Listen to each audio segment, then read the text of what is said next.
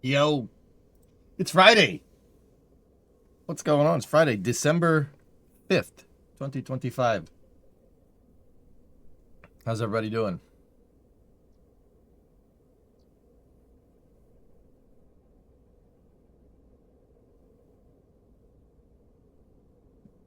What's going on? YouTube chat, how you doing? Let's see. Oh, Zombie, what's up, dude? Okay. So you were talking about something that you said in chat before the stream started. What's going on? So you were looking for 69 Coronet sedan parts. I spoke to my boss, finally managed to catch him. There's a place we have business that can make parts. They do Maserati parts there. Depending on what you're looking for, they could do it. But the catch is that it's UK based and the shipping might be a pain in the butt. Bro, you're in the UK looking for Coronet parts. Like that's gonna be more difficult to find them in here. But I mean, I don't know, dude. We'll see. Uh, yeah, it really kind of depends on what I need. Yeah. And if it's something that's big, it's gonna be a pain in the butt to get it across the ocean. But I'm sure we can figure something out. We can make them. Ooh.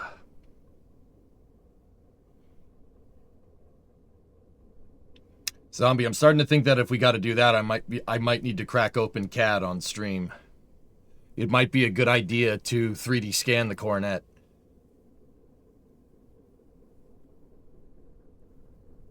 It might be a good idea to 3D scan the Coronet. That's not a bad idea. Because if I can get a 3D scan of the mesh, right? We could actually, provided the scan is really good, we could really see in CAD if anything is bent. How do you 3D scan a car? An Xbox Connect will do it. Yeah, an Xbox Connect. Connect is an okay scanner. There are better ones, but an Xbox Connect can do it. I have it. I have an Xbox Connect, and I have the stuff to hook it up to the computer. Aitor, regarding your book, your test on the American Revolution, a friend of yours wrote that Isaac Newton was the first American president.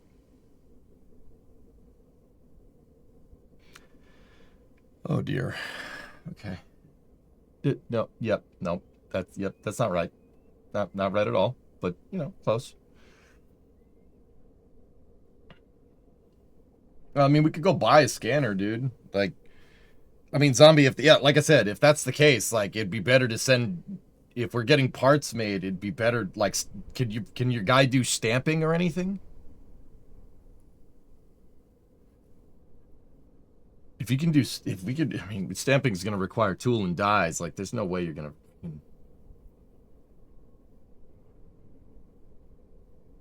But then again, 3D, I mean, I don't know. Would you guys like that? Like 3D scanning the rusty, I mean, it's going to be hard to get the Coronet scanned in when it's so damn rusty. The parts that we've done already are going to be nice. All right. Hold up. 3D scanner. How much is one of these before we get into the weeds? Let's do good 3D scanner.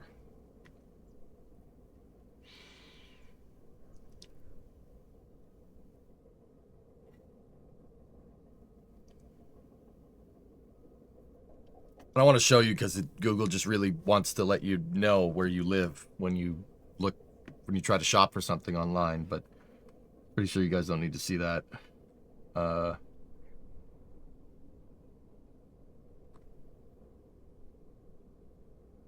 Creality makes a 3D scanner that's $1,600.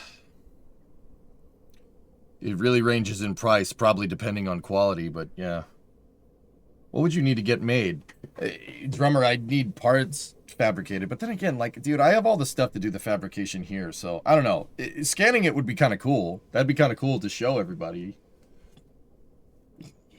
You have a metrology grade 3D scanner.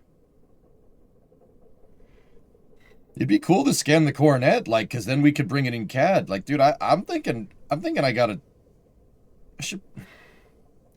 I've had all systems, I've had the weirdest want to 3D model stuff lately. It's very strange. Do you really need to scan for sheet metal parts? It's not really about scanning, Cold Tech. It would be more about spatially figuring out how everything goes together. That's probably what I'd end up using CAD for. Not for like making the parts. I'll just make the parts by hand. But if I can 3D model them, I can get a lot better measurements, right? Like, I mean, that's not rocket science, right? Hey, Galax, what's up, man? Have you watched the land space recap video? I actually had it teed up for you guys. If you really want to know. Do you know someone that has a mint coronet for your car model? See, drummer, here's the thing. The coronet is... Okay. The coronet is not... It's not a rare car. All the four-door coronets, that's basically like the equivalent would be like a Toyota Camry or something, like or a Corolla. It's not. It's just a mid-size economy car, like not even an economy car. It's just a mid-size car. The four-door cars aren't popular, and honestly, at this point, most of them got cut up because the part commonality with two-door cars, right?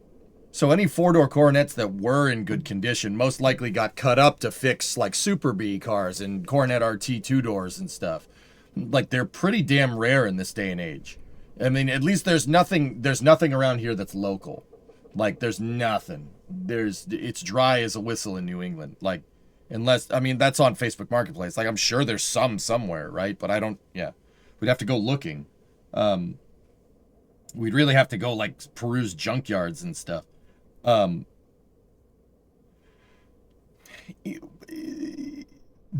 thing is, yeah, they all got cut up, dude. Finding one is really difficult. Yeah. And yeah, it's just find another, like the thing is that if I find another four-door 69 Coronet that's straight, why don't I just buy that?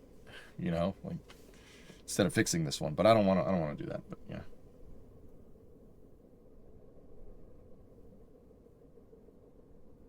There are around, drummer, but the thing is that the United States is so damn big. Most of the project coronets that I've seen are down south or in the Southwest or Southern California and stuff.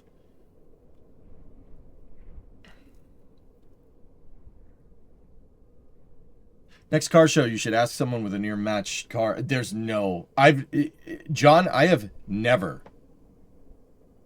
ever seen another four-door Coronet in the wild, ever. I've never seen one at a show. I've never seen one on the road.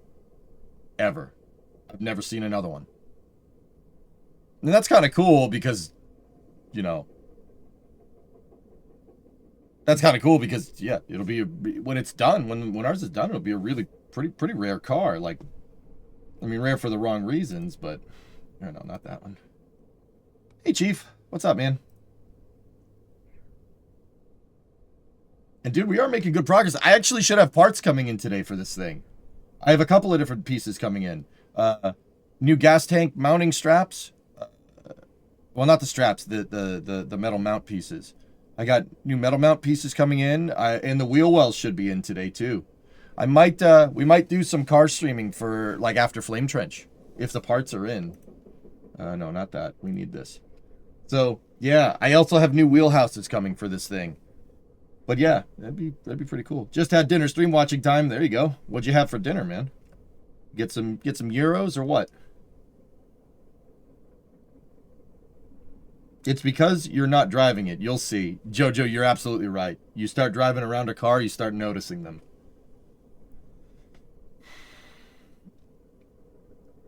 They 3D scanned the wreck of the Titanic and used that info to learn from the decay, but I did hear a rumor that they might even consider 3D scanning the Arizona. Oh. Did Titan enjoy his treats? Were you the one that... John, I haven't gotten to the post office. Were you the one that sent the milk bones originally? Because he loves those things. So, yeah. Roasted chicken with fresh pasta with feta. Very good. Somebody sent me a box of milk bones, and I don't know who it was. Nobody ever came forward when I was like, who sent this? But I appreciate whoever did that. Margaretti. Dominique de Coco. Gorlami. So, yeah, I mean, scanning it would be kind of cool, but...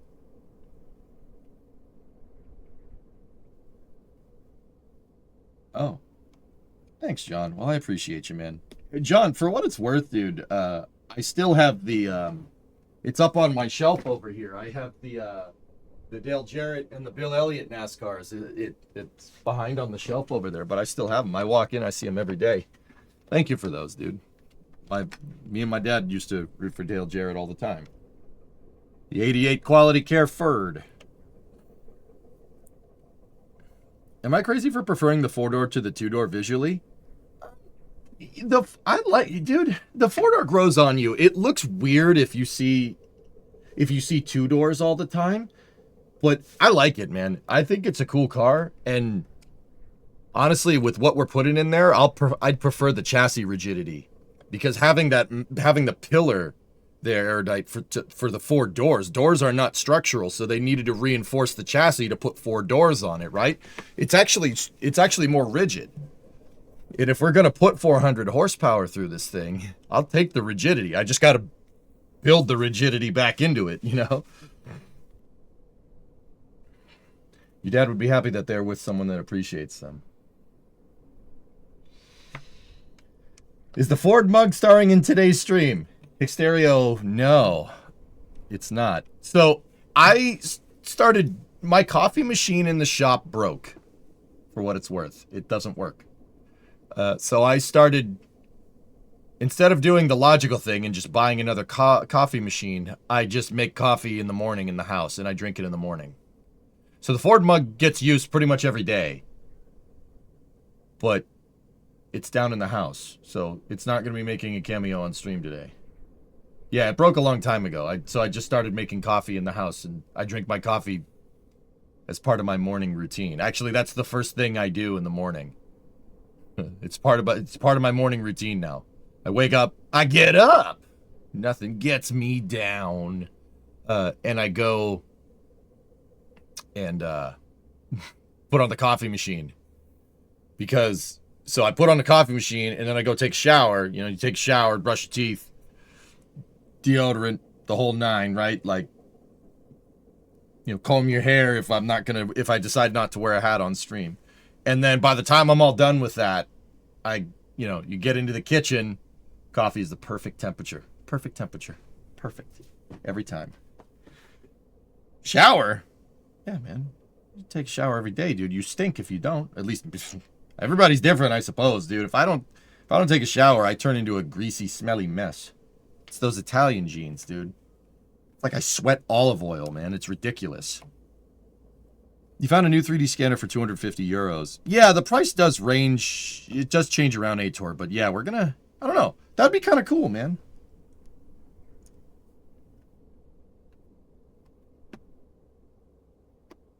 What time to buy a coffee machine? Oh, my bad. I don't know this. I don't know the setting of these streams. I just saw you sipping out of the Ford mug a long time ago and thought the mug was the coolest thing ever. Right on, Xtereo. Yeah. I still use it. It's just down in the house. Drink out of it every day. You haven't seen me drink coffee up here. I just drink water when I'm up here because my friggin' coffee machine broke.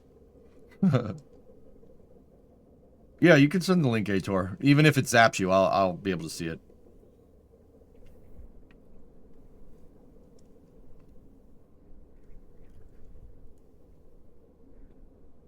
Yeah. All right. Anyway, Landspace posted this video, and obviously we can't do the sound, but let's see what we got. I actually hadn't seen this thing up close. Riveted stainless on the chines. Okay. Okay. Gee, I wonder where they got the idea for that.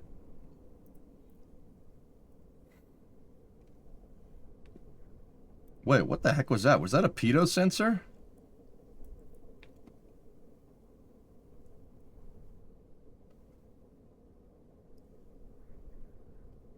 Huh. Okay.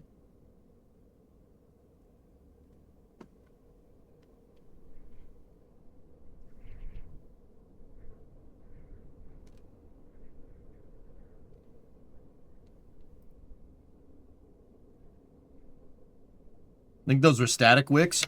Yeah, okay. Yeah, I'm actually asking. I'm not really sure. It is, John. It's a private company.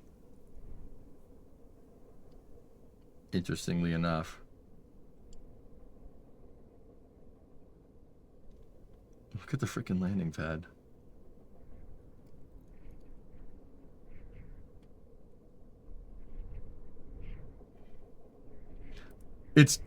I love how they encapsulate. Well, they don't encapsulate. They stack the payload just a crane. Just put the thing on there.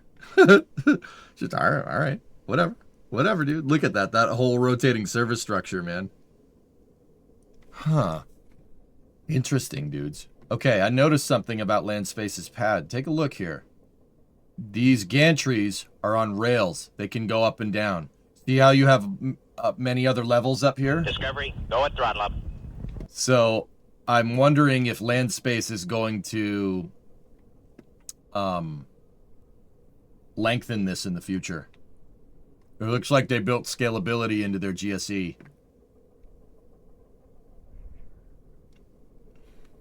Hey, John Kelly, 3-month resub. Thank you.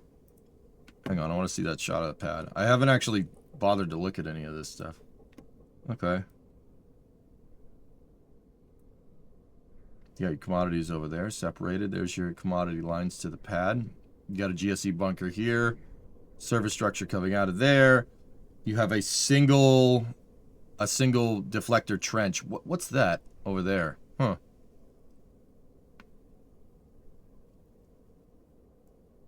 An idea for your own GSE project? Doing something like this, hanging something like this off of a hinge in KSP is, even if it's hybrid tech, is probably a no-no.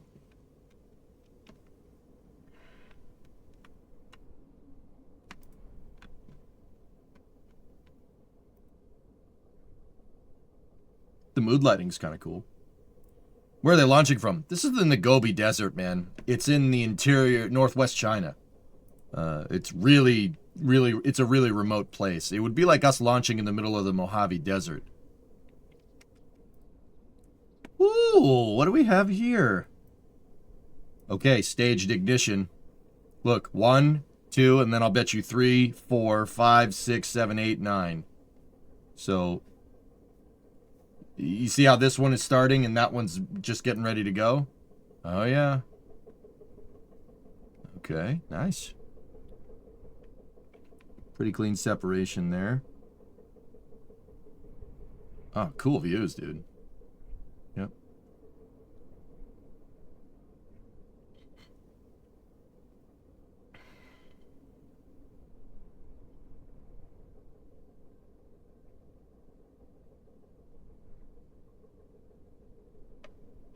I'm almost wondering why they put chines on this thing.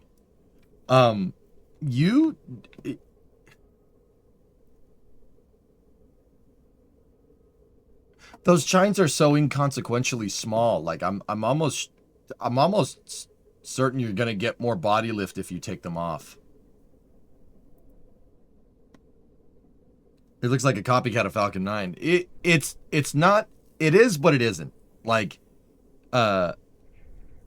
they are using separate tanks. No common bulkhead in the first stage. With stainless? Okay. I'm happy to see that they're willing to show us all this. Okay, here's their stage. Whoa.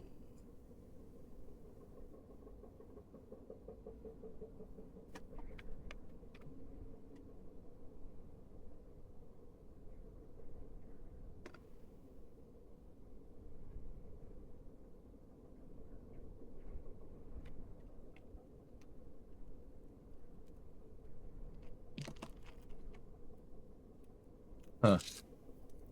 Interesting.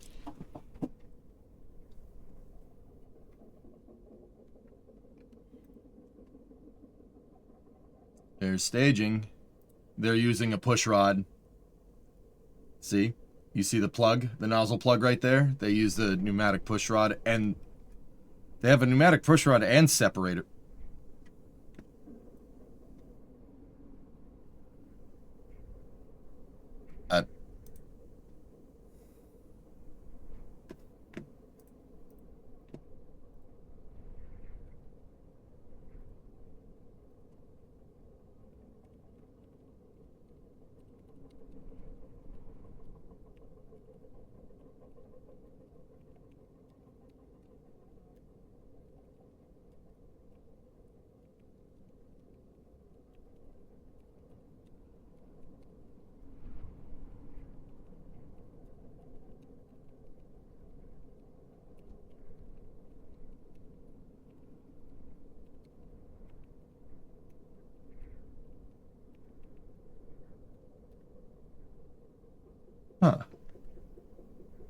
Okay. Hang on, I want to see that boost back. There's fairing separation. Okay, so they had a mass simulator payload. And an aluminum stringer fairing. Okay. That's a little bit old school. All right. A little old school. The last aluminum stringer fairing that flew in the United States was on Delta II. No, not Delta II. It would have been the last Atlas 5400 series. Those were still an aluminum stringer fairing. With external stringers, though. That fairing looks like a plane fuselage. Which, I mean, it works. Just, yeah, it works. It's just a little bit old school. It's riveted, too. So that's riveted aluminum. I mean, like I said, that's not a bad way of doing things. It's just an old school way of doing things. So they had a mass simulator on board. That's what this thing is. That's what the white thing is. It's just a weight. Ooh. That looks like an entry burn. You can see that there's the shock right there. That's working. Oh. Ooh. I'm seeing some schmutz coming out of the motors. Those are quite big pieces of schmutz. Like, okay, so fellas, check that out. I mean, credit to Landspace for posting this. That's pretty cool. I do appreciate it. But yeah, see that sputtering? You know, we watched like Raptor 3 the other day, and we saw Raptor 3 sputtering a little bit, but not like that. That might look the same, but you got to remember that this is a shot from like 50, 60 miles away, because the thing's up in the air. Having little tiny sputters coming out of your engine, like little like bits of flame that aren't like uniform coming out of the engine is not a big deal, but those flames are huge. That one of those motors is not working as intended. It's burning. My guess would be it's burning the liner. But an in-flight restart of the engines is still pretty impressive. That's pretty good. It's not easy to do. Okay, she's coming in. This footage is sped up.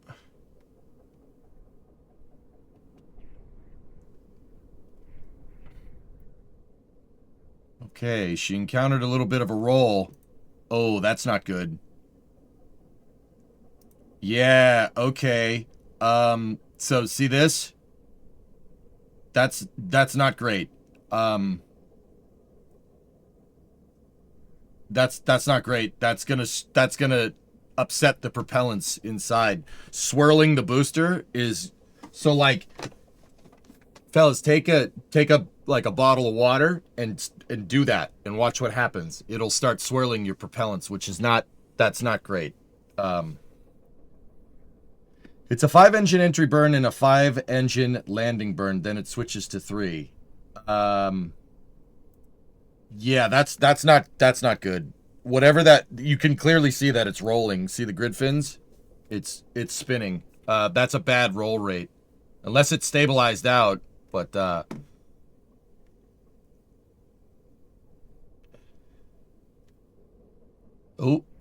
Oh, yeah, see. Yeah, they didn't show the failure. They showed right up into it though. Yeah, see, pieces are coming off. One of those engines got a little bit unhappy. My guess is that the engine probably would have worked fine if that thing wasn't spinning. Spinning is terrible for your rocket. That's really not good for it. It screws up your propellant feed. Long story short, I won't get too much into the details. Yeah, you can see bits and pieces are coming off, but they did get a reignition. But yeah, yeah. Yeah, that's, isn't spinning a way to stabilize it? Well, yeah, sure. In some applications, Chief, yeah, sure. You already have the grid fins to do that, though. So spinning is unwarranted behavior. I'm pretty damn sure they didn't want it to do that. So yeah, right after this, we've seen other footage. Right after this, whatever happened Like right there.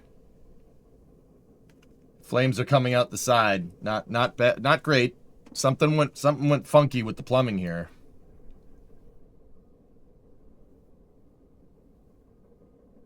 It isn't spinning anymore, which is good. It still had a little bit of a roll rate there, but that's just, I think that's just aerodynamics.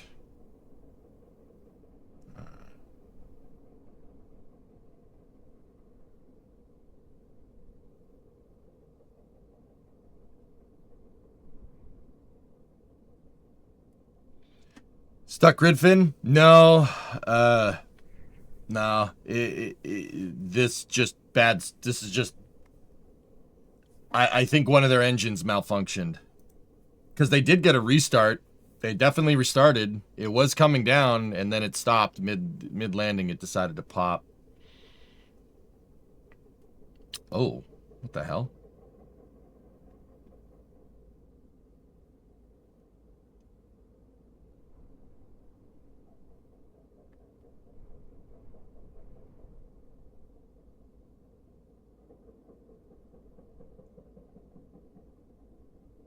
Huh.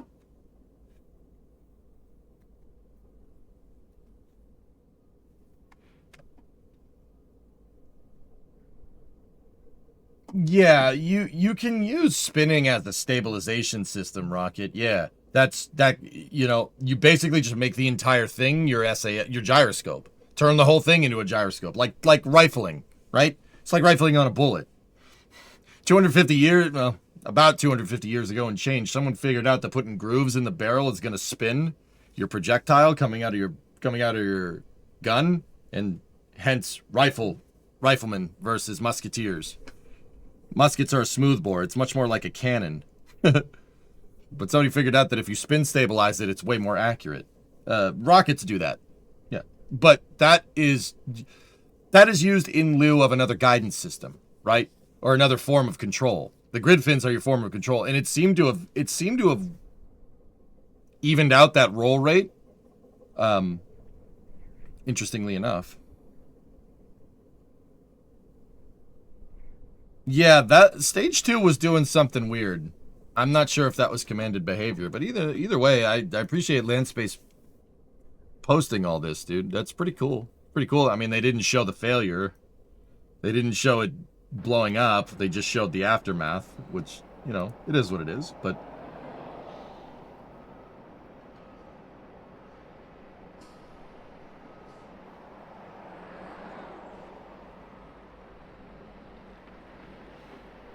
Starbase Live is doing stuff. Either way, pretty cool that they did this little compilation. That's I've never seen this thing up close, and I don't think a lot of people have.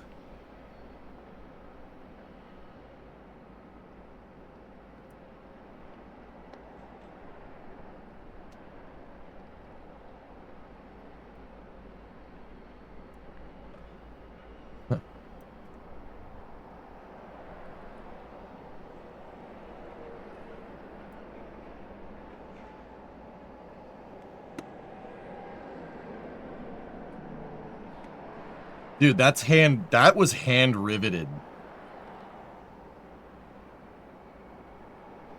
Look, it's hand riveted. See the dents in the stainless? This was riveted by hand. Somebody actually had a rivet gun and went. Just not trying to say anything in particular. It's just, it's very interesting because look at all the rivets. Some of them are flush, dude. That's the exact problem that I was looking to avoid with the Coronet. That's very interesting to me. When we did the welds on the Coronet, see how these are dimpled? You see how where the rivet gun is a crater? That means your stainless steel plate wasn't completely flush when they... This plate wasn't flush to the stringer when they riveted it in. It was bent and wavy. See the waves in it?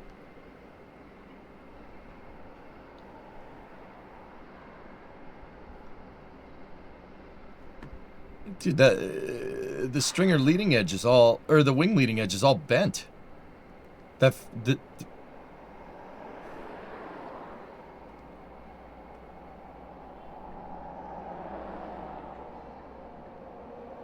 What? And I'm not really entirely sure what's going on right here. Those look like plug welds, but it looks like plug welds that were done with a MIG welder and then seam sealed. Oh.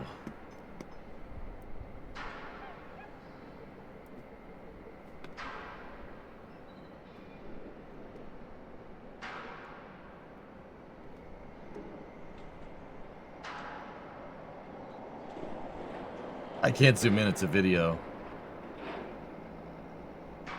This, see how the stainless from the tanks, there's no waves in it? Yeah, this is...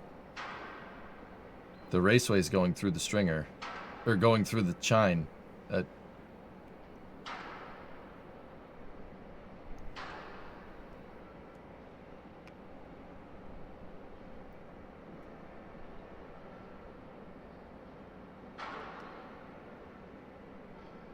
Engines look good, though. Copper liners. They're using copper liners. That's a milled copper cooling channel liner. See how it kind of has that like bronze sheen to it. That's pretty trick. Discovery, go at throttle up. Pretty cool.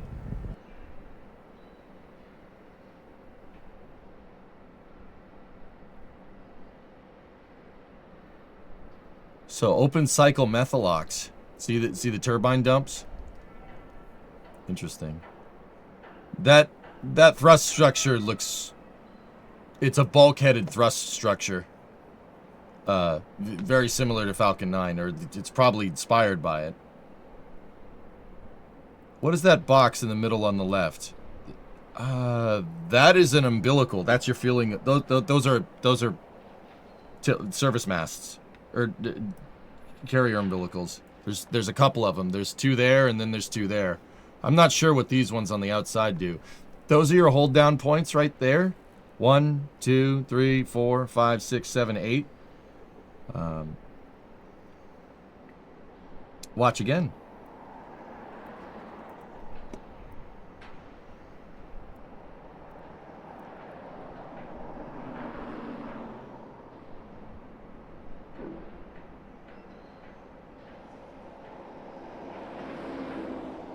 So those...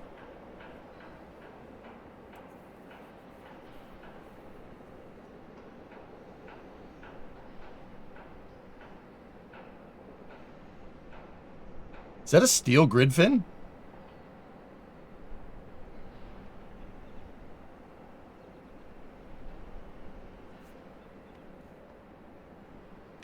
Huh.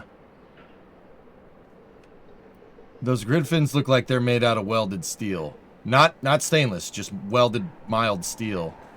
See, you can see the weld marks. You can see a welding seam right there, and then there's another seam right there.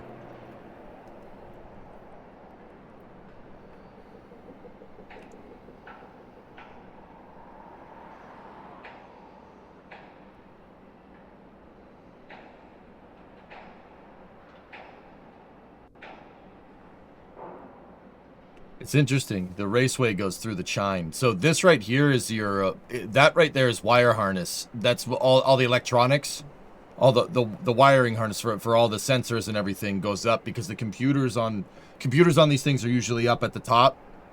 And even then you need to plug into the second stage so the second stage knows where the first stage is and knows it's attached. So their wiring is going through the chines.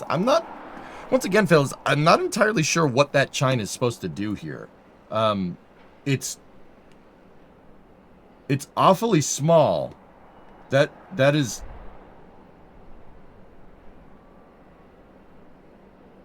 That's...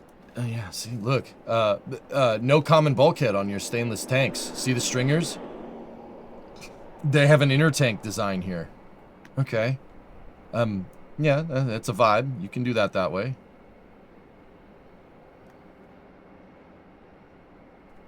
Very interesting. I'm noticing a lot of things with this rocket. It's not necessarily anything that's like bad. I mean, it worked, so.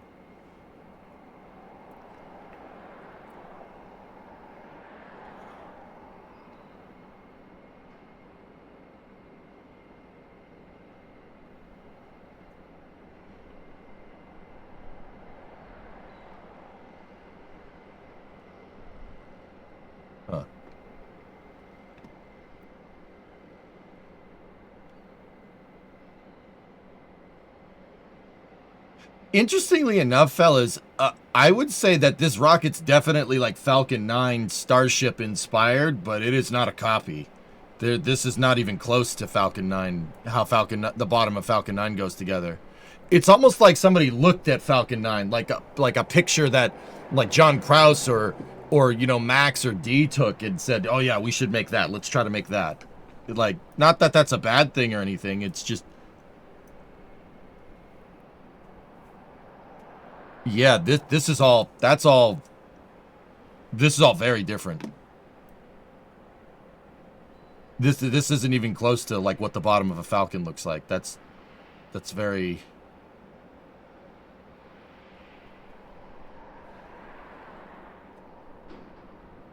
huh.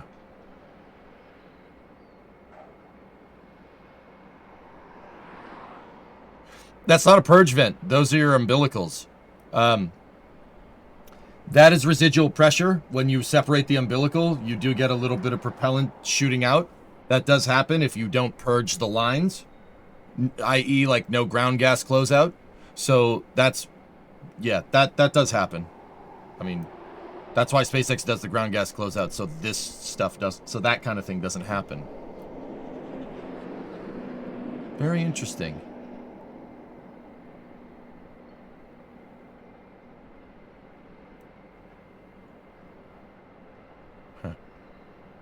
They did not land. No, Hip, it didn't land. It exploded on the landing burn.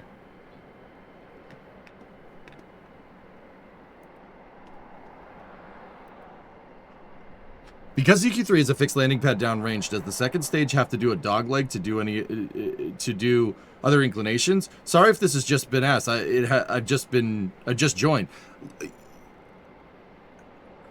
Lewis, that's a super good question. Maybe that's why the chines are on this design. So, yeah, right? Because you're landing at a downrange landing pad, right? Unless they plan on building like 4 or 5 different landing pads to cover the spread, so to speak, of potential launch inclinations. Yeah, that's actually a really good point. There, it is methane. This is a Methalox rocket. Yeah, interesting.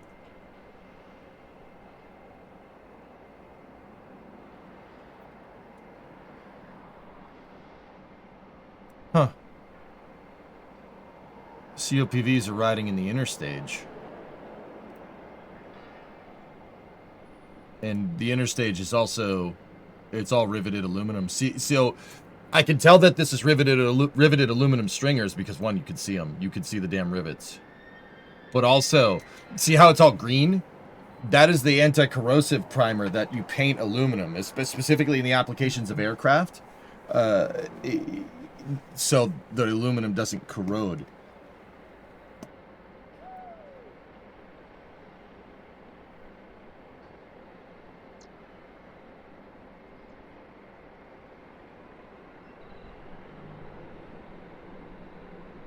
What's interesting here is that the anti-corrosive primer is on the top of the tank. Why it is the top of the ZQ, is that aluminum? Are they using aluminum domes? There's no way. There's no way. You wouldn't want that because different metals expand and contract at different rates.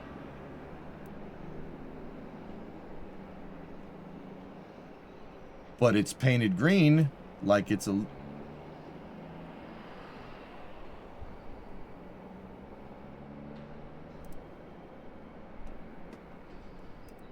140-second separation, the same as Falcon 9. Falcon 9 separates at 150. So yeah, more or less.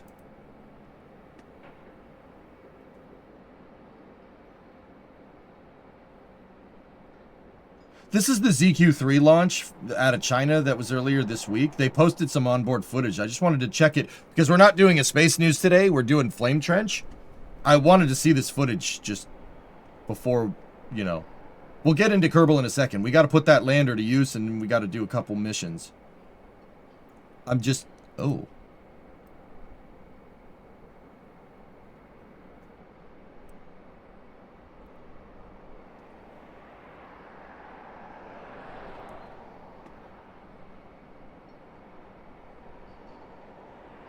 Something's unhappy here.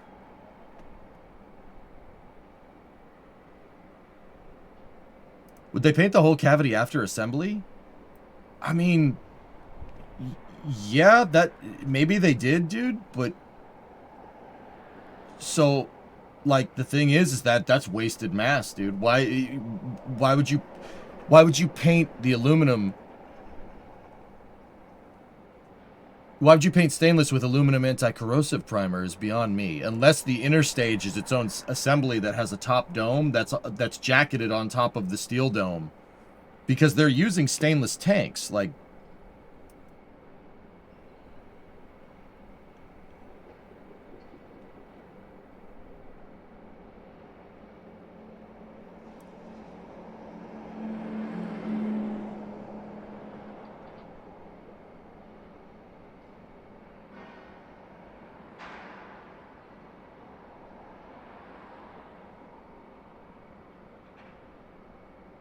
Yeah, Xerax, it looks like one of their engines malfunctioned. I thought it initially was a hard start condition, but it doesn't seem that way. It seems like one of the engines failed. And that caused a little bit of a problem during landing.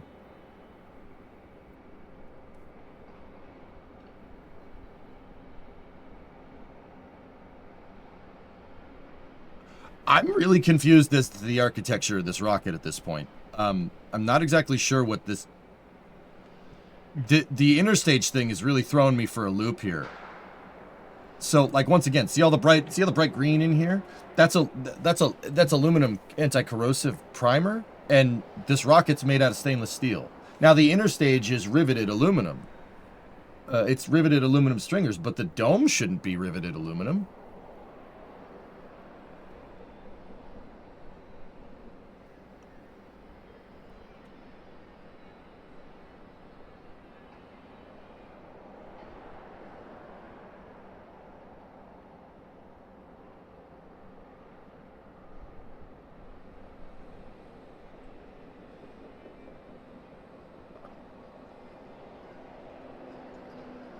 Unless they attach the interstage and just sprayed at it. I mean, if that was easier, if it was easier to manufacture it that way, yeah, sure.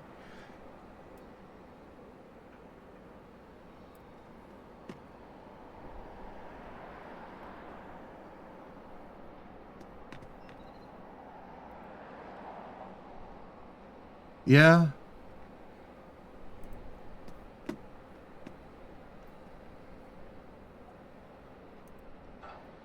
See, all systems, what I'm really wondering is, is this an aluminum dome with stainless steel barrels?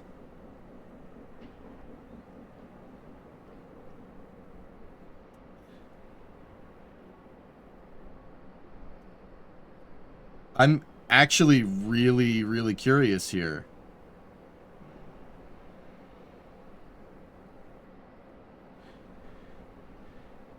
It is stainless, or at least it appears to be stainless. This is definitely stainless steel. What I'm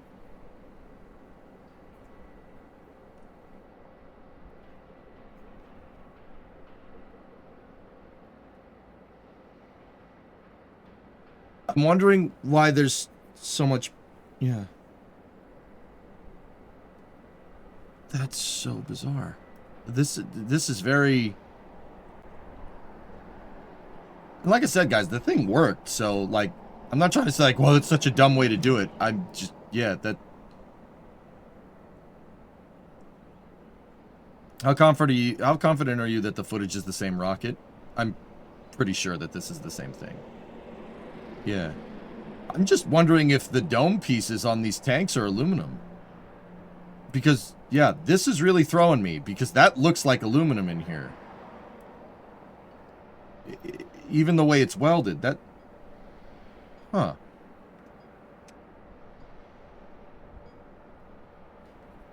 Alright, you know what I'm gonna do? I'm gonna take this post and I'm putting it in the flame trench red.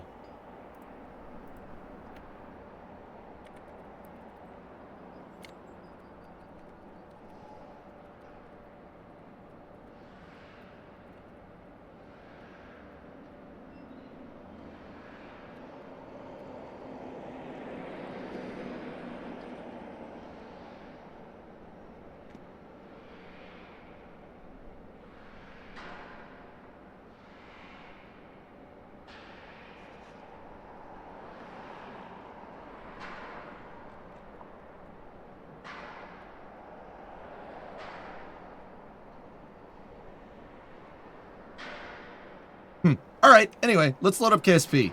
That's good footage. And yeah, I added it to the Flame Trench thread. And I'll tell them to go and mess with that.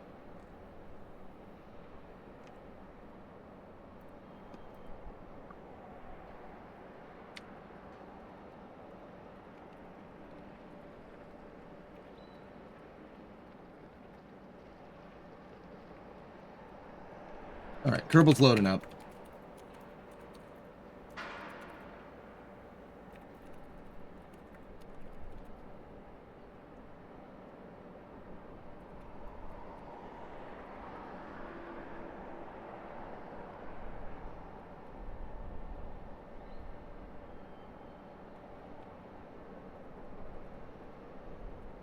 Give me 1 sec, dudes. Got a message.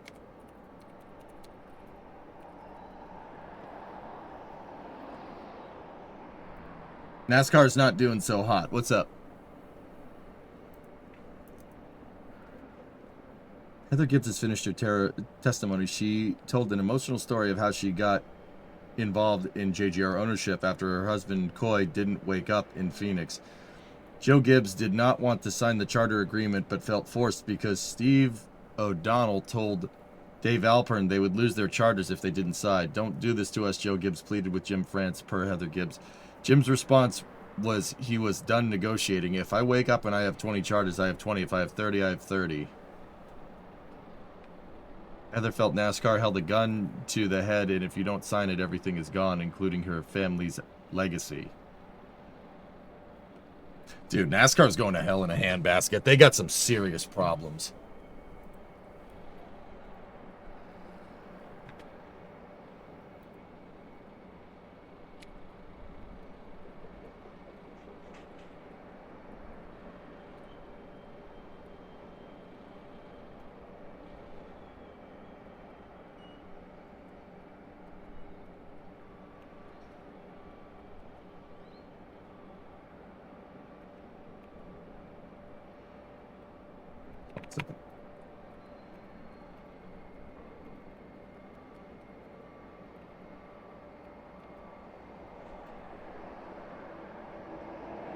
Yeah, NASCAR's got some issues, dudes.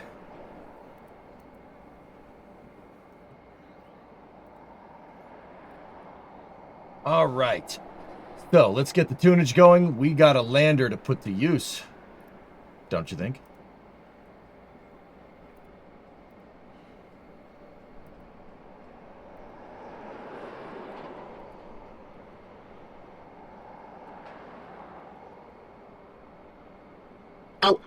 Oh, this is space. I'm in space.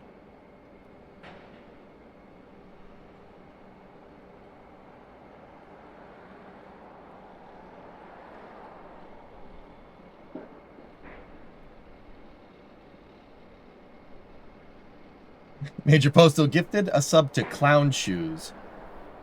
Now, why would you go and do that?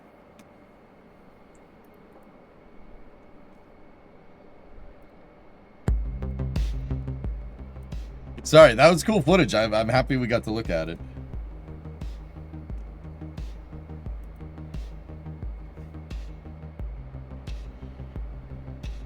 We're not talking about Ferrari.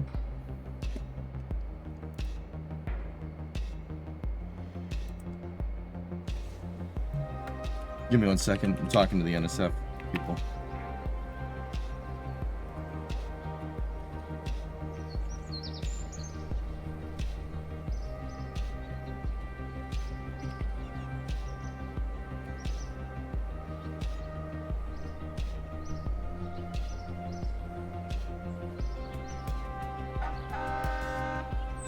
Honk honk.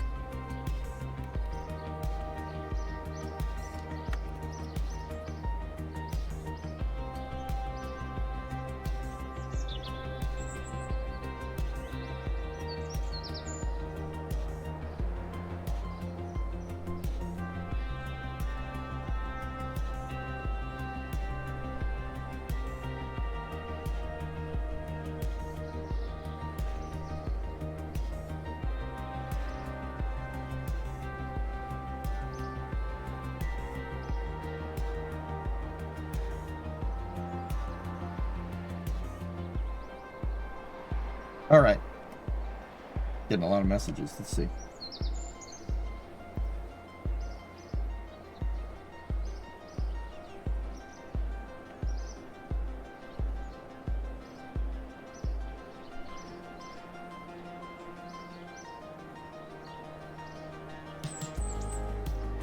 Some big trucks outside. That's Starbase Live. What you heard is what you're hearing is it looks like here, take a peek.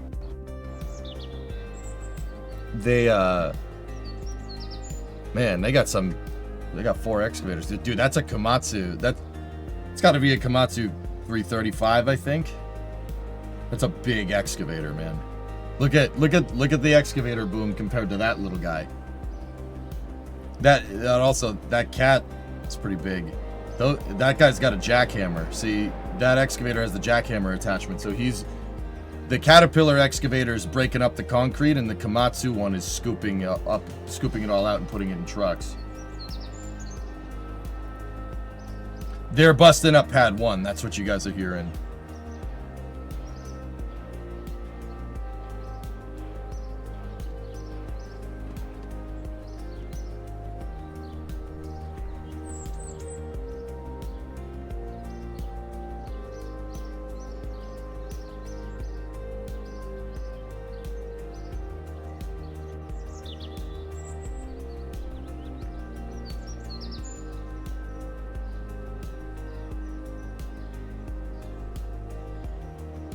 Yeah, the herd of wild excavators. I'm wondering what model Komatsu that is now that we're looking at it. That is a big freaking excavator, dude. Hold on, let me sorry, little construction equipment tangent.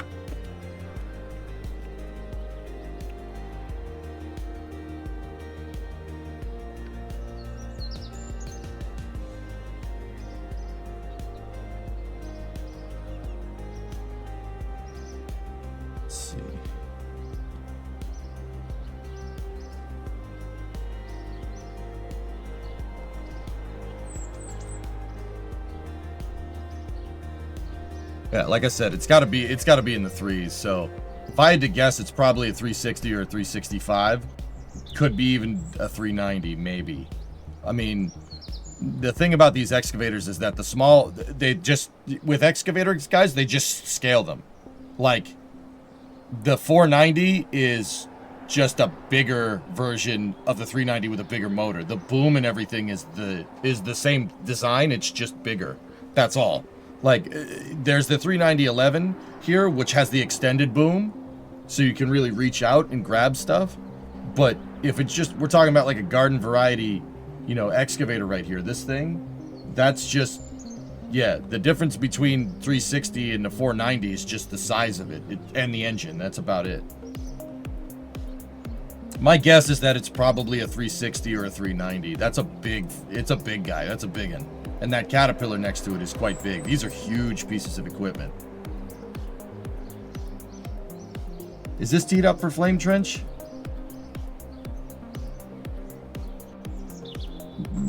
I don't know. We have to put the dock together.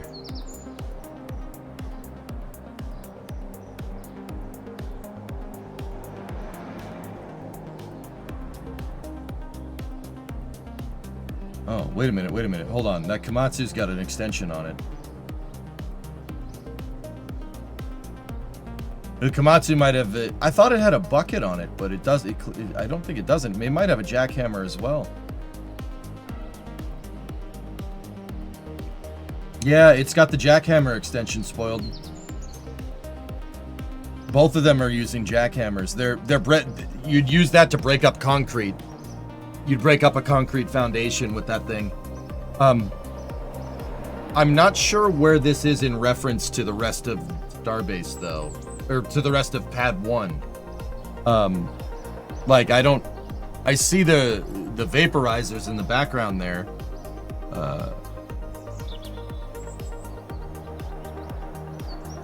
But I'm not 100% sure where this is. It's a quick hitch, yeah. Yeah, I mean, yeah. Is it?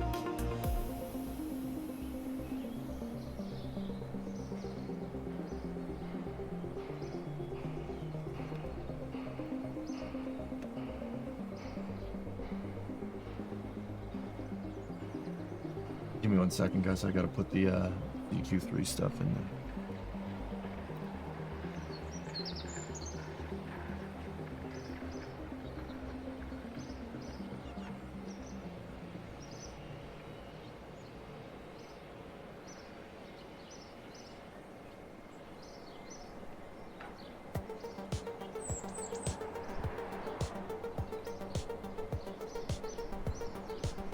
Squig, they're trying to liberate the deluge plate. Yeah, that's my guess. Yeah, I think the tower's over here, judging by the tank farm in the background, and the Liber. See, there's the Liber 11,000 crane right there. That thing is. We know it's by pad 1.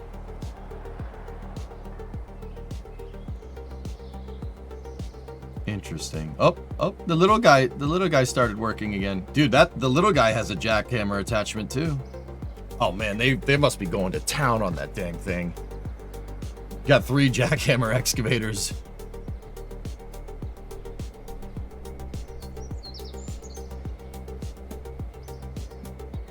All right, Kerbal. So we worked on the lander yesterday, and we did some good work.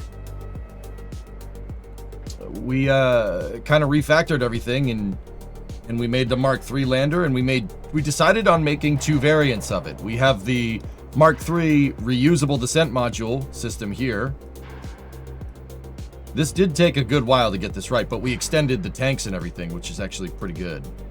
This thing is working very well. Well, not working very well. I'm really happy with the design. So the cargo lander is, I mean, you can use it once, or if you can. We designed it in mind to be able to basically land on any planet that's not Duna, Lathe, Tylo, or Eve. It can land pretty much anywhere else. So Bop, Pol, Vol, Elu, Drez, Gilly, Ike, Moon, Minmus. It can land anywhere. It can land 10 tons basically on any of those planets and then come back up. This is yeah, it's a pretty good little lander design. And once again, it's based off of my capsule service module, but what we did was we ended up extending the fuel tanks. And we made, instead of FLT 200, we have FLT 400 tanks, and then we ended up extending the module a little bit. Anywhere without an atmosphere or a strong gravitational pull.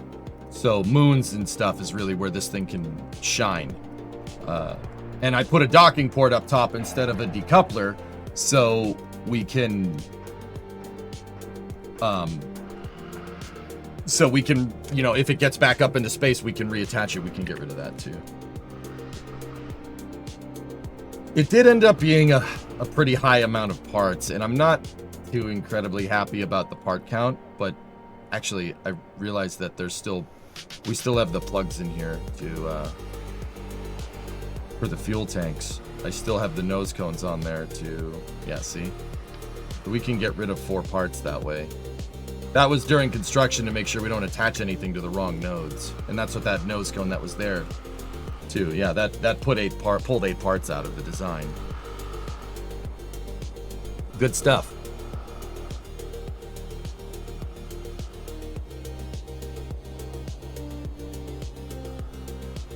And also, if you talk about Booster 18, say that Mark 1 made it further into testing than Booster 18.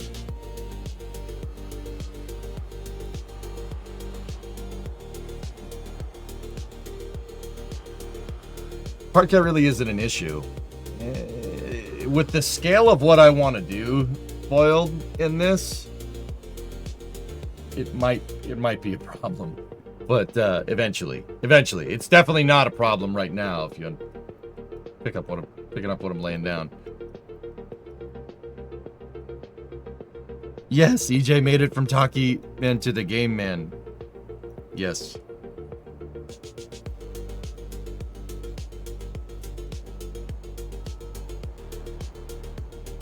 This lander is about 12 Gs, and once again, this could do 10 tons to the lunar surface. It could actually land moon crane anywhere. You could land a moon crane on Minmus.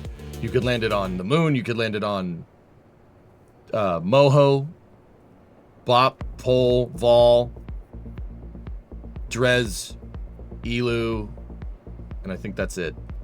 It could even do Duna if we You could even land on Duna if we help, like, got some aerodynamic, we added some aerodynamic pieces to it.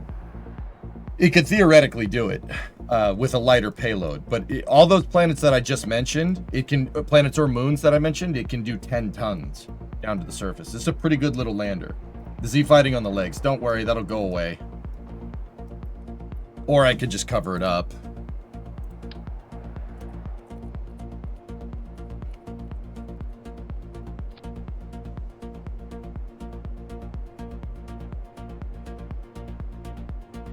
Yeah, I ended up getting away from the strut landing legs, not because it was bad, but that makes this thing really hard to sub-assemble. You know, jury's still out on whether I like this or not. I'm not sure. I'm not sure if I like this style of leg. It kind of makes it look a little weird. The struts did look a little bit better, in my opinion. What mods am I using?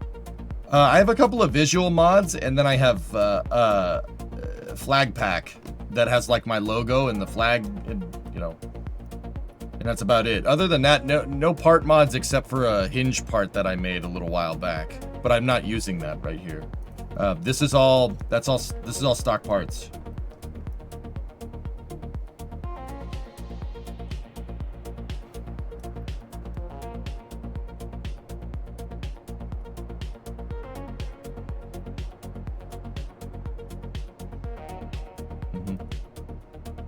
And then we also have the crew variant here.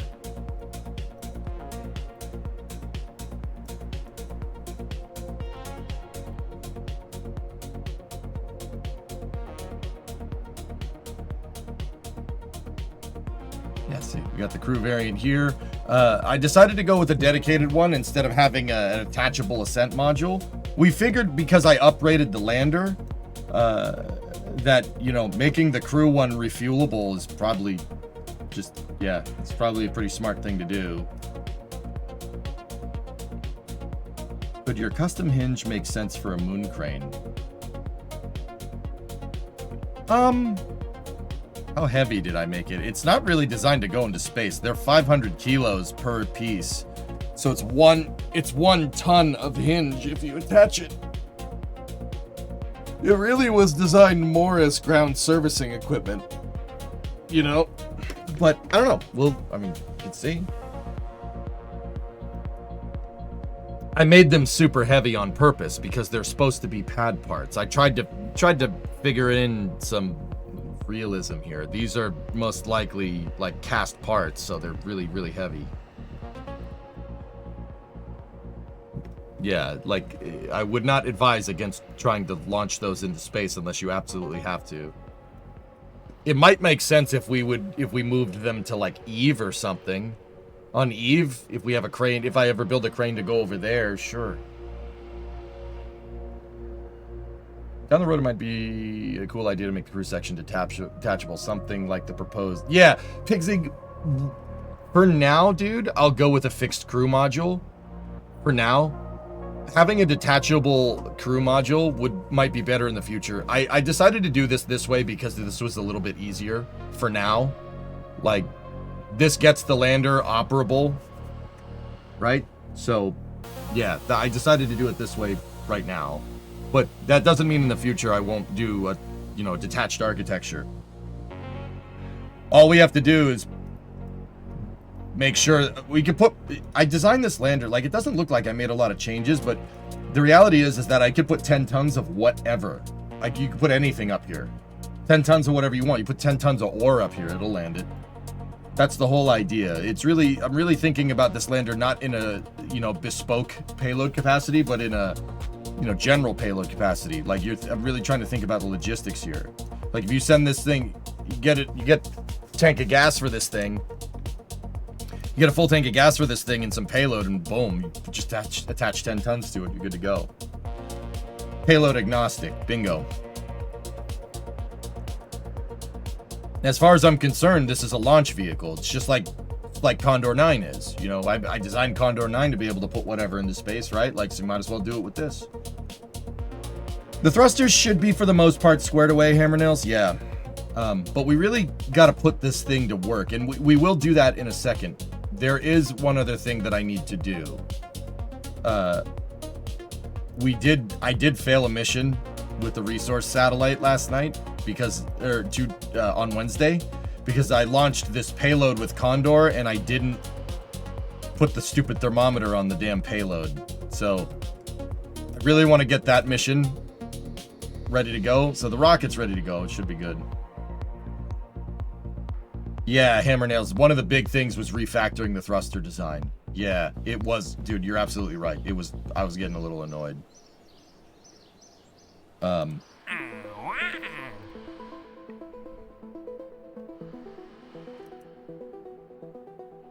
Yeah, we got to do this mission just for some quick cash. And then what are the other missions? We need to bring a moonstone back with us. We have the surface outpost on Minmus, which means we got to get that moon crane out there.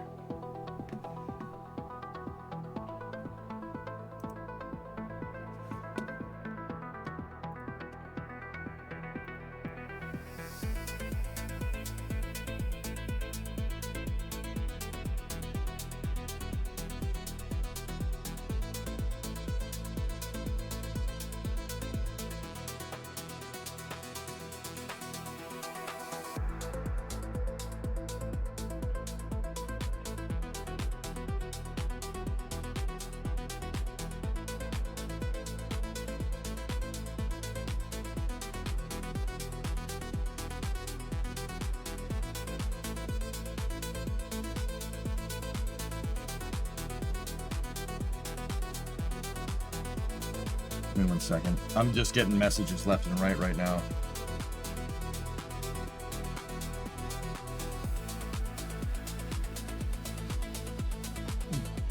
Visit with crew. Yeah, so for this one we need the moon crane. If we're gonna do that. And then we need to send 3 people out there. Outpost must be on motorized wheels. Maintain stability for 10 seconds. Land your outpost on Minmus. So we can do the Tundra Orbit mission, and then we need to rescue Elibliz and Elibliz's craft. Can you give me a suggestion for a rocket to Jewel? Figure out what the Delta V you need is and build a big one. Visit with crew to fix the resource scanner.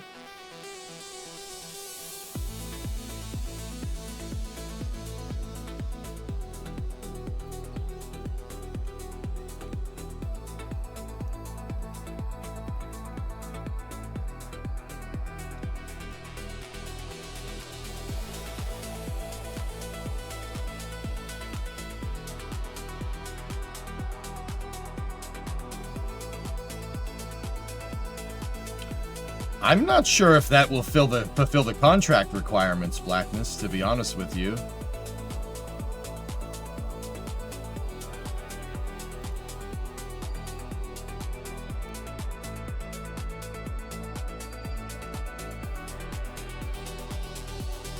I was just planning on launching another satellite.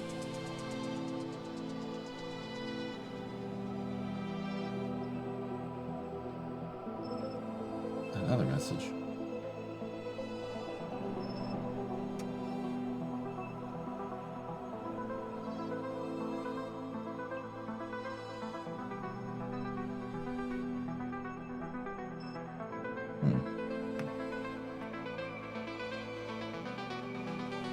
What new contracts are there? I haven't gotten that far. 2-ish missions in one. What's the second mission?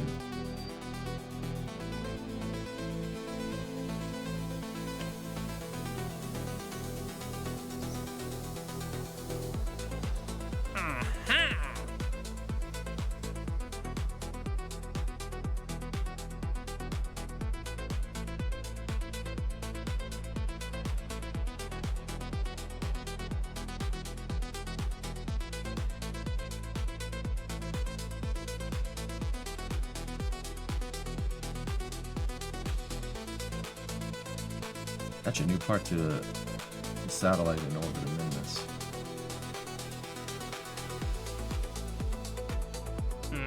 That mission actually pays really good. Where's that satellite? Hold on. Yeah, the attaching a part could be something that we could do to two birds with one stone if we're already sending people out to Minmus. Integrated integrals. Winter Owl Emporium. Hold on 1 second. I need to see which mission that is.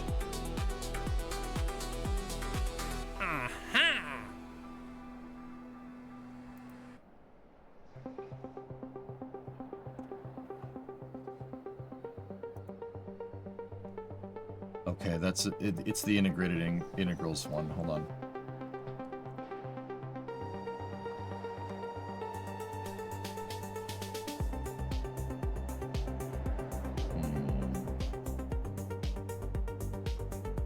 Retrograde.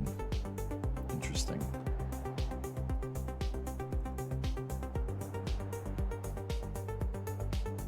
Minsat adjusted orbit might be a quick and easy way to get some cash, dude. Hold on. It's around Minmus. Does it really matter? Well, if it's roped in with a mission where we have to get people out there and send people to the surface, that's it. Yeah, I'm not sure if the service module on the capsule has the oomph to get out there.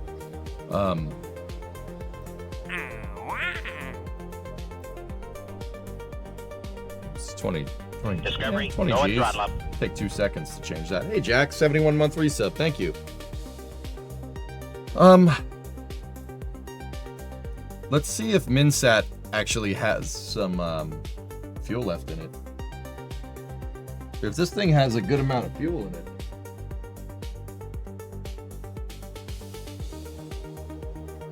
Alright.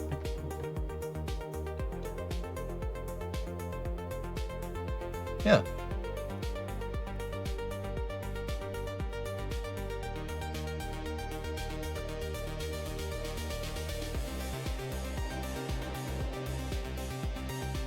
The other thing we should really do is put a communications network around Minmus, just so we can get signal on the far side.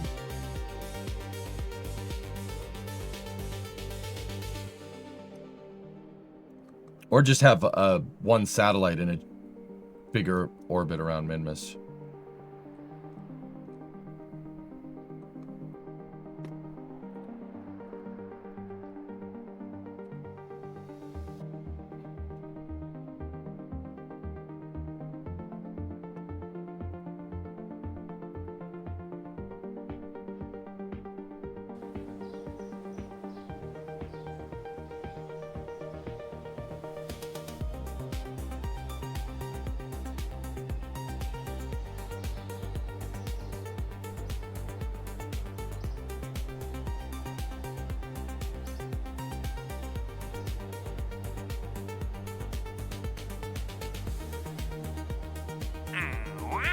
All right, let's start off with that. It's quick buck.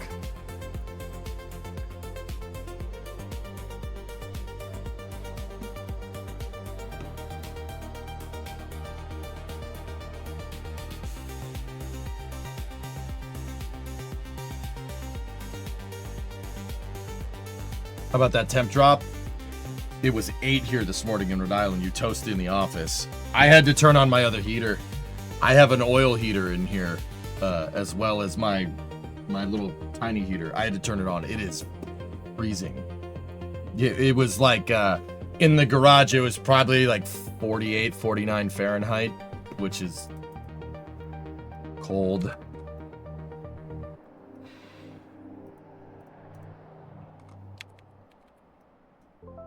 Need to get into line of sight. Here we go. And then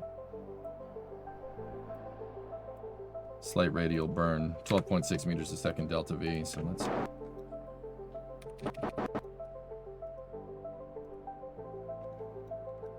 Didn't your mini split get installed?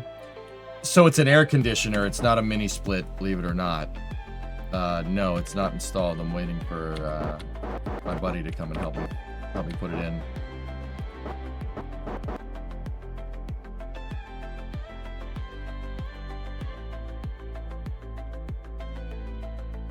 Yeah, it's just an air conditioner, John. So it'll do great work in the summertime. It'll keep this place super cold. But yeah, in the wintertime, I gotta use my heaters.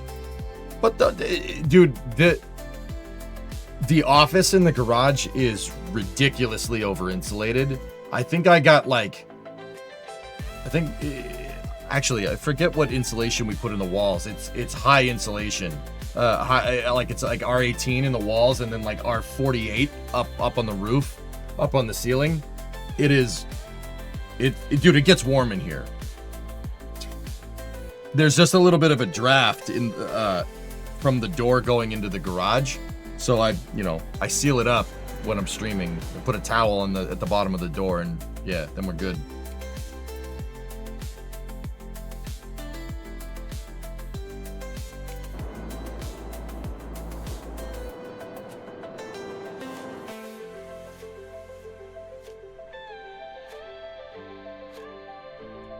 Should do it.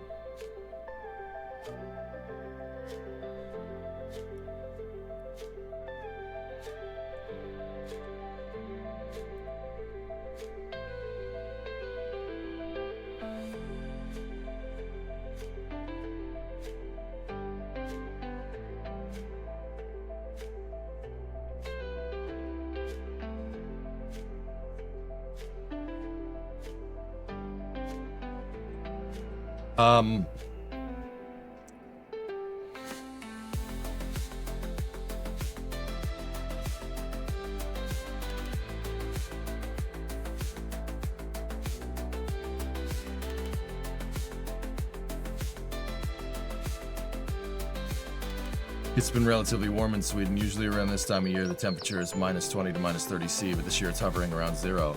Nice. We got hit with a big polar vortex over here. The North Pole got angry at us and sent all of its cold air down here. It is real cold for December here.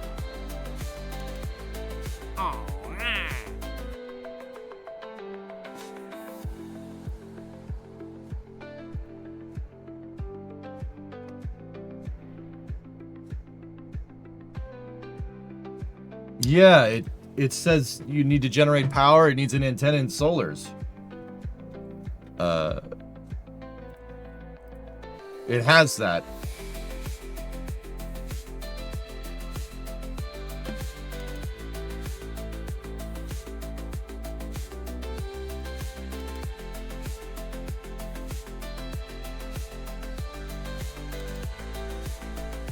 Well, it ticked that box that time. So the contract should go in 3, 2, 1. There it is. Cool.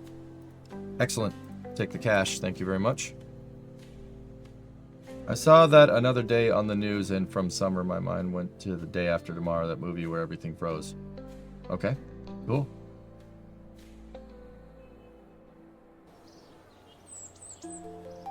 I guess you stole all the cold. Dude, you can have it back if you want, Wartos. I don't want that.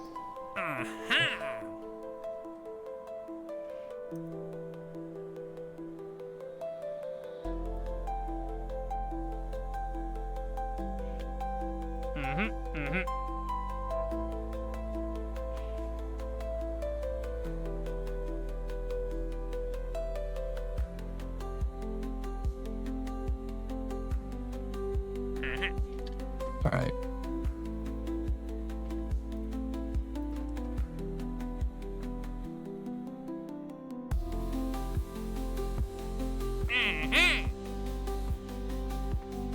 Agreed, I don't mind a cold, it's too much. Yeah, if it's gonna get like 40 Fahrenheit, hammer nails, I'm good with that. That's fine. 40 is manageable. Anything below freezing just gets to be a big pain in the butt. It's just like, okay, everything is cold. Like, you go outside and you instantly feel it. You're just like, okay, all right, I get it. Ryo, you're in Saskatchewan. Okay, so it gets colder for you than pretty much anything. Yeah, gotcha. Wind flag mission's always a good one for leveling up Kerbals. Clayton, I know what The Day After Tomorrow is. You don't need to link a synopsis for it, dude.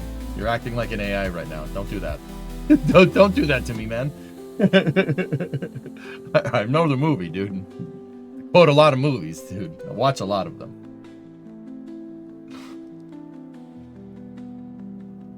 Yeah, You know, we could take that mission. You know, Tessa, the other thing that I'm thinking about doing is, it's 560 grand, but upgrading mission control to take unlimited contracts might be a good idea.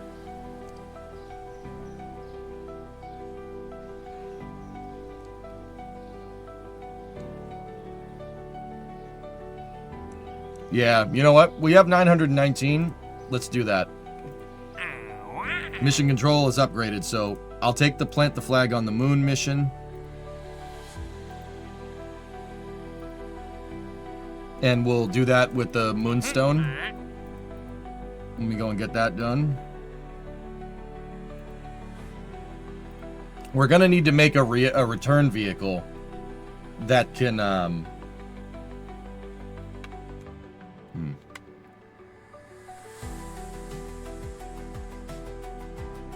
return vehicle for Eliblis's craft.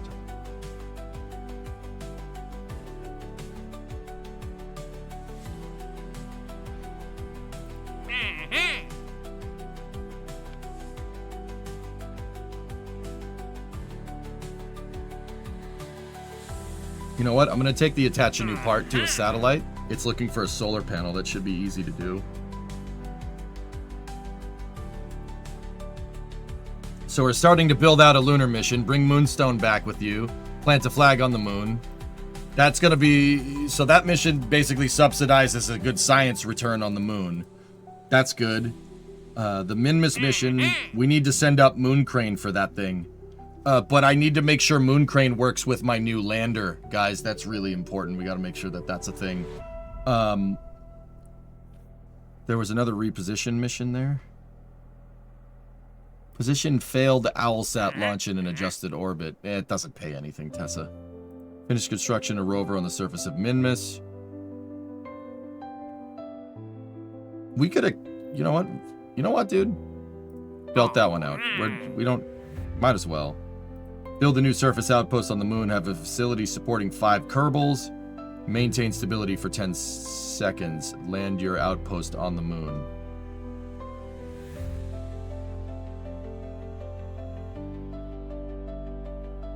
That's a good idea. I know what we can do. We can attach a Liberty module. One of my science lab modules.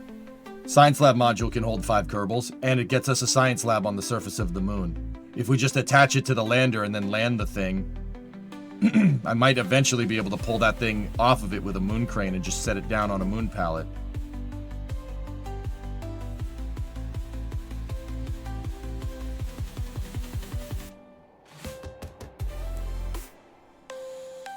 All right, cool. Those are good missions. All right. Let's, I want to get one mission done today, so, at the very least. So let's get that Condor launch figured out with the satellite. Like, Blackness, I'm not 100% sure that having a Kerbal go out there with a thermometer and attaching the thermometer to the satellite is going to complete the contract requirements. This is a really low... It's not...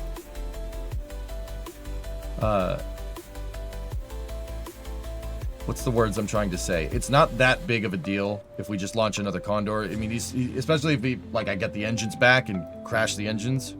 I mean, you know, yeah. I really want to get one of these damn things back. But,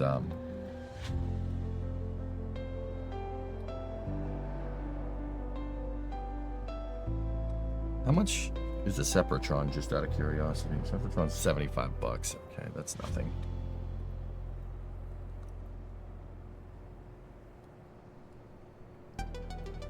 Hey, Solo, what's up, man?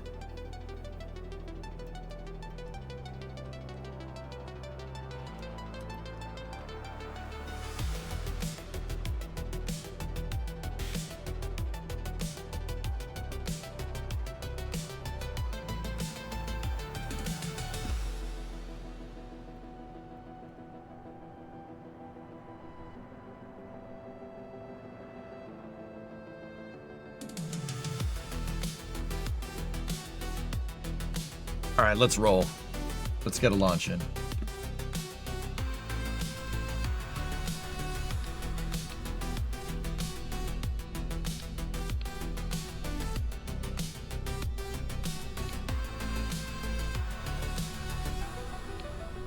Have I landed one of these boosters? I'm not sure if I actually have.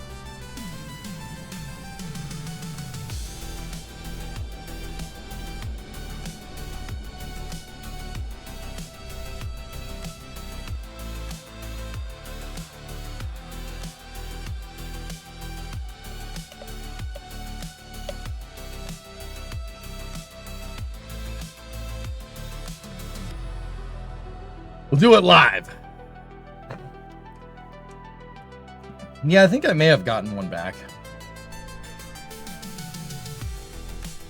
Alright, so this is going to require a flight azimuth. So we'll fly on a northern corridor this time. Flight azimuth is going to need to be... So if we're going to a 63-degree inclined orbit, right?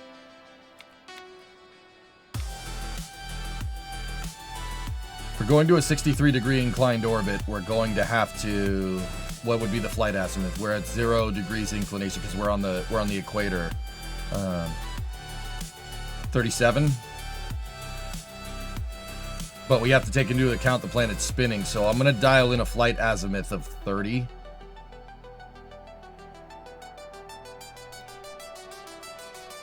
Would...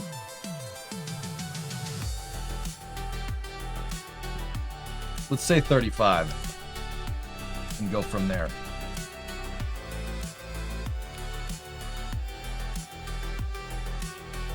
Okay, here we go. T-minus 10, 9, 8, 7, 6, 5, 4, 3, 2, 1. Ignition. And liftoff. Good. Our first launch of the day.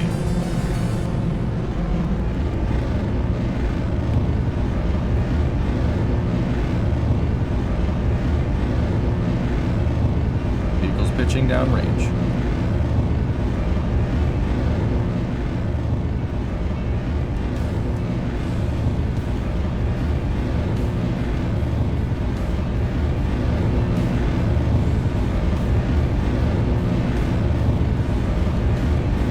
Flight azimuth set 34.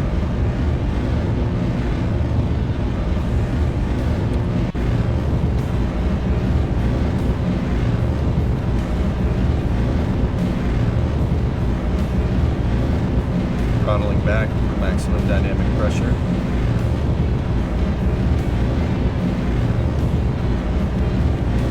Slight throttle, it's just because this payload is a little bit lighter. A little bit less mass, nice movement.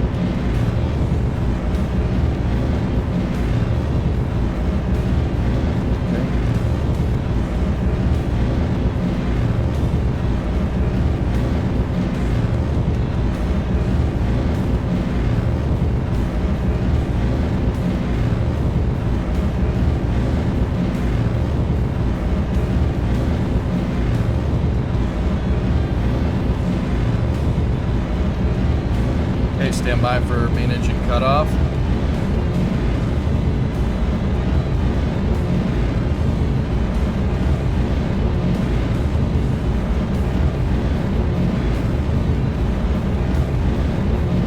We have MECO confirmed.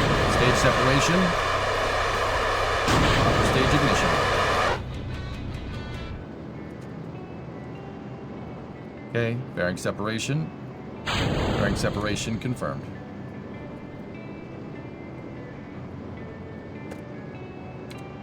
Okay, switch back to the first stage. Let's shut down the engines.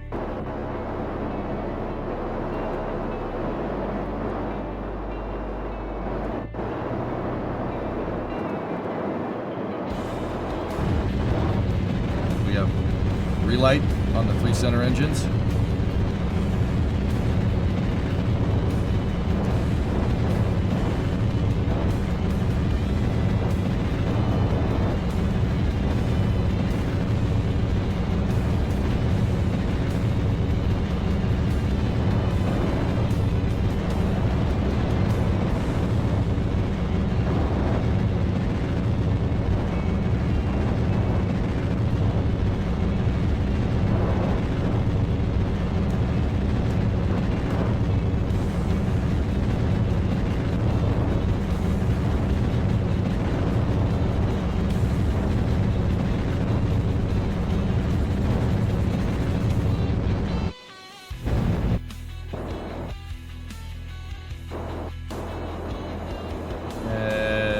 might be a little much.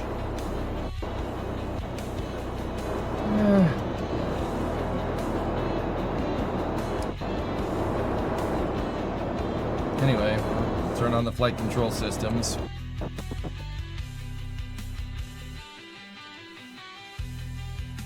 Have you ever thought of doing a career mode save that is a speed run to max tech, optimizing for in-game time? That's basically what, well, not exactly how you mentioned that, Bugso, but that's basically what mission mode.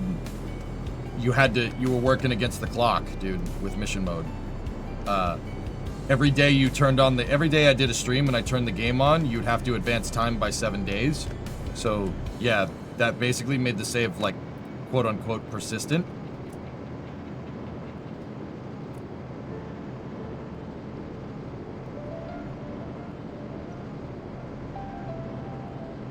Yeah, there are also mods that will do that too. Stand by for second stage engine cutoff.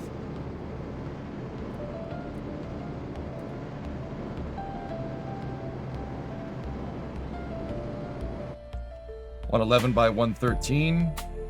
Pretty good insertion. That's actually really nice. Cool. Switch back over to the first stage. We'll try to get this thing back here.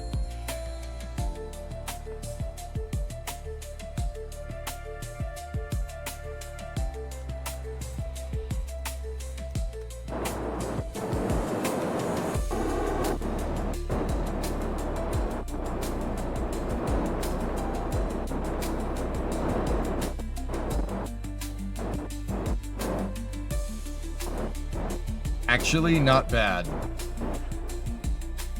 We are pretty dang lined up with the landing site. That was actually pretty good. It didn't look right, but Kerbin spinning. You got to take into account that we're going up here, and when we turn around and come back, KSC isn't going to be where we launch. It's going to be because the planet rotates. We're actually pretty lined up with the landing site here. All right.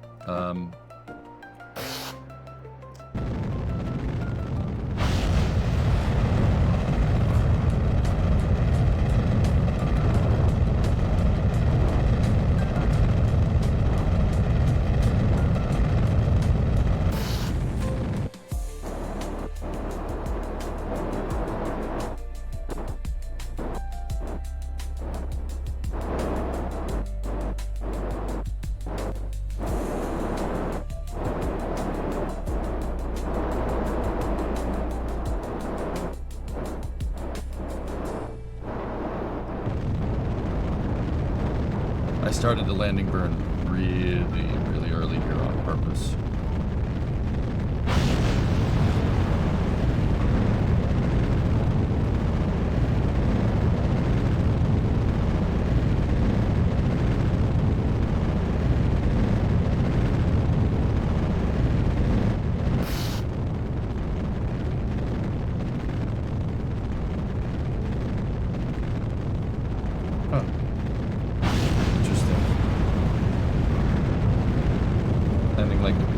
We're a little bit behind the mark, but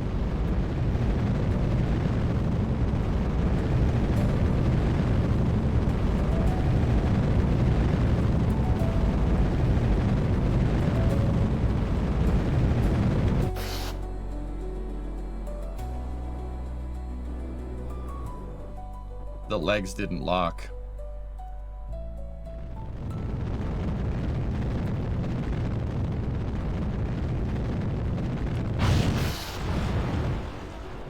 There we go. Oh, you gotta be kidding me. Don't. Playing with house money.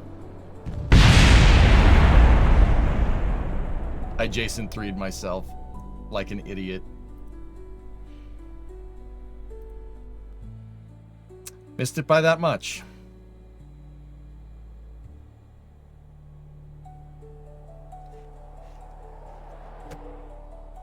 I was trying to get the landing legs to lock. They're not locking, and that's not good. We should probably look at why that's not doing that, because I mean, I did land at dead center, but I tried to jog it up so we could get them to lock into place, and they didn't lock, which is curious.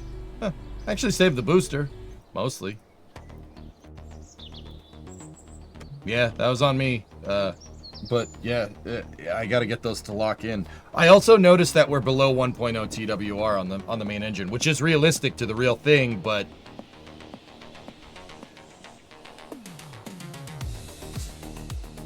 yeah, that means we got to do suicide burns, which is not great. You only fall over when you lock your legs. Yeah. Not happy about that, but yeah, those things should. So the Cal controller has them deploy, and then I have an action group to spam the lock key, so they lock. But they did not do that. They did the opposite of that. We're still gonna have to dial that in. That you did, the boy's good, no doubts there.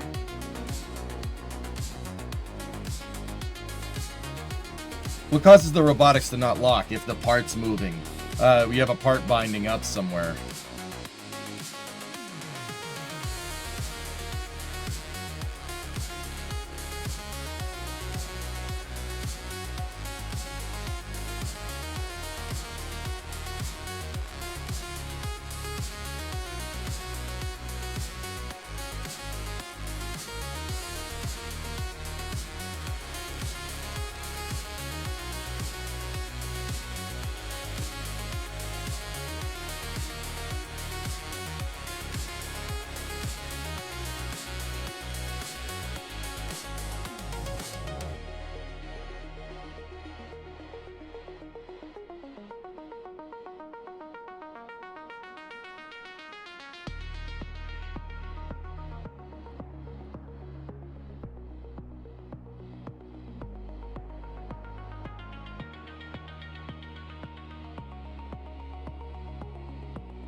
Gonna have to do a slight inclination adjustment. It'll be easier to do it up there with the satellite, so.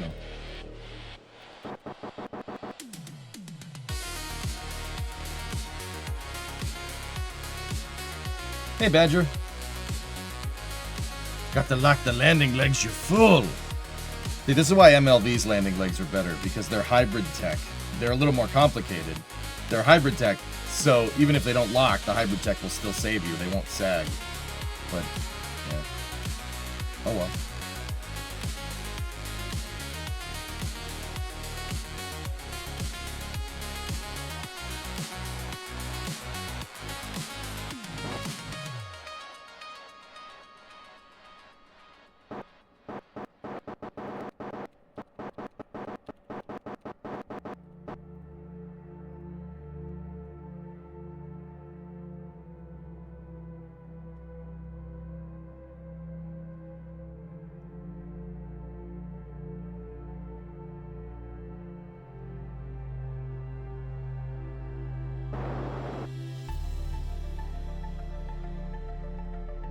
Okay, here we go.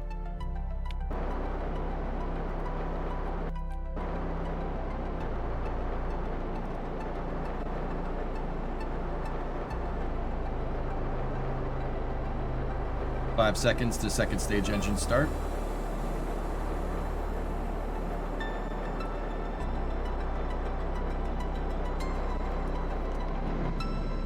Got a good relight.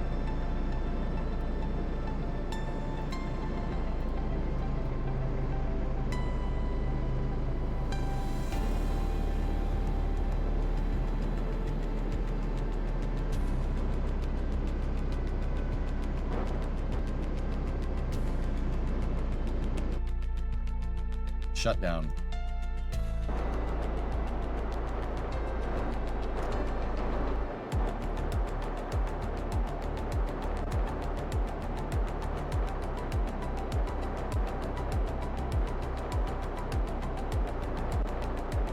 RCS is going to compensate here, just a smidge off.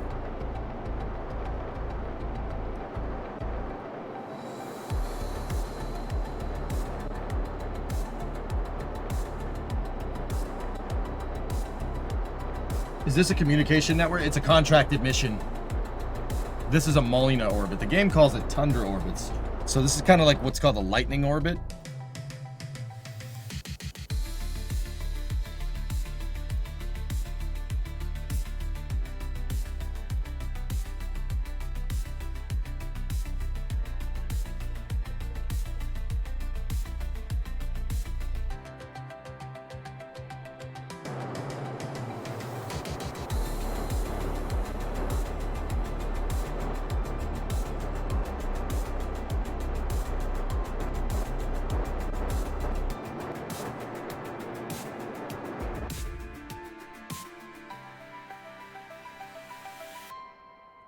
Okay, stand by for payload deploy.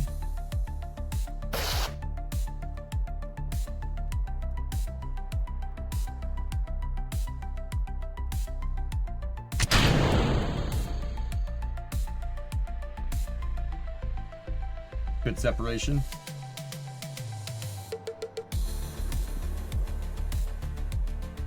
We have a confirmation of signal and of acquisition of signal through TDRS. What this thing, the reason why I deployed it there is because this thing needs to belt out the rest of that inclination. We just got to do a quick on-orbit plane change here.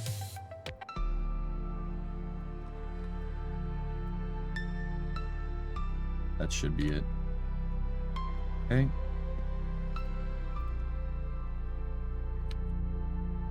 This satellite has reaction wheels on it, so I can actually just move it.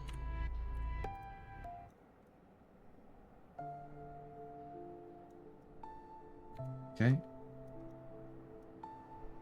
Got a 47-second burn, so split that. 23-second ignition point, so 10 seconds.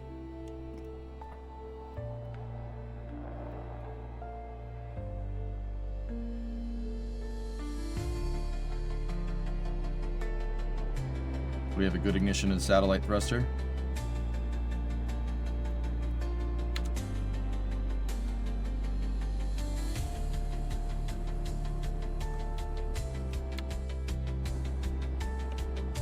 Well, you're screwed, Tessa. Have fun with that.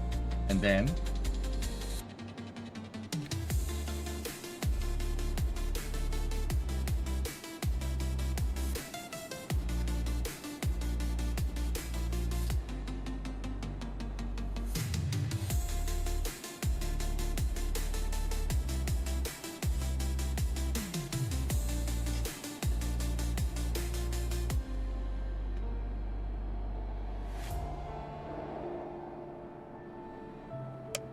okay, our inclination is matched.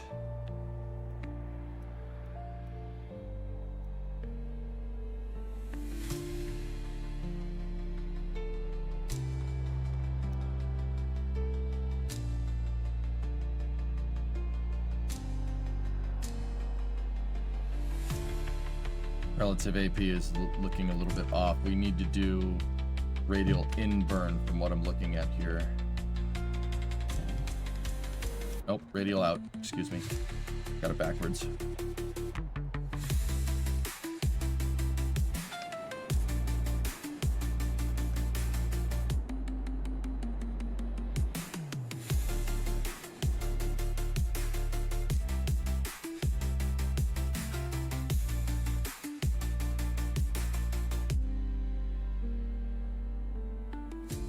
Our AP looks to be just a little bit tall. So I'm wondering what happens here if we just slow down just a little bit.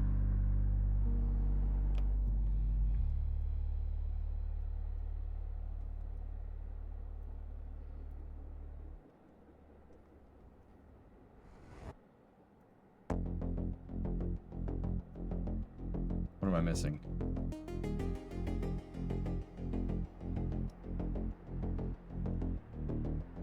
Hey, Yarg.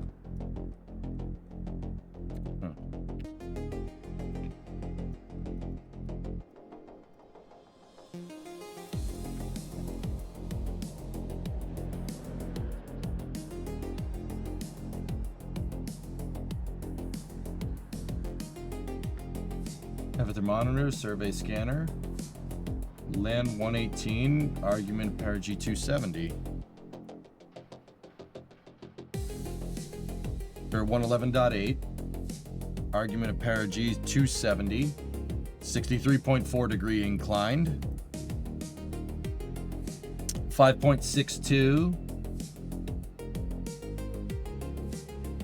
108 periapsis. Okay, we're gonna have to sail up here a little bit, but before we do that, let me switch to the second stage and dispose of it. That was weird. It usually has a really low threshold for like completing the orbit. This one, I guess, wants to be really precise, which, whatever, that's fine.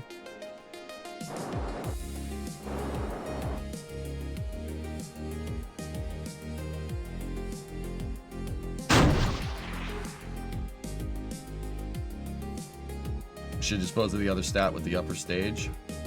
The other stat can just deorbit itself.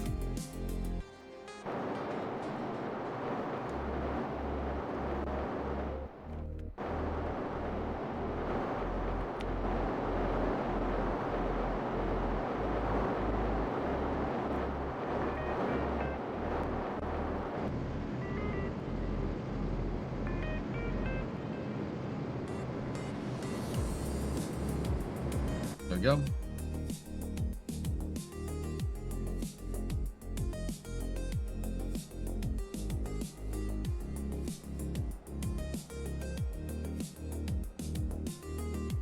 Wartos, you captured the rat that ate part of your dishwasher. Oh, well, that's good.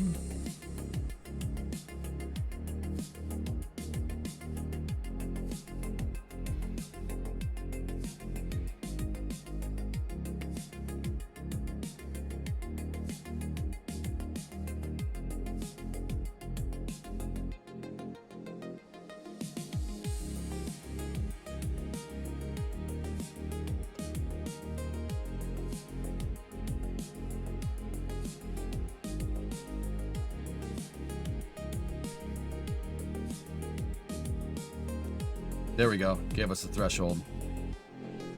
Bingo. All right. That's a good mission. Killer.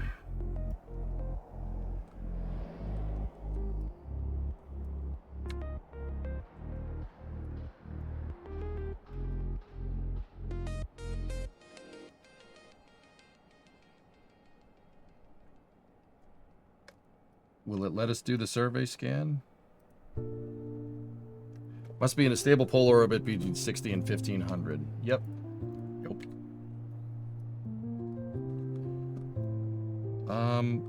You know what we could do? We could take the failed satellite, Colony 1, and let's while we're here, it's up there.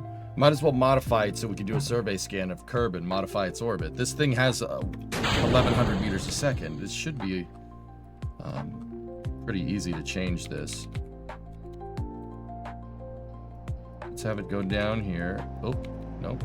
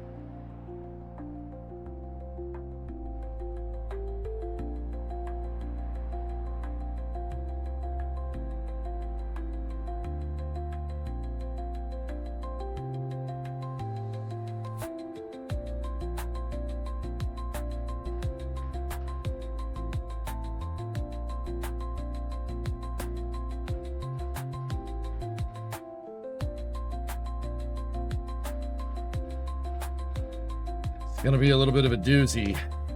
The on-orbit plane change is gonna suck. We might not be able to do it, but either way, if we can't get it into a 90-degree orbit, it's no big deal. We're playing with house. Well, we're not playing with house money. It is our cash, but. Oh, this is a 7-minute burn. You know what? Changed my mind. Let's just get this up here. Yeah, doing a 30-degree on-orbit plane change with this is not going to be fun. So, especially with this thruster, it's going to suck. So, here's what we're doing. We're going right here, retrograde, and we're going to fire that until the perigee goes below, and we will just have it re-enter.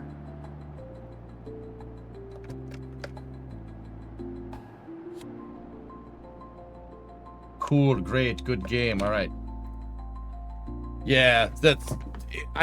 Yeah, don't worry about it. We'll launch a dedicated one later when it makes sense.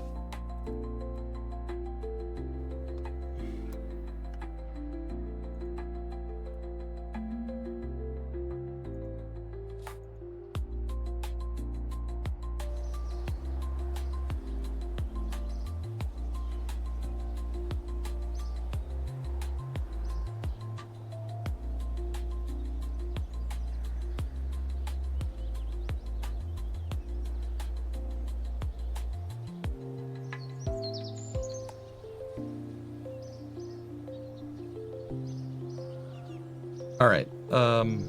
Next. I time warped a little bit, so we should be able to. We should have rescue hailed from orbit around Minmus. That's just a straight rescue mission. We're already planning ooh, science data from space around Minmus. That's easy money. Polar orbit sat insertion around Minmus. Bring a new surfaced outpost to the moon.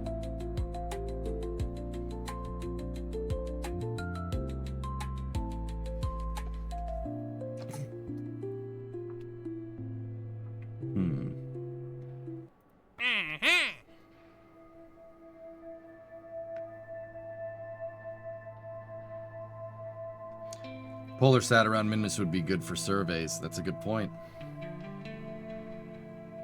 Probably, I mean, Pigsig, we probably put a relay on it too. Holy shnikes. What's that, Baron?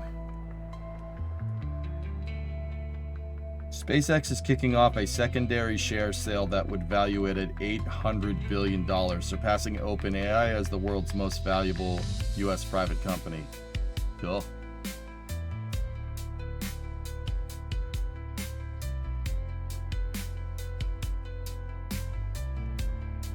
That's nuts, dude. Baron, I seem to remember me saying...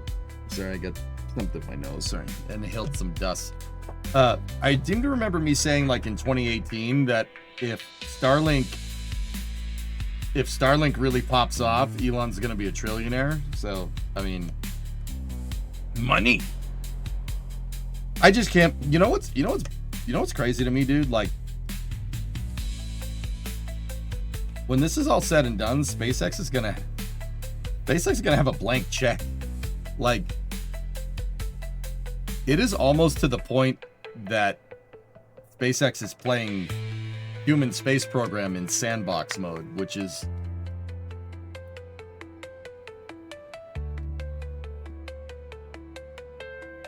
and then Korean Air, Asiana Airlines, Jin Air, Air Busan, and Air Seoul are all adopting Starlink. Dude. What comes after Starship? I don't even know, dude.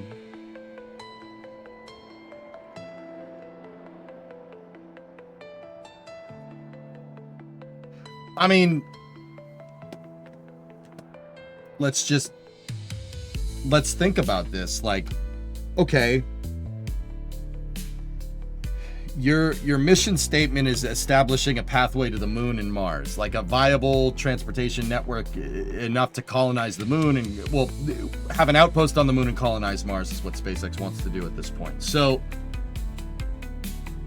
if it was me and I was playing with a blank check right now for the Starship program, like if I was in Gwen or Elon's shoes right now, what I really want to do is expand. I wouldn't really want to make a new launch vehicle right now. I'm serious. Not Starship notwithstanding. What I would really do is dial in Starship's design and, yeah, make it do. Make it work as good as it possibly can. Literally spare no expense. Like, keep building it, keep flying them, mass produce these things. I would want to buy up as much launch pad infrastructure as I possibly could. That's what I would do. 3 pads at the Cape, 2 at Boca Chica is probably not enough for the scope of what I'm talking about here, dudes. We need like 10 Starship pads at the Cape. And like 10 at Boca Chica if we're really gonna do this right. Like that's what I would be doing. I wouldn't really necessarily go for a bigger vehicle design at this point. Nova, 80 bits, thank you. I would really just, this gives you carte blanche to basically finish Starship and make it do everything that you're saying. Like, the Starship's problems, while difficult to solve, aren't anything that's out of the realm of like physical limitation. You know what I mean? Like, a reusable thermal protection system is a hard thing to do, but it's a difficult thing to do right now because no one has really tried to make a mass producible, reusable 2-stage launch system. The space shuttle was a good attempt, but you would really needed to launch it more to really fully understand what those tiles are doing. You needed more flight data, even after 135 flights. Vandenberg, yeah, maybe. That's what I would do. I would really, really, really, really focus in on making Starship basically a 747 that flies into space. Make it ultra, like, as reliable as you possibly can. And then just fly them. Fly them as much as you possibly can. That's really where, that's what I do. Do you think there'll be a point in the timeline that SpaceX will create a deficit of steel on Earth? Unlikely. Space Gnome. Probably not. Steel is made from iron. Our planet's mostly iron, dude. Our planet's mostly iron and nickel, if you really want to know. Yeah, no, not at all. Steel is an abundant resource. That's on purpose, though. That's on purpose. If you're mass producing spaceships, right? If you're going to mass produce spaceships, the stainless is easier to get. You're way easier to get. It's way easier to use, and you can buy a lot of it. Steel is one of the most abundant resources we have. And that was the point. That's part of the reason why SpaceX moved to stainless steel. It doesn't make sense from a mass perspective. Could you make Starship out of aluminum, and could it be way more efficient in terms of dry mass? Well, sure, absolutely. But even mass producing with aluminum has its drawbacks. Steel is cheaper. It's way cheaper. And that was a trade-off that SpaceX took, and it's a trade-off that they're trying to solve now. The other thing is that stainless steel, it's very clear from the Starship test flights that we've seen that stainless steel with a silica tile in front of it is clearly the right move for a thermal protection system, because the stainless steel will act as at least as a thermal protection system that will be able to absorb the heat. Stainless steel can tank heat better than aluminum can. It can store more heat in it before it melts, right? So that really, even if you have holes in your thermal protection system, you're still coming back, which is smart, dude. That's just, like I said, that was a really trick move. I didn't understand it at the time. When they switched to stainless, I'm like, huh? But yeah. This program has 8 million drones in the pipeline. Look what's strapped to it.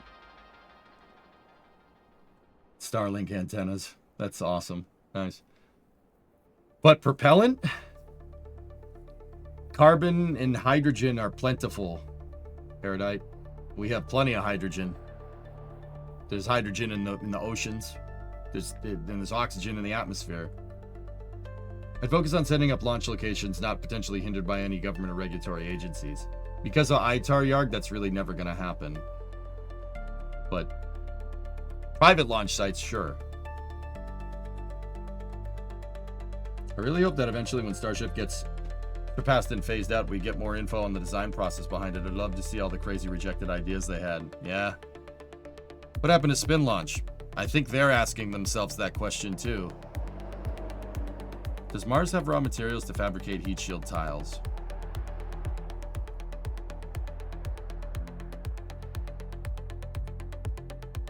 Like, if you're talking about the ingredients for the tile Terminator, yeah, most likely. The problem is that the machines that make the tile were fabricated using fossil fuels. I'm pretty sure the tile itself, you could probably find those on Mars, but the key is bringing the proverbial printing press to there to do it. Like, when European settlers started moving into the continent of North America, like, let's see, what, 1632? So like about 400 years ago, when they started moving over here, one of the biggest things initially when people were coming here is bringing a printing press.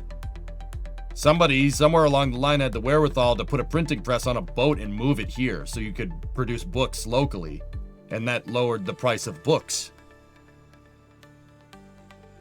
It had made printable media a big thing here in the North American continent. It's actually a super interesting story, for what it's worth, right?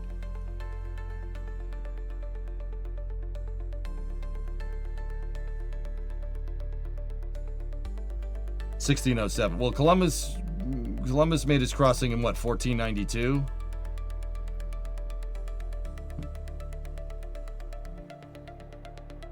Right, seems like bringing the equipment there might be a good idea. Yeah, that's what we're going to initially need to do, Terminator, because whether we like it or not, we're going to need fossil fuels on Mars. How to do that, though, is another story. Technically, methane is well, I wouldn't say methane is a fossil fuel, but it has carbon in it. It's basically carbon. You need carbon. You got to bring carbon with you. But Mars does have carbon in the atmosphere, and you can scavenge it. So, Plymouth Colony is 1620. Yeah, I said 1632. Probably because I watched the Goonies the other day. You know how it be. $800 billion, dude. I remember, guys, there was a time where SpaceX was super cash strapped. Even into like the late 2010s, 2017, 2018. There was a time where SpaceX, like, I remember having talks with viewers like, you know, people would say like, oh, can you imagine if Elon Musk had NASA's budget? Can you imagine what SpaceX could do with this money? They just get peanuts now and they're able to land rockets. Like, this was conversations circa like 2016, 2017. Like, oh, can you imagine if Elon had a blank check, what SpaceX would do? It'd be so crazy. But dude, they basically do now. That's like, you didn't even need NASA's money. Dude, compared to Starlink, guys, even the HLS contract, that's small change. And that's a $2 billion contract. That's nothing. For an $800 billion company, that's nothing. That's beer money. That's crazy, dude. Can you believe? I can't believe a spaceflight company is that big. That's... Never thought I'd see that. I'd never thought I'd see that, ever. Falcon 9's one of the most profitable inventions ever made. For real, dude. Like, that's right. That's, like...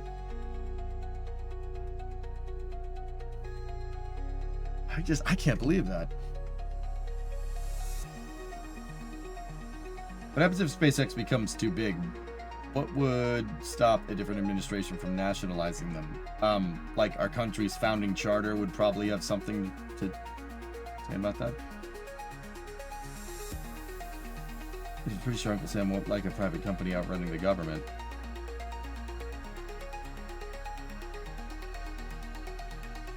I've always said that's why NASA needs its budgets expanded, Baron, and that's why I don't think SLS is going anywhere for a really long time. But, just opinion.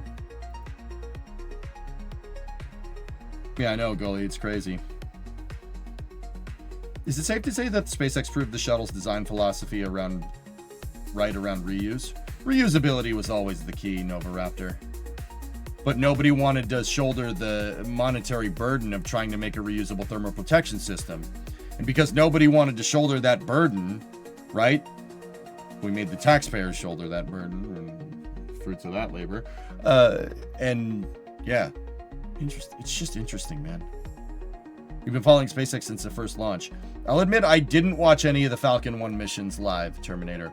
The first SpaceX mission I ever watched live was Cassiope in 2013. It was the first Falcon 9 1.1 launch. So, that was, yeah. It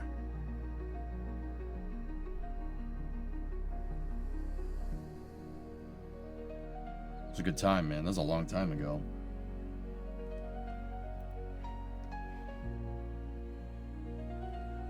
Starlink is on track to receive $661 million from federal broadband program. I can't believe this, dude. I can't believe that this is... Like, I have to pinch myself, man. It's almost like it's not real, what SpaceX is doing. Like, I don't trust it. Not that I don't trust SpaceX or anybody or anything like that. It's just, is this really happening? It's something that we've been striving for so freaking long, dude. I feel like Krennic in Rogue One. We're this close to greatness. We are this close to greatness. Like, is this actually happening? We're like, dude, we're there. Like,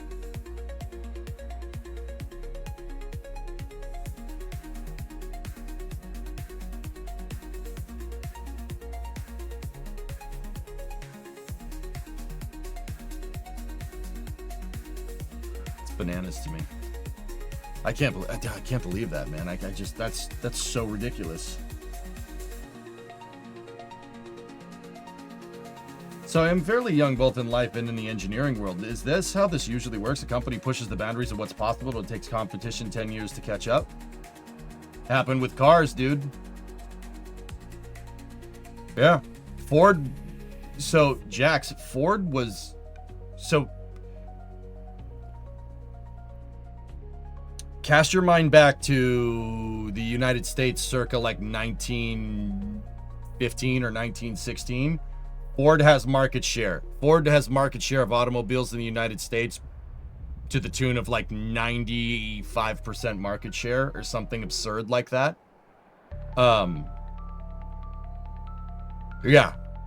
And it took Chevy it took like Chevrolet, for instance, well into the 20s to catch up. And Dodge too. Dodge arguably really never caught up. They just existed, but that's another story.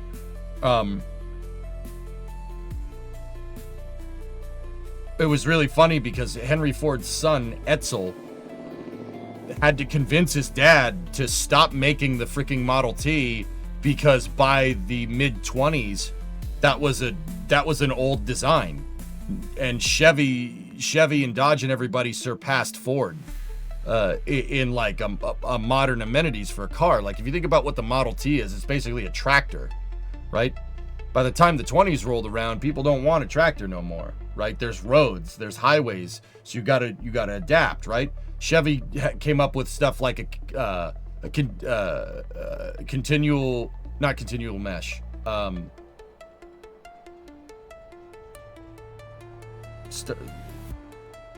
was it? Three-speed transmissions. They came in with a low center drive on differentials, so you could have more cabin space. Like Chevy was eating their lunch, and Henry Ford was like, "Frick you! The Model T is the only thing that anybody ever needs. You don't need all that stuff. That's all extra crap." And Edsel had to convince him to develop the Ford Model A. And when Ford came out with the Model A, yeah, they kind of ate everybody's lunch, but it did take a couple decades for the rest of the car industry to catch up with Ford's mass production. That's absolutely true. This happens. Oh yeah. Production takes time to scale, dude. Ask anybody that plays Factorio or Satisfactory. It takes time. American cars are a joke? Dude, actually, Solo, yeah, I mean, I would argue that, regulatory standards have made American cars really fat and bloated, and they have so many features that are just useless, like automatic engine shutoff, for instance. But apparently that's changing soon.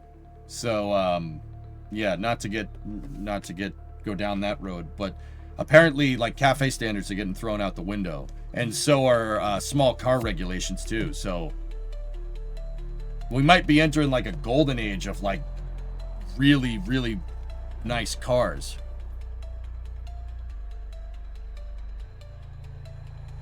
Give me an older GM or Ford any day of this modern post-COVID crap. Dude, there's a reason why all my newest car, so my wife's car is newer, right? But there's a reason, and it is a nice car for what it's worth. There is a reason why my newest vehicle is from 2008. K cars become legal? Yes. But government released new standards for vehicles, and K trucks are on the table, dude. Not just to import. For their K trucks and small cars are on the table for manufacturers to make. That's cool, dude. That's really cool. We're gonna see kind of a golden age in car design. Right, that's really cool. Not everything's just gonna be a fat, bloated, shoe-looking car anymore.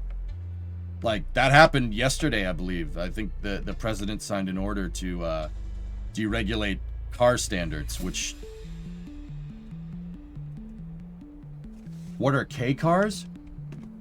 K cars refer to a super compact automobile. So, okay. All right, real quick. I want to play Kerbal, but... K cars are something from Japan. Japan doesn't have a lot of space, and Japan had a lot of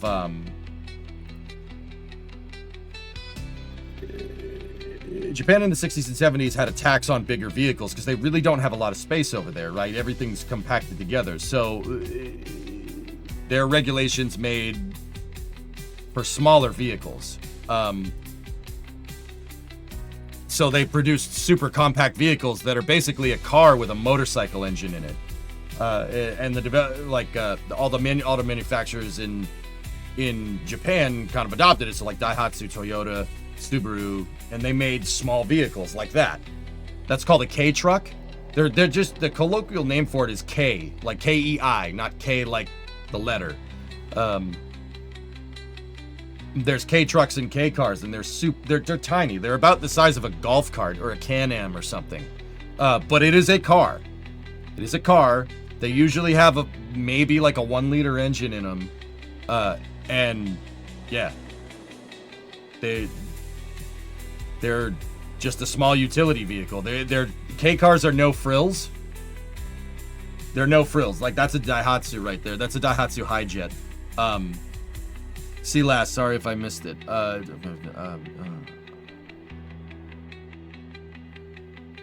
don't see your last at all. Hello, good sir. It's still cold here in Wisconsin. Did you see the Tornado Destined podcast? I have not, Outdoorsman, no.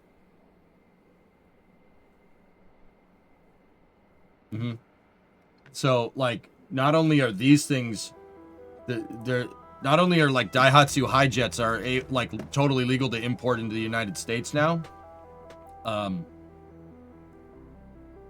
Yeah, the auto manufacturers have carte blanche. Ford could start making something like that, like tomorrow. You fit in that thing? Believe it or not, I can fit in a K car. Yes. I'd have to go and read more about the exact regulation changes, but yeah, pretty cool. Do you like the Volvo V90? No, not really. Yeah, Hiluxes. Yeah, K cars are cars as an appliance, which is apparently what people want. They just want you to they want to get from point A to point B. They don't need all the bells and whistles. I know what a Jimny is, Cucumber, yeah. Suzuki Jimny, Toyota Hilux, Samurais. It's actually that's actually a big deal.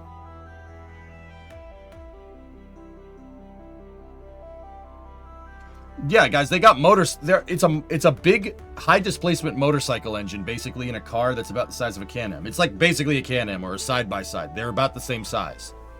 Yeah. If one was to happen to end up at your house, would you rebuild it? A K truck? Yeah, sure, dude. I love K trucks. I like all kinds of pickup trucks, dude. K trucks are cool just because I don't need, like, dude, I'm not one of those people like, oh, trucks need to be big and no, trucks are a utility vehicle. If a utility fits the application, it's cool. And K trucks do fit the application if you live in a place with high population density, which I do. I think that's super neat. I would not drive it on the highway, Norris. That's for sure. I would not drive a K truck on the highway in Massachusetts. If you do that, if you have a death wish.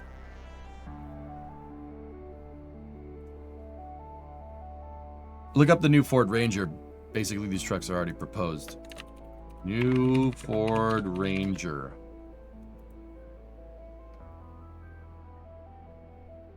Ford Ranger just looks like a Ford Ranger to me.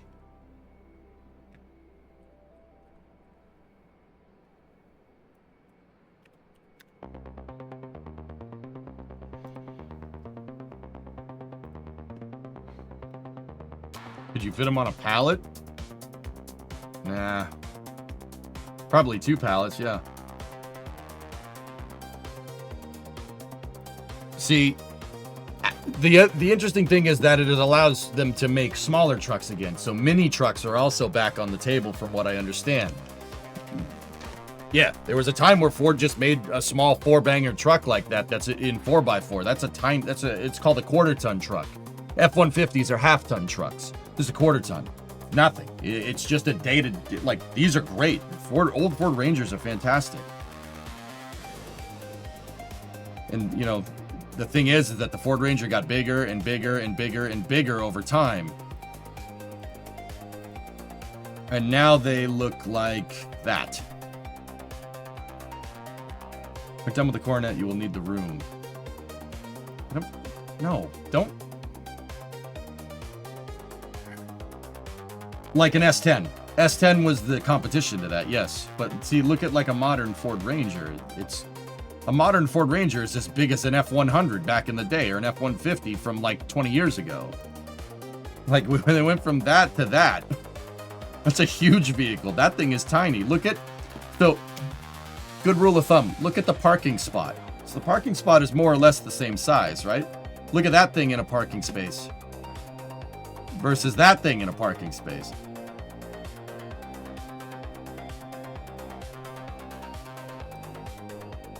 Just interesting to me. Love 4x4. Yeah, dude. Come on, let's go. Bring back freaking cars, dude. Let's go.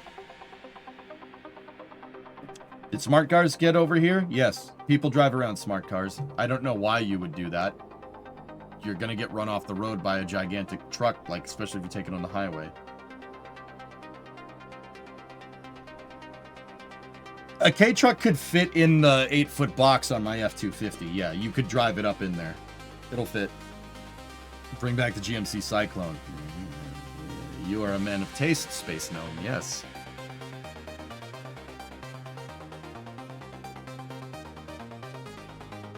Anyway. Science data from space around Minmus. We can belt that one out right now. We could truck a truck. Yeah. Yeah. Dude, that, like I said, man, big deregulation coming in the car industry. That's pretty legit. Pretty cool. Don't hate it.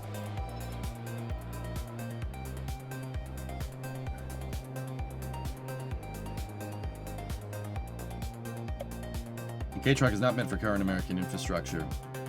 Not on the highways, Norris. But like around Boston, I would say you're 100% wrong.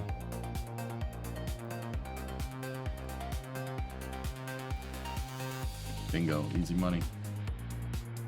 Modern cars are too damn fat. Yes, that's Boston. New York City's the same way. Philadelphia's the same way. Baltimore's the same way, dude.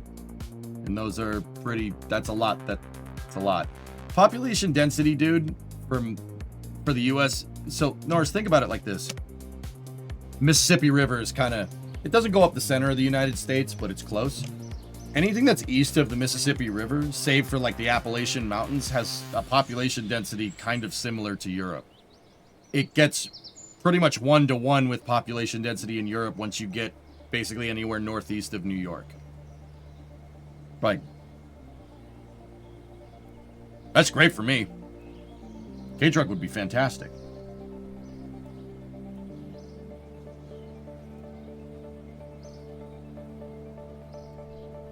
Oh yeah, I don't know. It's good stuff. Okay. What else do we need?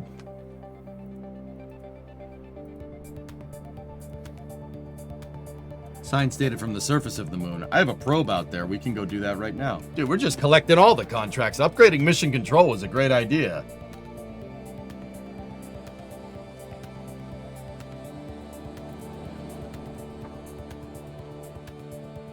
Man, I'm really happy I decided to try and land this, like one of the first probes that we sent out here.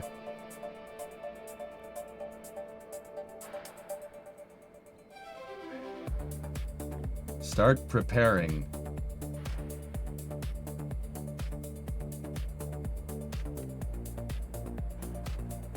What are you gonna do with that, goalie?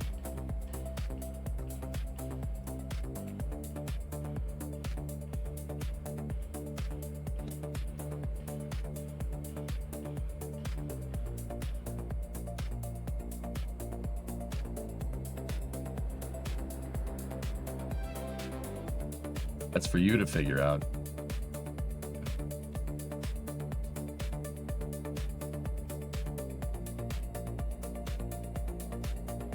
I mean, Send me that. I gotta check to make sure that Massachusetts won't be like, no. There we go, signed stated. Nice, just grinding it out.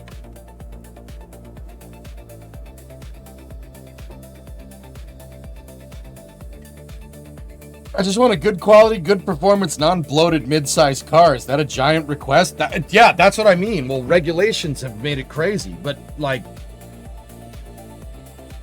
apparently it's, you know, a mutually exclusive thing. Like, if you want a car that's deregulated car design like that, you're gonna have to compromise safety or something, which I think is bullcrap. But that politicians, right? Like,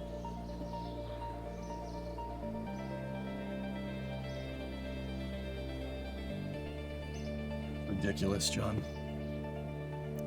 But yeah, I don't know, man. I think that's super neat. Like, dude, I'm kind of with you, Germa. Okay, here's the thing. Say I had like that $800 billion that SpaceX has. Do you know what I would make?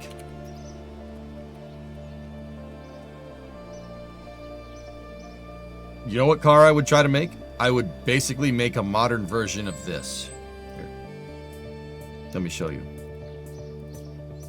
I'd make a modern version of that. Yeah, I know it's a box. I know it's not aerodynamic. Just bear with me here. Like, this is an 85 Chevy Caprice. No frills, no bullcrap. It's just a car. It is a car. It's got a smooth ride. It's a nice vehicle. Very utilitarian. You got 4 doors.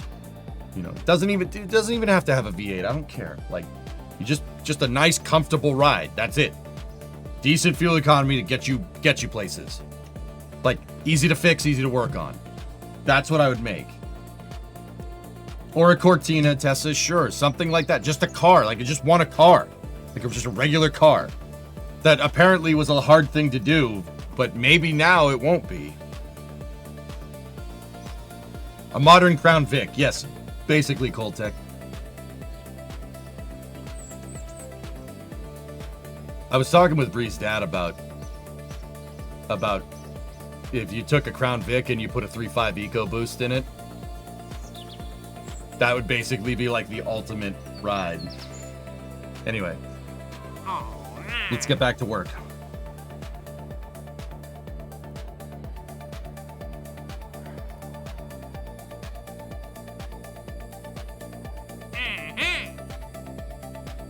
Hailed from orbit of Minmus. I'll take that.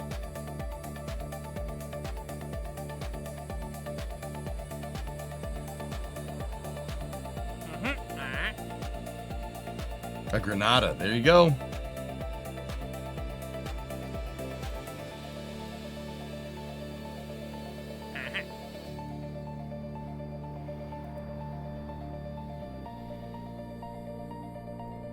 Okay, I don't want to... We could do the moon mission to get the lander all fine and dandy. If we want to.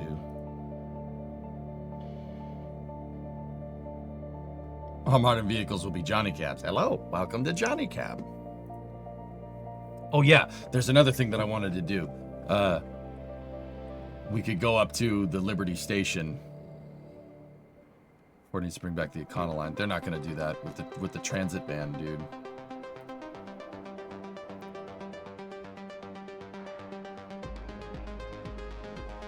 I'm not gonna lie, as a German, I'm thankful TUV exists here. Eliminates the possibility of someone driving a crap box and possibly causing injuries. I mean, I guess, dude.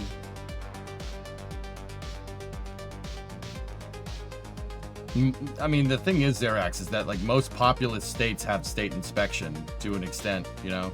Like...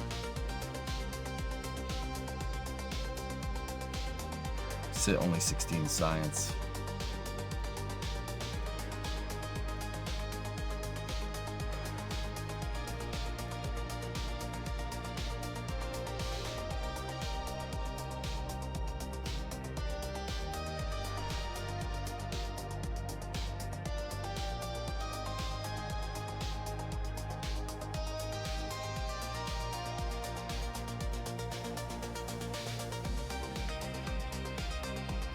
Need higher level scientists.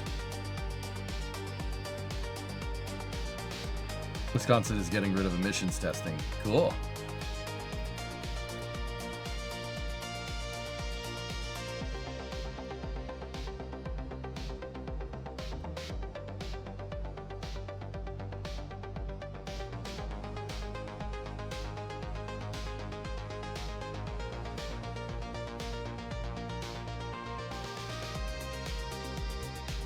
Science lab is doing work for us, though. That's pretty good. All right. Oh, nice, Badger. That's cool.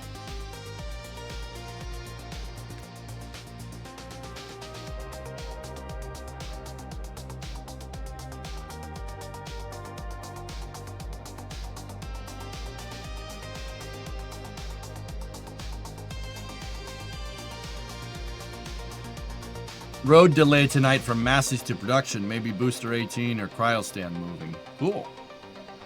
Okay, we got 215 science. All right, let's pick the mission we want to do before Flame Trench. We could go for Moon Crane. I would really want Moon Crane to be tested with the new lander just to make sure that it can lift itself up. I'm pretty sure it can, but I would really want to test it. So I don't know. I don't think you guys want to see too much ground testing, right? So we could attach a new part to a satellite in Minmus, around Minmus. But we should, let's see, oh, that new construction of a new rover. Let's go see what that is and where it is.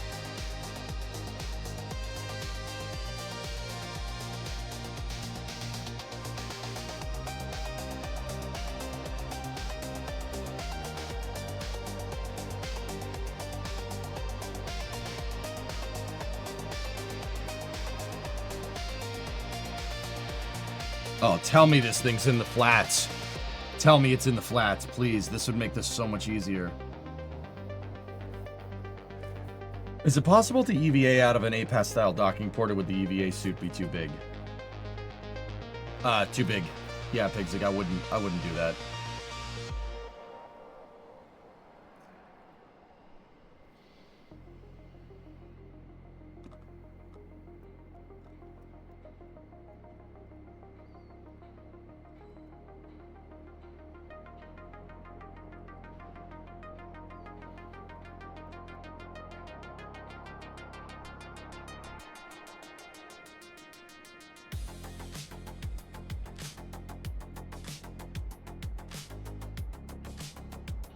We're in the flats.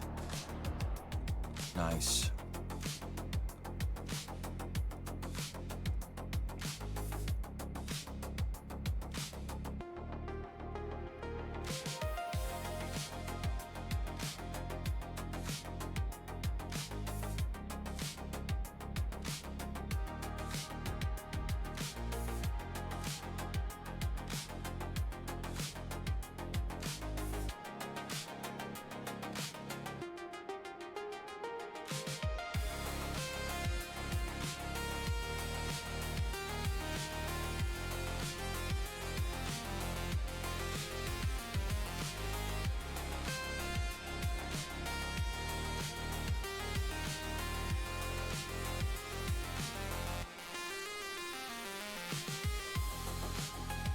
Are those clouds? Yeah, it's not clouds, it's evaporating ice. Minmus is technically a captured comet, so the scatterer put those effects on there.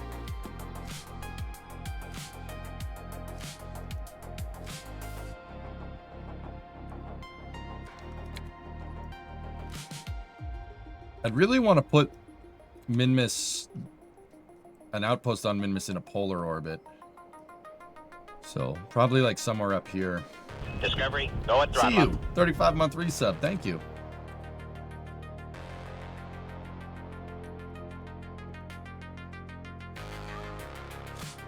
Cool.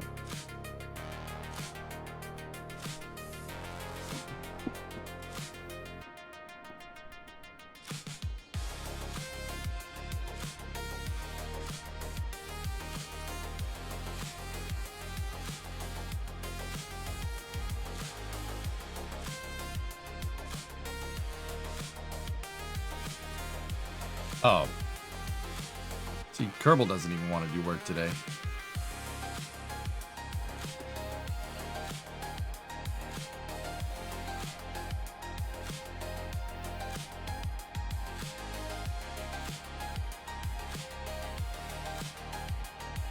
Looks like SpaceX is going to go public in late 2026.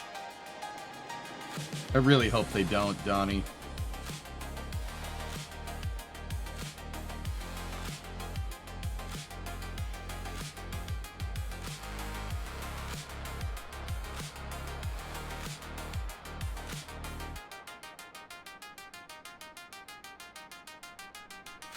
Yeah, I really hope SpaceX... I wouldn't mind if SpaceX went public once Starship is fully operational and operational for some time. Then I really wouldn't have too much of a deal with, like, a problem with it, but nah.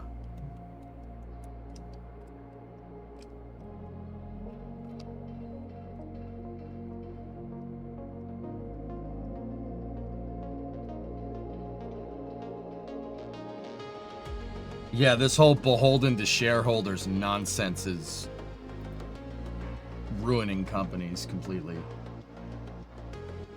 It's not about making a good product. It's about equity in your company, which is, yeah, I would argue that's been pretty detrimental to corporations in the last 30 years. Just my opinion.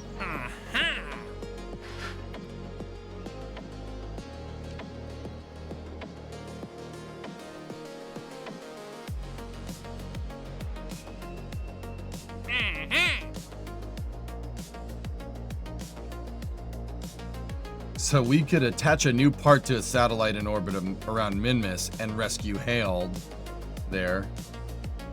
And if we bring a docking port with us, maybe we attach this to the capsule or something. I don't know.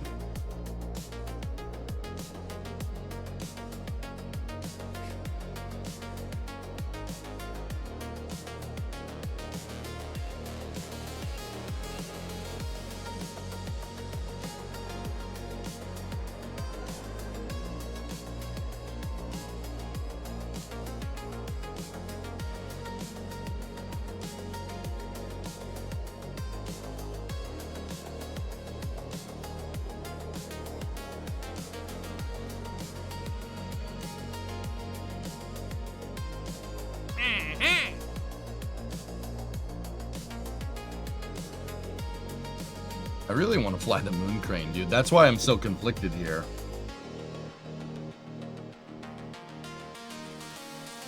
An OX4L 1x6. OX4L.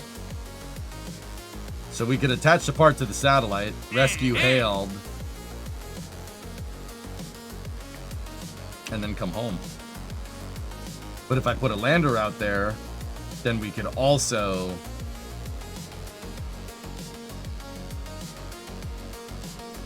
belt that one out too.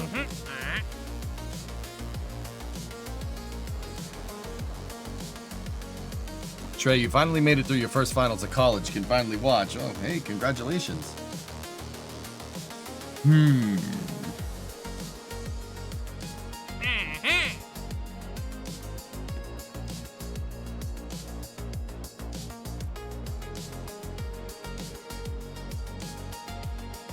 Yeah, let's do this. Let's get the new lander out. And, yeah, let's go from there.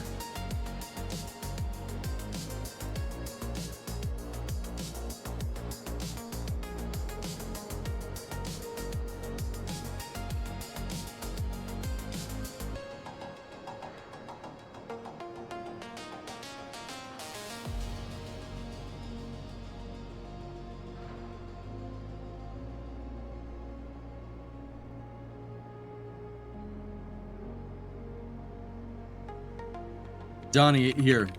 Get the link teed up.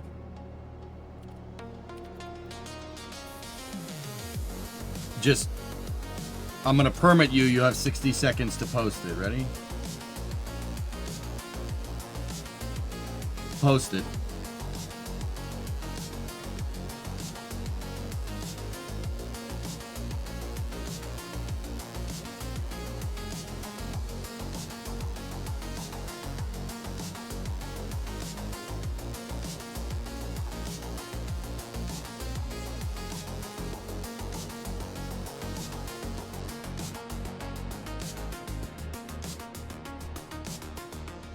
All right. Yeah, we'll really see how this lander kind of transpires here. I'm not sure. Oh, this Oh, is you got space. gifted a I'm sub in from space. Blackness. Thanks, Black.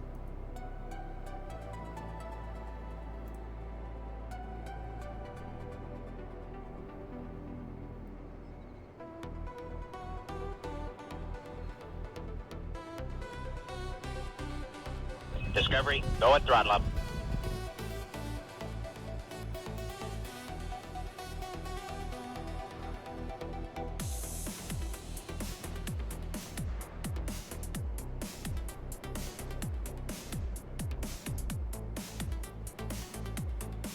Interesting.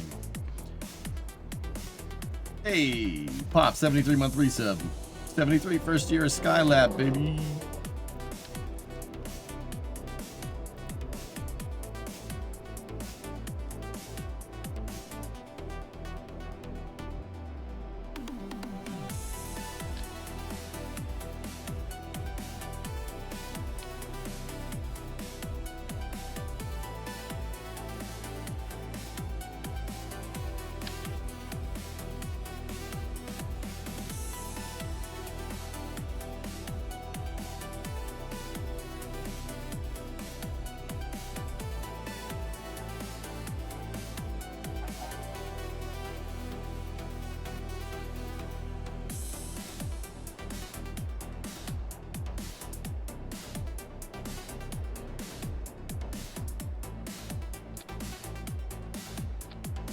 Cool.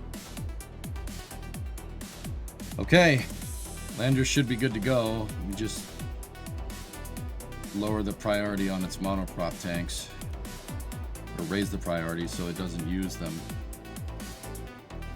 Make sure the tanks here are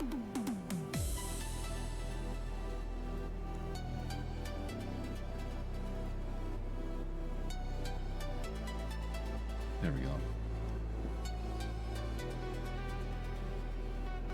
The RCS is shut off by default. Make sure that the landing legs are locked out like that so they don't move around.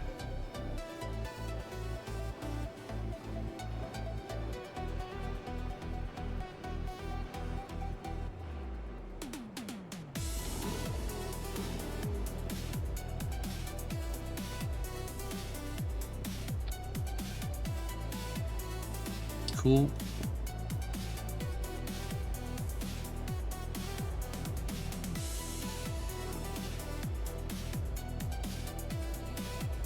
All right, cool. Switch this over.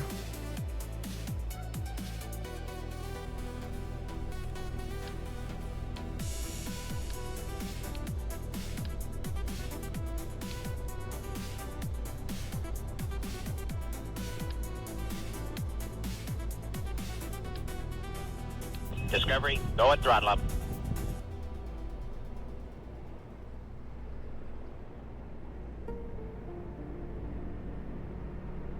The landing legs are cool. I never thought about using the hydraulics.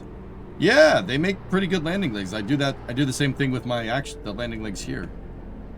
We actually got to make sure that I freaking get these stupid dang things to lock out. But yeah, good stuff. All right, so the first thing we're gonna do for these min-miss missions is get the lander out there for the repair, and I forgot to load it with the rover wheels that it needs.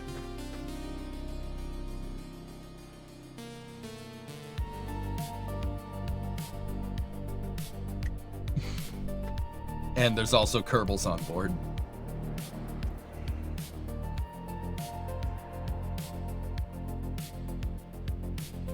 I mean, Donnie, it's good to, you know, I don't think that SpaceX, personally, I don't think that SpaceX is going to go public, dude, but it is pretty interesting to speculate about what would happen. I mean, it'd be a huge cash infusion, but SpaceX already has money. I just don't really see the need, you know what I mean?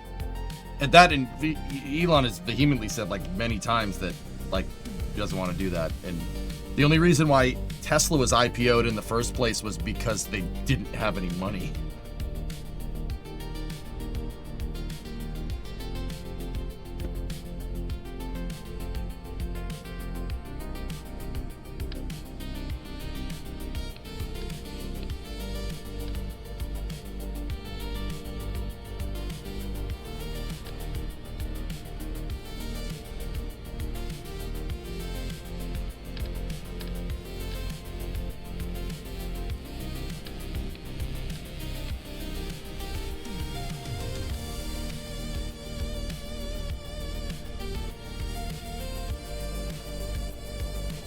We'll launch the solar panel on the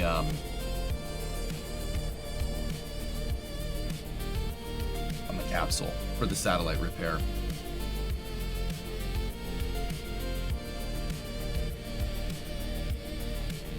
Okay, let's do this.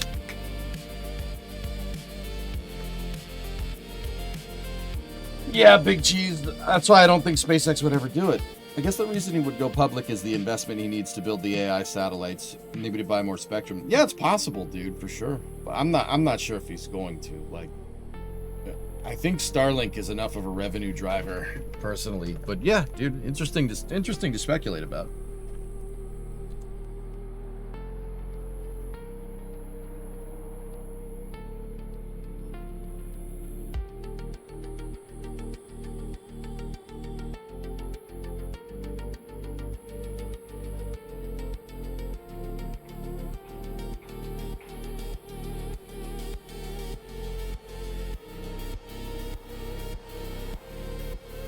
Cool. All right, let's do this. Flight azimuth at 96, dialed in. T-minus 10, 9, 8, 7, 6, 5, 4, 3, 2, 1. Engines full power. And Condor 9, Block 2, liftoff, carrying the lander from Indus Expedition 3.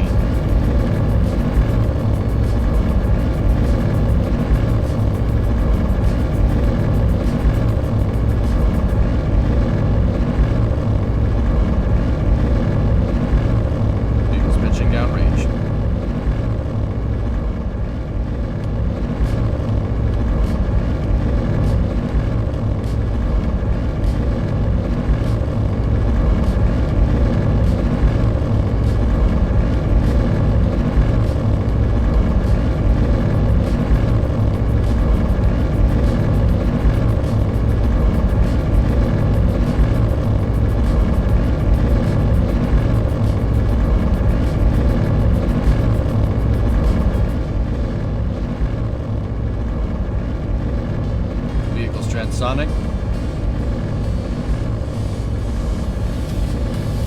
Coming up on Max Q. Max Q. Starting to pitch over.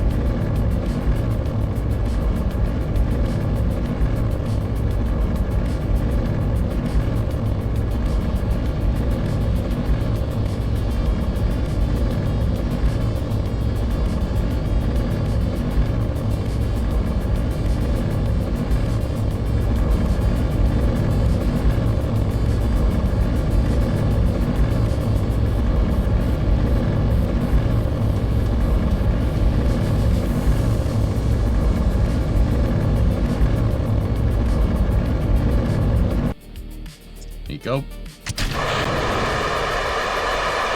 Upper stage ignition.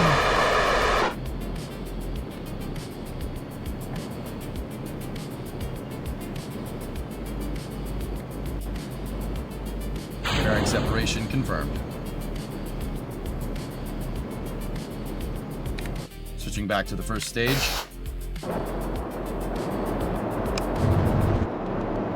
Oops.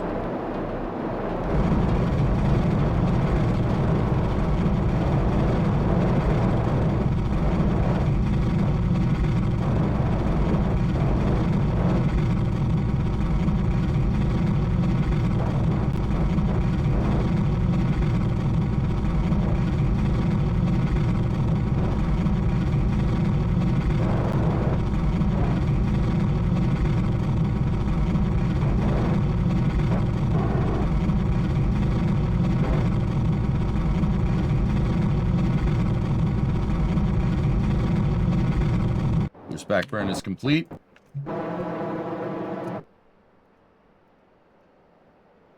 Reorienting the stage for landing.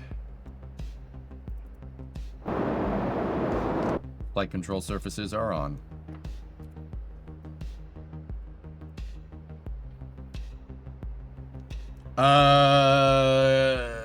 I forget which one it is. Scatter, maybe? Perhaps?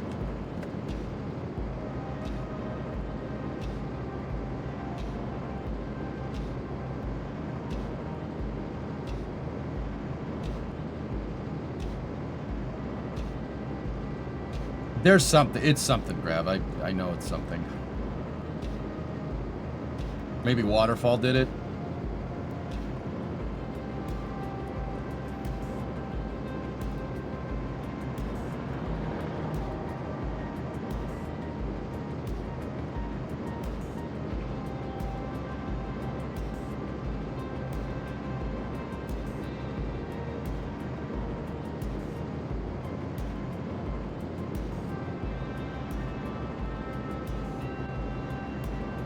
Okay, should be coming up on second stage engine cutoff. We're a little bit, our inclination isn't completely matched, but it's close.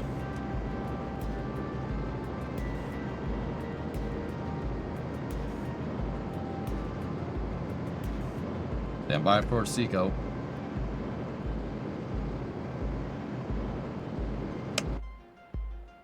Seco confirmed. Nominal orbit insertion.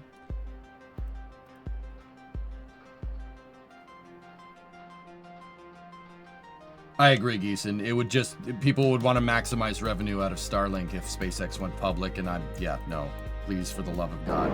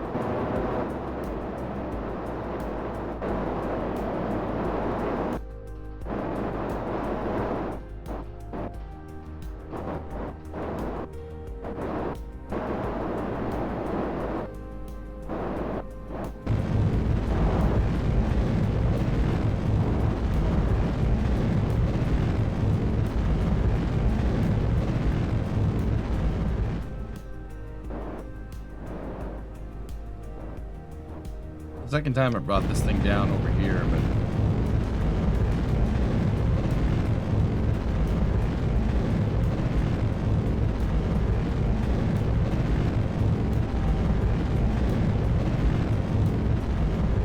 oh no. Well,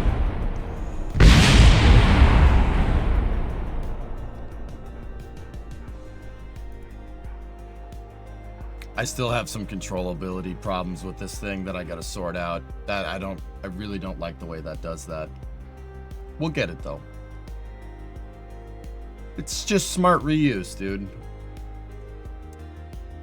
Like, where I'm boosting back to. I mean, for what it's worth, I boosted back and we landed in the exact same spot. My trajectory was exactly the same, which is great. But I think my boost back trajectory is too much. What I've really learned with this thing, like with boost backs, is that it has to be the same thing, pretty much the same every time. And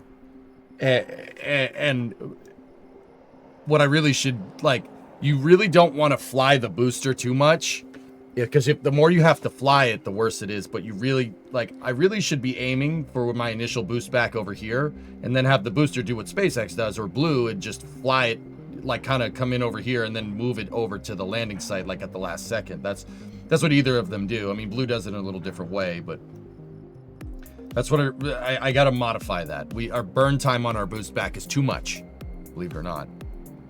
But we are doing it is consistent, which is good, because that proves that we can get it right. But yeah, that's not really what I want.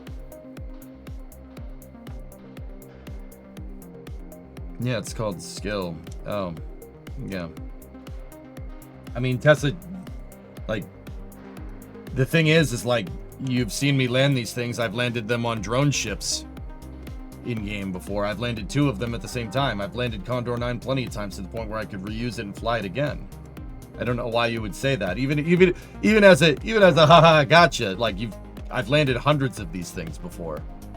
You actually stood there and typed that and was like, yep, this is going to be good. You stood there and typed that. All right. Okay. All right. Good for you.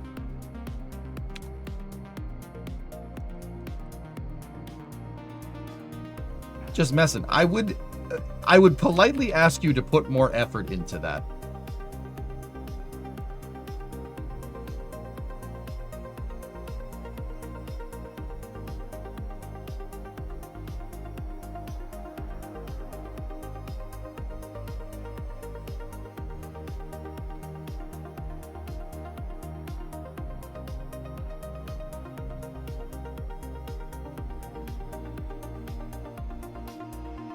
Okay, let's get out to Minmus here.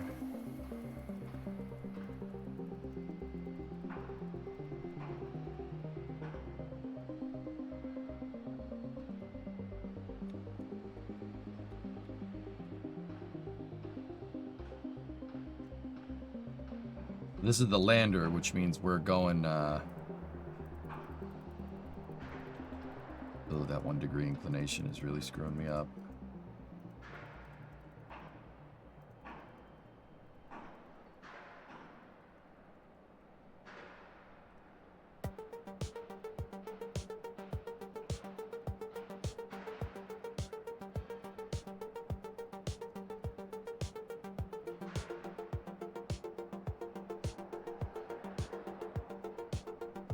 I don't like it.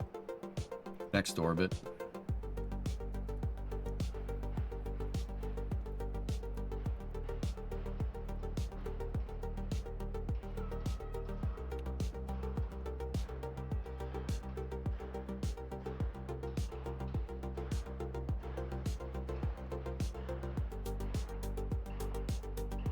Let's do an on-orbit plane change here. It's not the most efficient way to do it, but...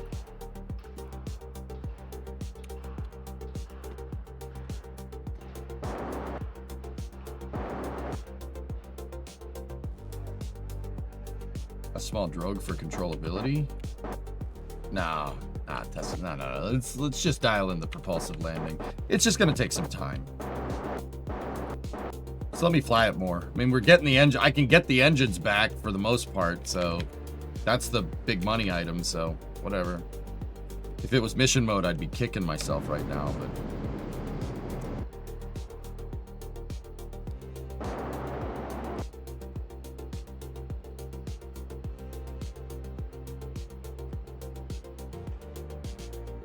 All right, now ironing out that inclination change here is going to really make it a lot easier to insert equatorial around Minmus.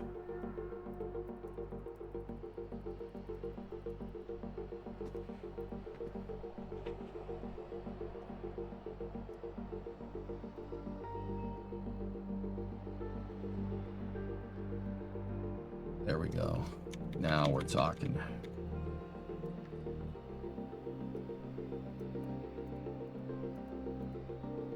See, this is ideally what we want here. Close Paramin, as close as we can. So we can use, that way you can leverage more of Minmus's gravity to slow down. What little gravity there is, but...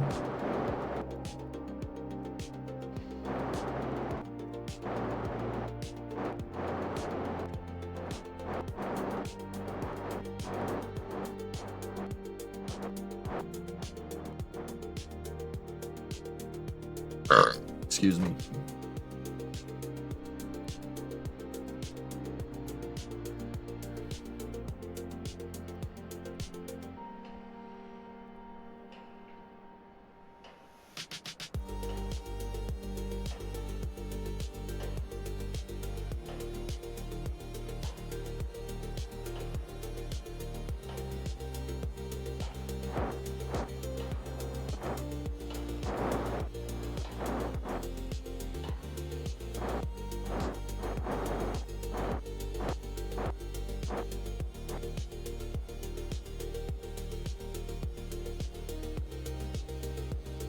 All right, so we're gonna burn the stage. The burn time indicators are all screwed up. So we're gonna burn the stage so it just has a little bit of propellant left so we can use it to deorbit, because I've stranded a bunch of these stages up there and I don't want to keep doing that. CRS Naval. I remember Rocket Guy was working on a mod called Automated Reusable Rockets. Anybody know if he ever finished it? I don't know.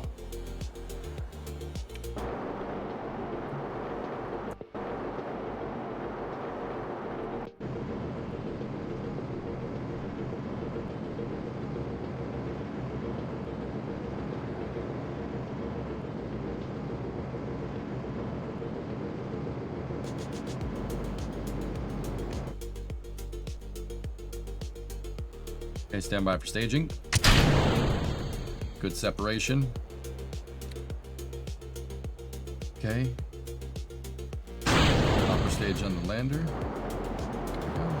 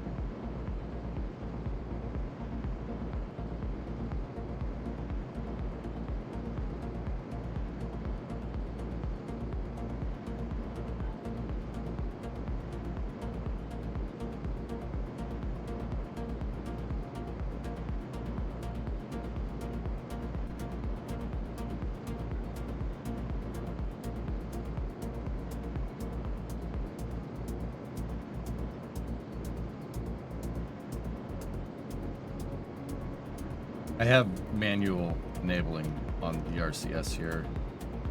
Just got to keep in mind, I just got to watch, make sure we don't overburn. We have enough Delta V to go a real long way.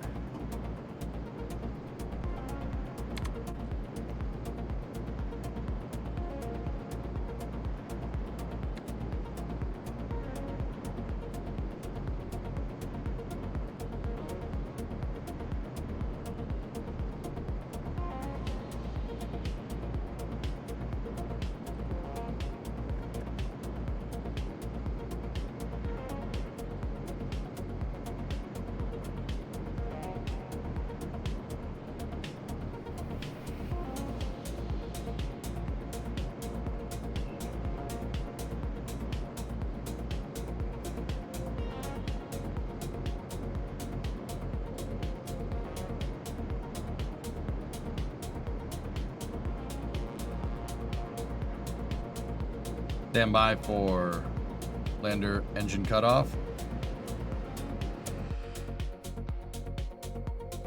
Got it.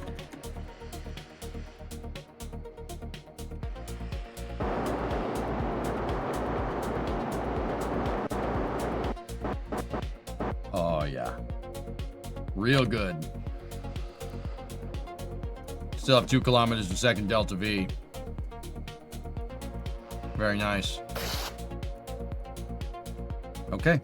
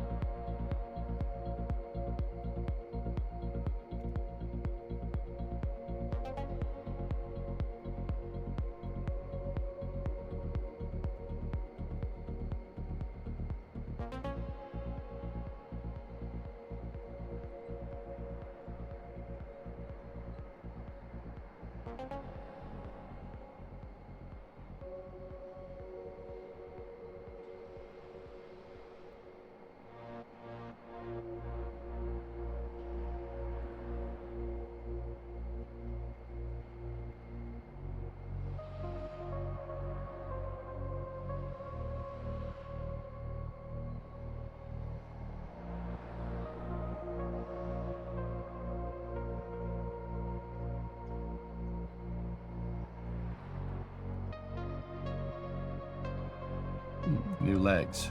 New legs, Lieutenant Dan.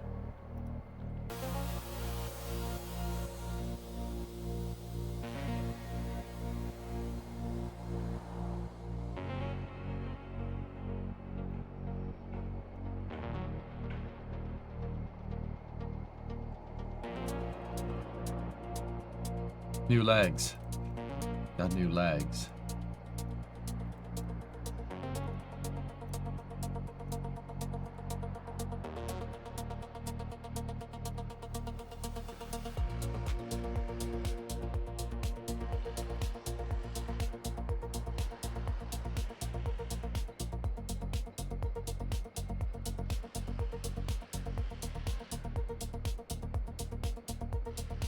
Just making sure all of my control systems are up. Cool. All right, let's just shake it down. Oh, yeah.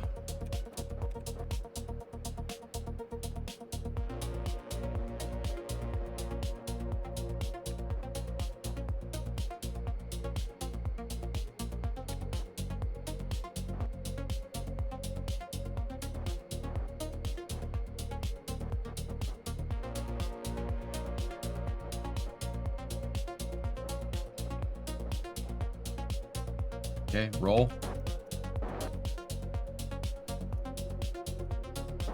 Very responsive.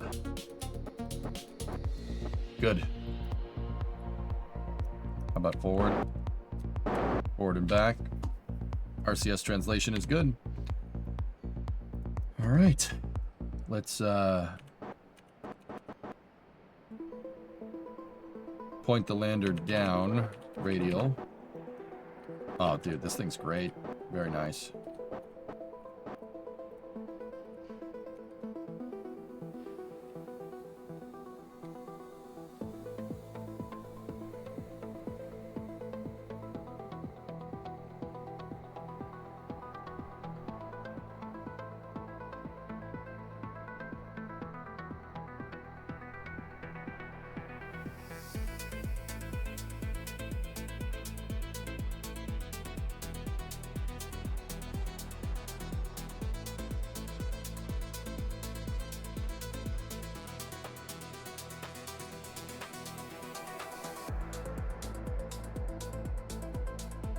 Okay, let me just test translation control. So what I want to look for with my translation control is that we don't start moving, we don't have any rate movement. Oh, dude, it's nil.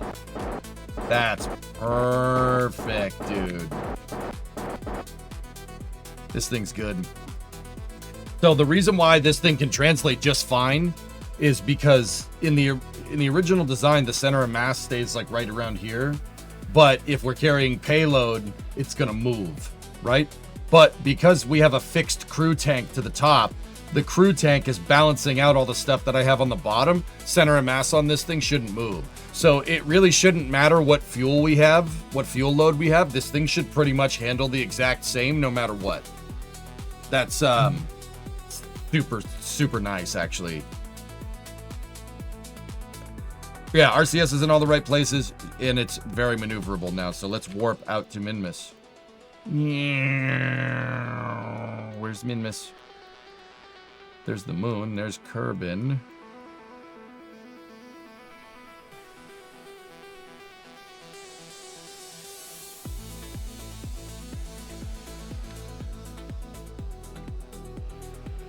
Oh, Lord, it's coming! Time warp complete.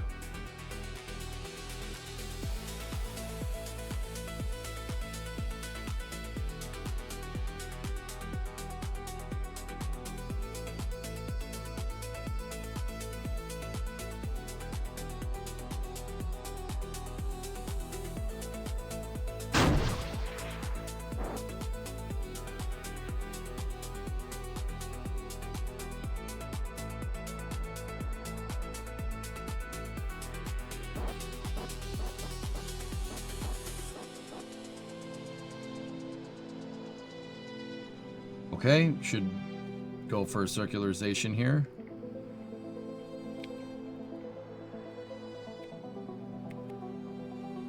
In real life, how many days to get to the moon? It really depends on the transfer. For a human-rated mission, you really don't want it to take more than like 3 or 4 days. Just because, I mean, but then again, it depends. Like during the Apollo missions, they had to get there relatively quick. High energy transfer because the CSM basically can only keep you alive for so long. The fuel cells will run out.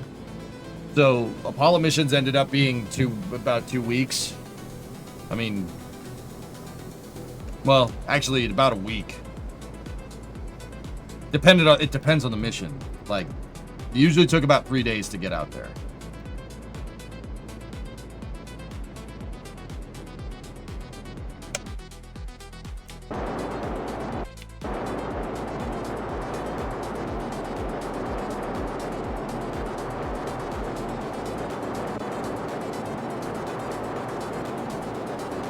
So why is Orion taking 30 days to get to the moon? It has bigger, better life support systems. And it doesn't take 30 days. Artemis 2 is not going to take that long. The mission's longer, because Orion can loiter for a lot longer periods of time.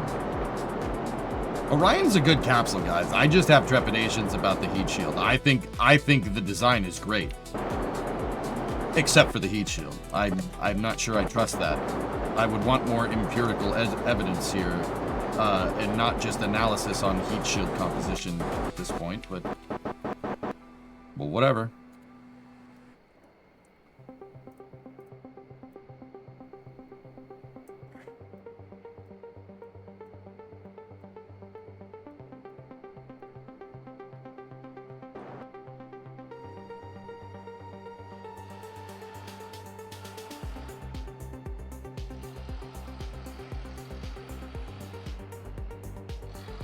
But see, like, cooking fat, there are other instances, like so that's a high energy transfer. If you, for instance, if you used a ballistic transfer, which is basically to shoot a small payload that doesn't have a lot of delta V out way past the moon, shoot way past the moon, and basically get it so like it's loitering at apogee and the moon comes by and collects it. Ballistic lunar transfers take months, but that's when you have a satellite that just needs battery power to keep going. Like, you wouldn't do that with people on board. So I mean, it really depends. Higher energy transfers to the moon in real life, 2 to 3 days, depending on the rocket. Like if Starship, for instance, say SpaceX does get refueling figured out, which they probably will. Say they do. Fully fueled Starship with people, like a fully fueled Starship HLS going out there, yeah, 2 to 3 days, most likely.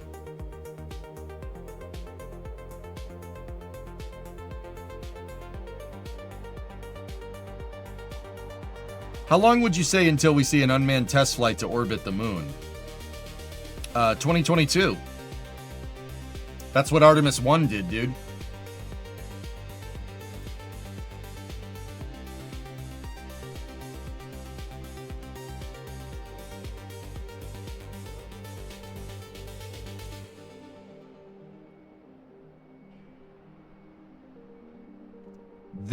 The heat shield that's on Artemis 2 is the exact same as Artemis 1 with an albeit modified trajectory. My problem with that is that it's really based off of analysis, not nothing. It's based off of analysis with no concrete flight results. I'm not a fan of this. I don't think that's smart. But the lander is gonna have to. Paramin is on the far side of Minmus. I didn't pay attention to that. That's okay. This thing can stay in this type of orbit. It's fine. We'll use the capsule to put it in the right orbit. Wait, so they will obviously have another test flight before using the heat shield. The next test flight has people on board on Artemis 2. And everybody seems to be fine with this. That doesn't sound good to me, but the heck do I know, dude?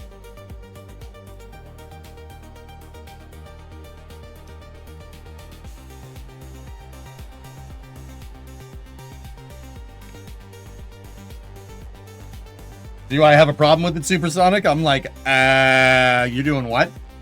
You're doing what now? NASA said many times, and then the astronauts too. The Artemis 2 crew has said they think the vehicle's good, and NASA has said like, oh yeah, no, it's good.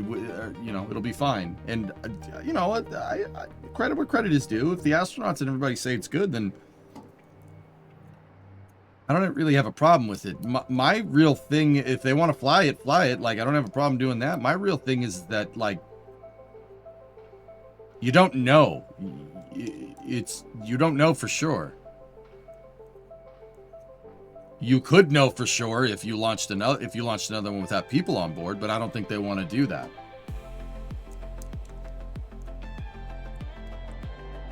I'd feel better if I could read the report. Yeah, I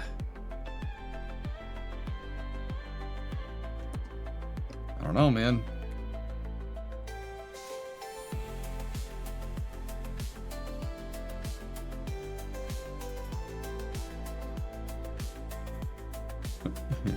Screw it, we'll fix it in post. Ain't no post with spaceflight, dude, you know?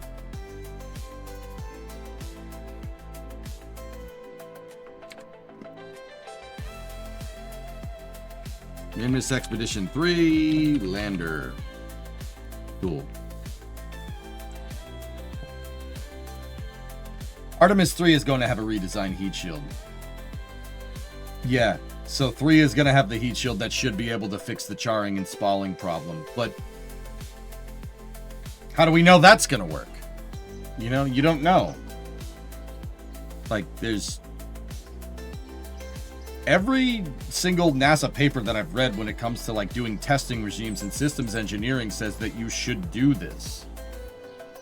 Like, you should test it before you put people on it. Like, but we're doing the opposite of that here. I don't know. I guess they're confident. I mean, that's rolling the dice, but if they're confident, I mean, who am I to say otherwise, you know?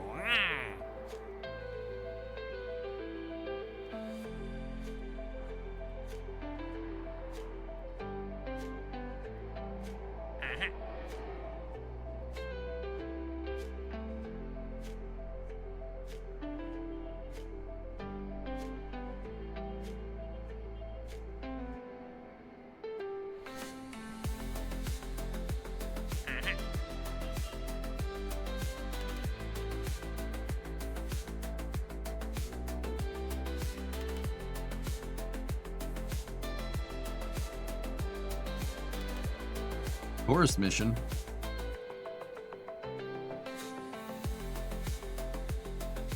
Yeah, that doesn't pay very well, though. Tundra orbit around Gile.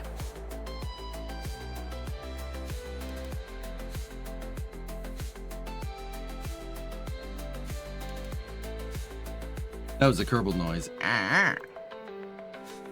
Alright, dudes. The next thing we gotta do is put, let's get people out there.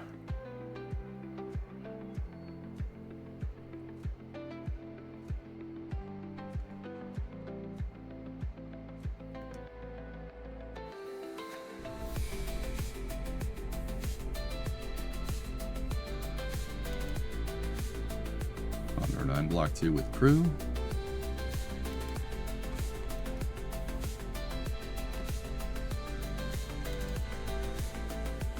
I need to see what type of Kerbal the stranded Kerbal out there is and what orbit they're in.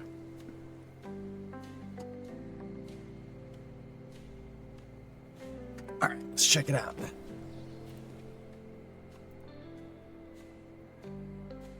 Hayald is an engineer. Okay, so we need to send a scientist? Yeah. Well, I'm not sure we need to necessarily send a scientist, but... Oh, the control station! Forgot to put it on the lander. We'll put it in the capsule. We'll put it in the capsule with the solar panel. So we need a scientist and a pilot. Cool.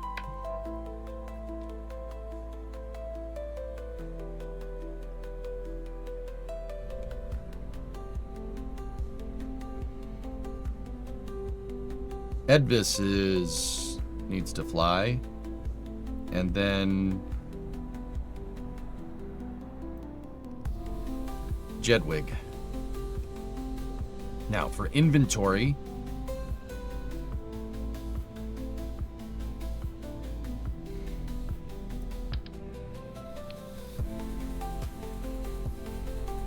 We need an OX4L solar panel, 1x6. And then I need the experiment control station. That's what we need right there.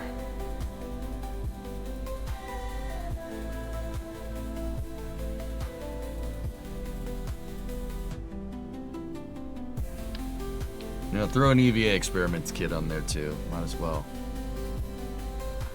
We have every other one of these ALSEF experiments down there except for the one that we actually freaking need. You know what? I'm wondering.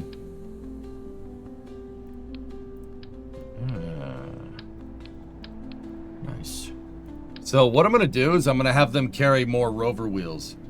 I have 2 sets on the lander and 2 sets in the pod.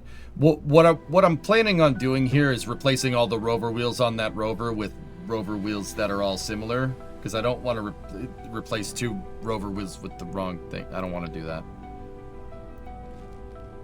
So, I have not landed the moon crane yet. We'll get to it.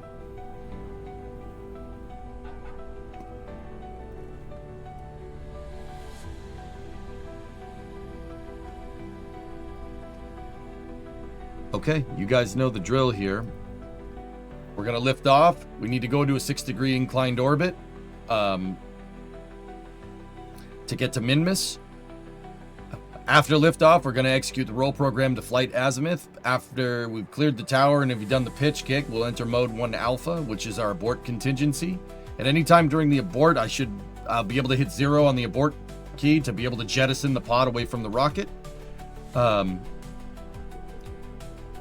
then the 1 alpha abort contingency is usually a land recovery. Anytime between there and maximum dynamic pressure is where the 1 alpha abort consists of.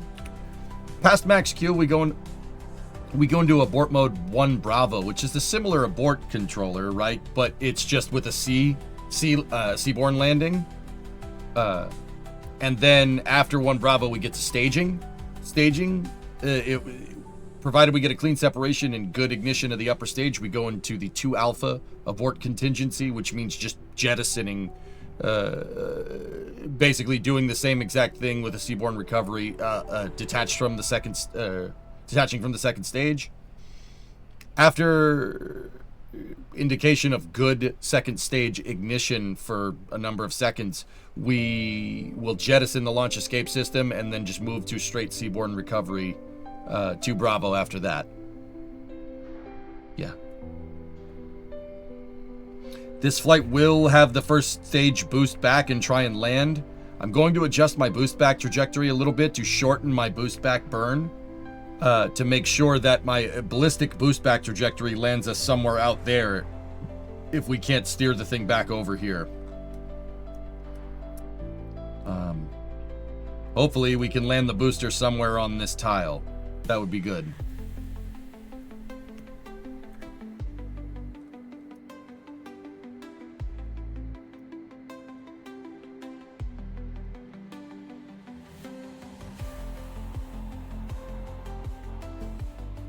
It looks like I have a junk stage that's in Minmus's inclination right here. It'll be easier to figure out when we need to launch by doing this. There we go. Cool. That looks like it's working exactly with Minmus. Okay. Let's do this. Flight azimuth is, because we're launching on the descending node, we're going east-southeast with a heading of 96. T-minus 10. 9, 8, 7, 6, 5, 4, 3, 2, 1. Engines full power. Okay, liftoff, Minmus Expedition 3. Cleared the pad. Going for the roll.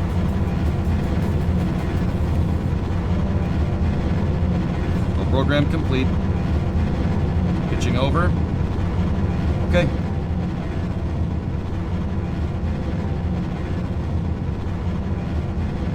Everything's looking good. Rates are holding.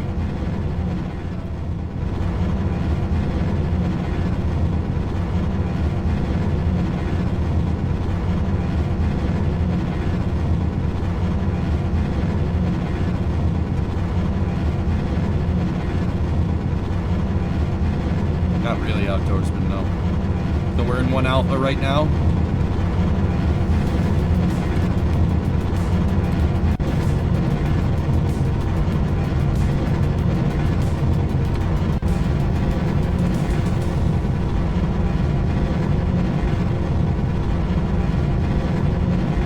Max Q, 1 Bravo. Pitch over.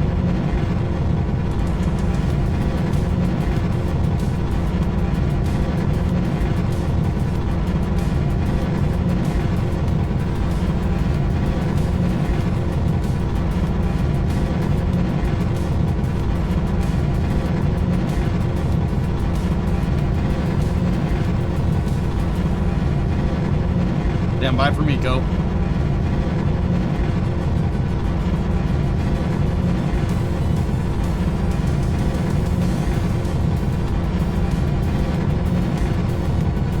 Miko confirmed. Stage separation to Alpha.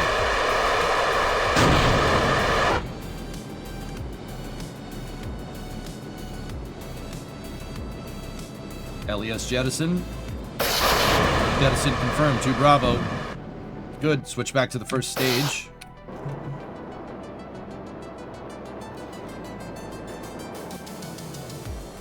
Flipping the first stage back around, initiating the boost back.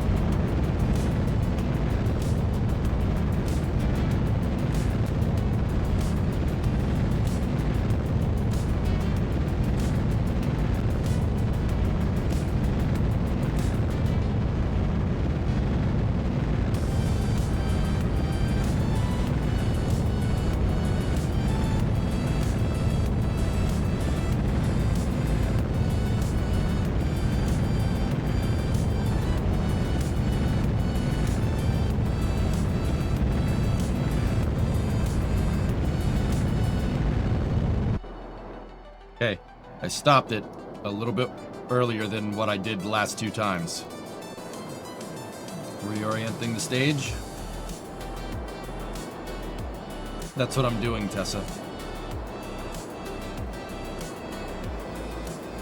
That's what I'm doing by shortening the boost back burn. I've landed at KSC. Basically, I've come down right on top of it. I'm trying to come in right here. And hopefully that did it. Okay. Switching back over.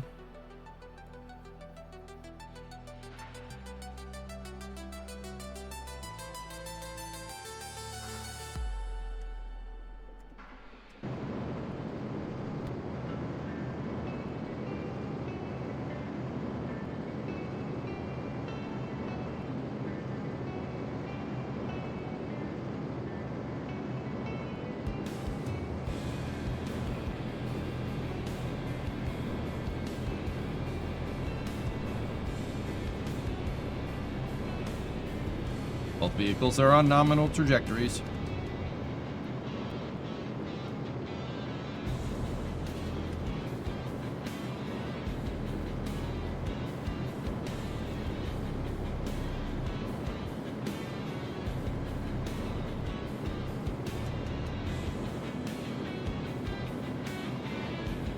Stand by for Seco. Second stage engine cutoff.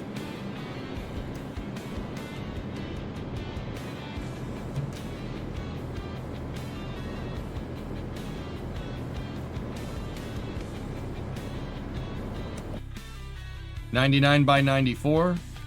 Nominal orbit insertion. Yeah, buddy.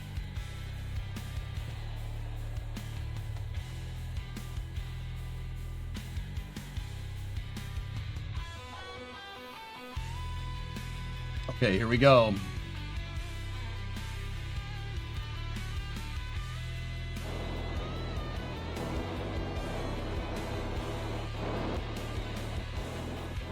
Yeah, we're coming down on it again, dang it.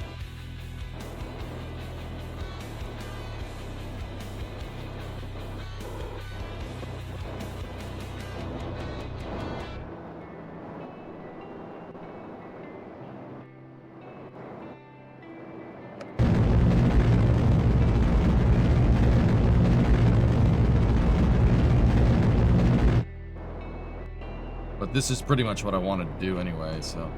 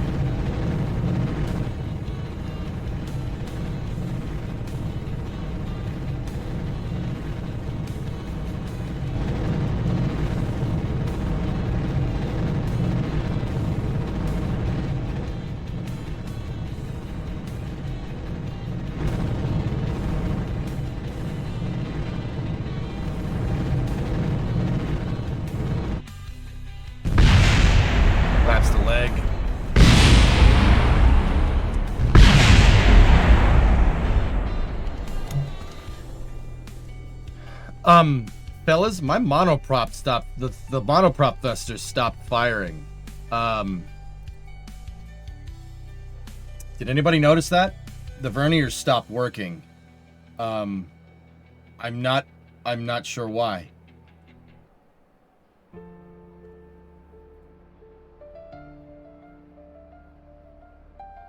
You ran out of fuel? No. So, fellas, I don't have monoprop thrusters on that anymore. I have vernier thrusters. They're using liquid fuel and oxidizer. I said monopropellant. Sorry. I misspoke. My vernier thrusters stopped working, which I'm a little confused by, and that is the reason why that landing got screwed up. I had monopropellant thrusters on there?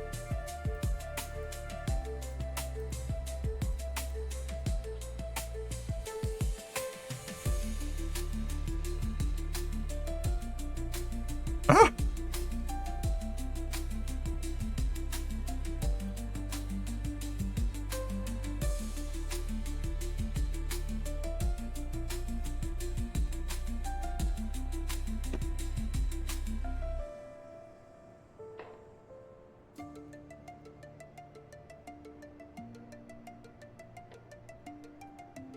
Okay, I hadn't upgraded it yet.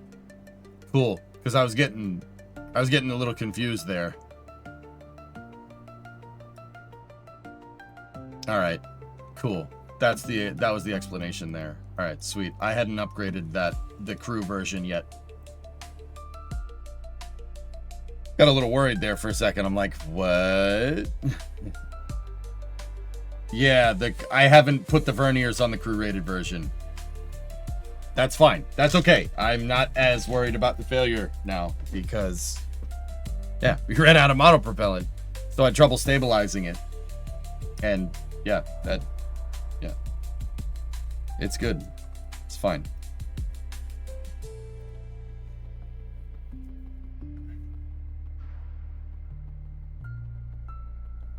We still got the engines back, so we just didn't get the whole stage back.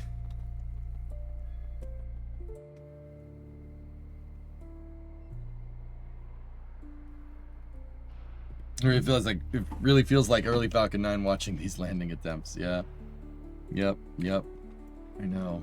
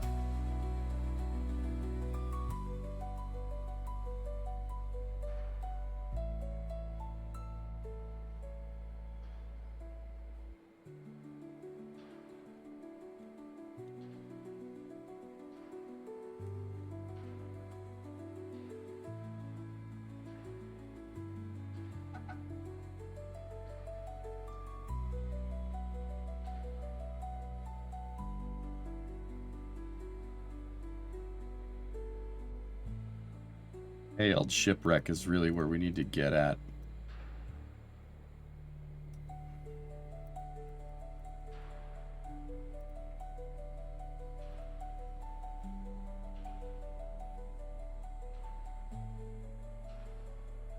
That should be easy to iron that out.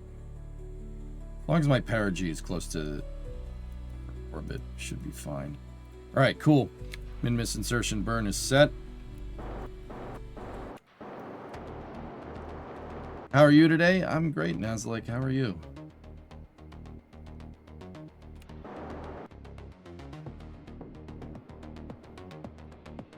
You need to download booster guidance for KSP? Nah. I like my relative navigation system. Because it's self-learning. That's the best guidance system.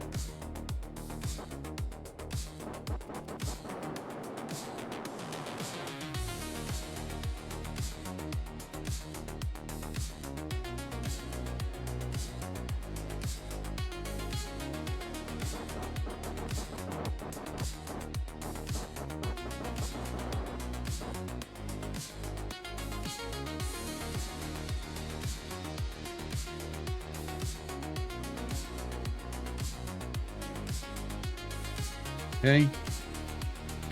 Minmus Expedition 3, you're a go for trans-Minmus injection.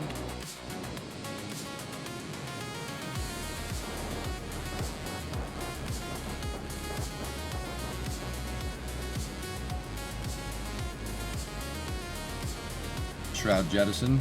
It's going to roll us around a little bit. Oh. Shroud Jettison worked correctly that time. That's weird.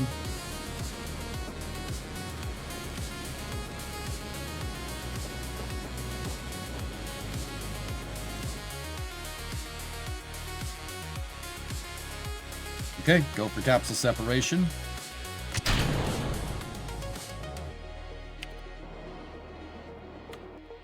Capsule separation confirmed.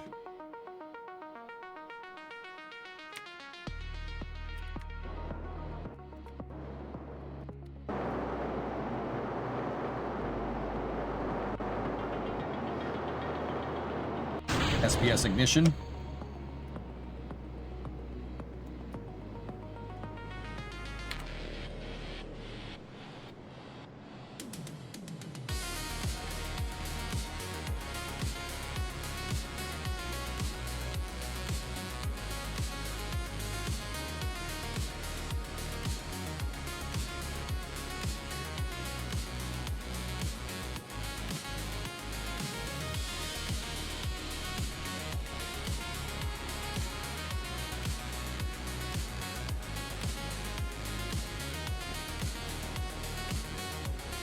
When is Taurus going to get the circular panels? I don't know. I just really haven't seen the need to modify it, dude, you know?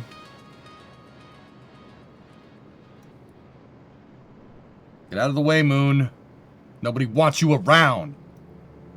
Oh, that actually reminds me. Did you guys see the full moon last night? Right.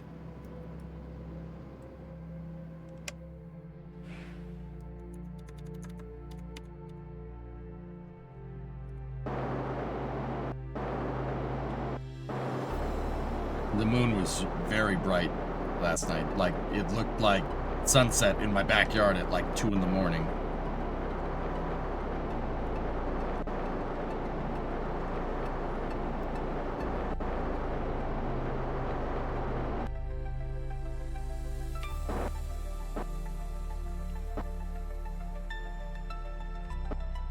Great insertion there.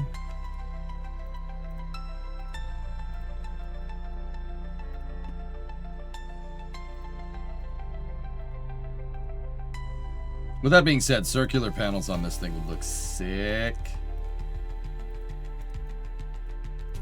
Okay, cool. Capsule's on a good trajectory. Let's switch back over to the second stage. You missed it, it was too cloudy. That sucks, guys.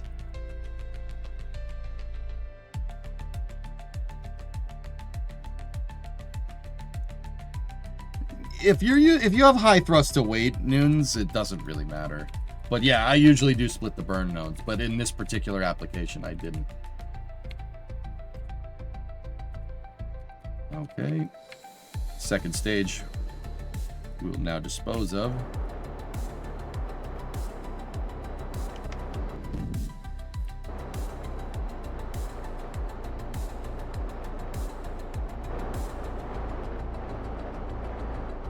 As long as we get the PE below 25, it will re-enter.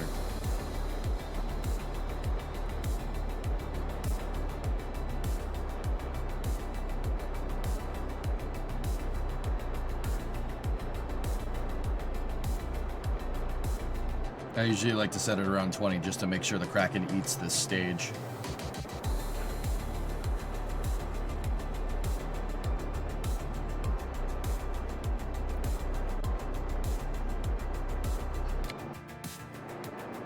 You get a sweet lunar halo thanks to the upper atmosphere and the clouds.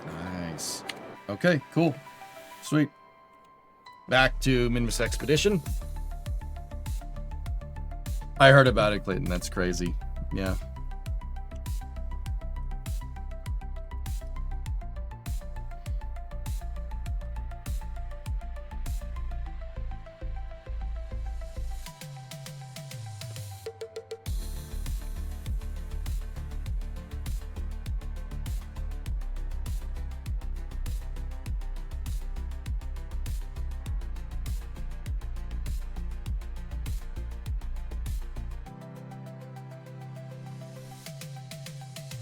It really was Terminator, yeah. New customer out of Waltham. Oh, neat, Goldtech.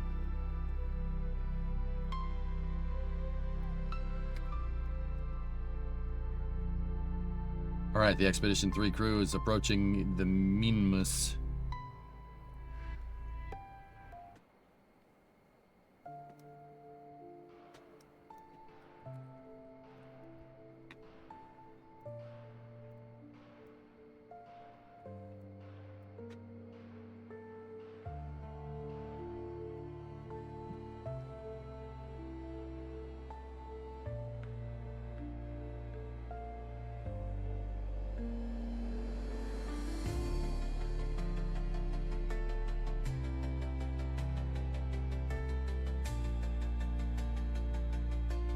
Okay.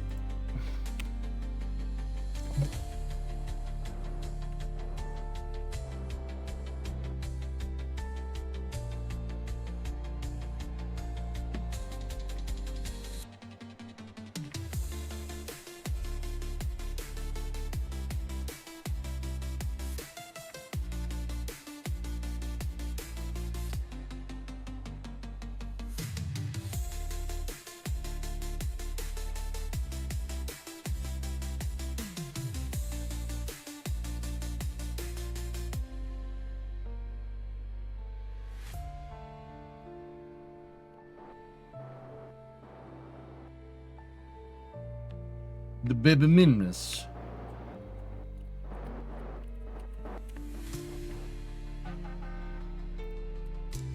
Honk honk.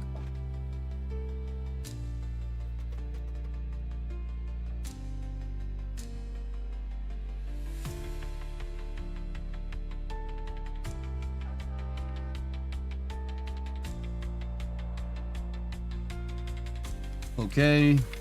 Should be good for a Minmus capture. Hey, Lucas. I miss KSP streams. I'm glad I found this randomly. All hail the algorithm. Heck yeah, man. Kerbal is my main game, dude. Thanks for watching. Thanks for the $5 super chat, dude. Glad you like it. Yeah, dude. Not many people still stream Kerbal on the regular. And even me, I took a break after that fiasco with KSP2. You know? But, we're here. Alright, so now we need to do an inclination match. We need to match the tilt.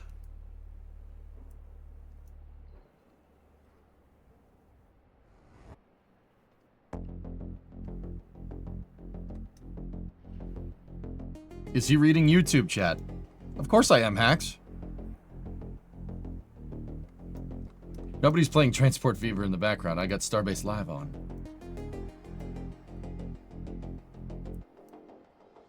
Yeah, I read both chats. I was wondering if you were on Twitch. So, okay, good visual cue for the people that don't know. If I'm looking this way, I'm talking to Twitch chat. If I'm looking that way, I'm talking to YouTube chat. I do that on purpose. It's just a subtle visual cue to know that I'm checking the chats, you know? Yeah, when I'm looking this way, I'm looking at YouTube chat.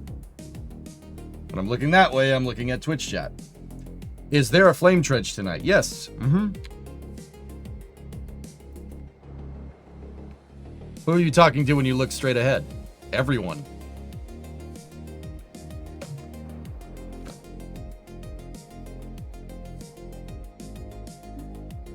You split the difference. You're talking to everybody. Weather guy, come on. As if I haven't thought of this. Come on. Hey, look at me. No.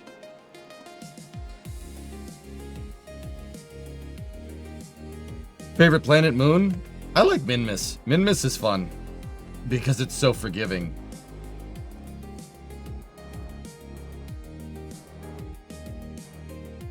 Look at me. I'm the captain now. Is it hard to keep up with two? It was initially, dude, but I got used to it. Twitching 59-month resub. Twitch chat says that YouTube chat is a bunch of poopy heads. Okay.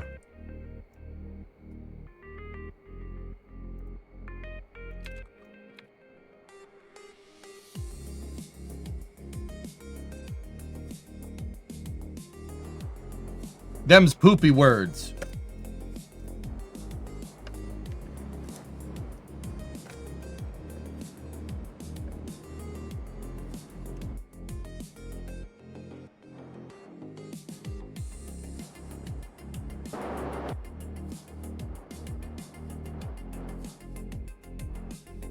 They have better VODs, though. I'll give them that.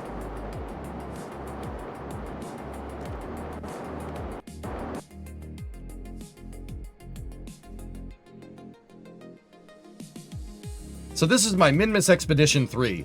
This is I'm playing in career mode, dudes. This is a combination of a bunch of different missions. I have to repair a rover. I have to rescue a Kerbal. And then I have to attach a new part to a satellite. Wait, where's the sat? Oh, it's all the way out there. Capsule has the Delta V to do it. Let's get the Kerbal first, because Hayald is the engineer. So yeah, we had to do this first anyway. So yeah, I'm not stupid, not completely.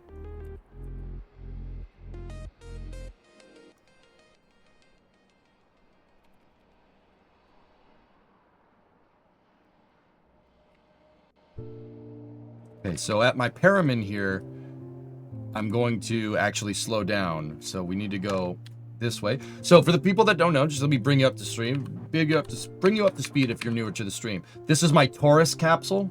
Taurus is kind of like half Orion, half Apollo CSM. It's kind of a combination of either. Like if you kit bashed all the best parts of either one and made this, that's what this is. So I have a shorter service module than what you'd find with like an Apollo capsule, right? But I do have a high-powered service propulsion system, and it does have a lot of Delta V. But I have solar panels like Orion does. The Apollo CSM used fuel cells.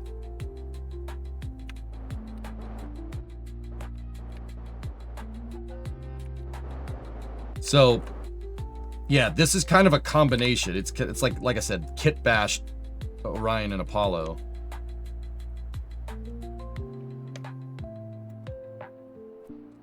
All right, so now that we're in a lower orbit than the capsule,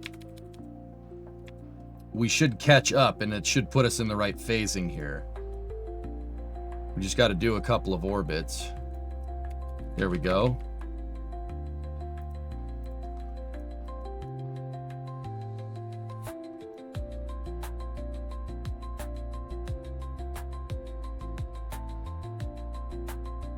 You have to get a little bit below and a little bit behind to dial it in, but we should have it right. Say hi to Mixer chat. Mixer chat. Mixer? Mixer. I know some people who do YouTube, Twitch, and Facebook all at the same time. Nice. I only have visual mods, dude. Yeah. Only visual mods. If you guys don't know me, I've been streaming Kerbal since 2012. I've been doing this job for almost 15 years. I have 20,000 hours in KSP. Yeah. I don't advertise my stream, so yeah. And I didn't stream on YouTube for the longest time. We were exclusively a Twitch stream until Twitch changed the rules about like double streaming.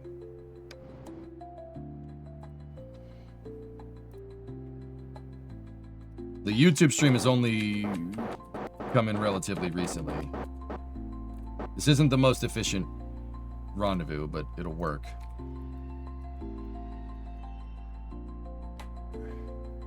Okay.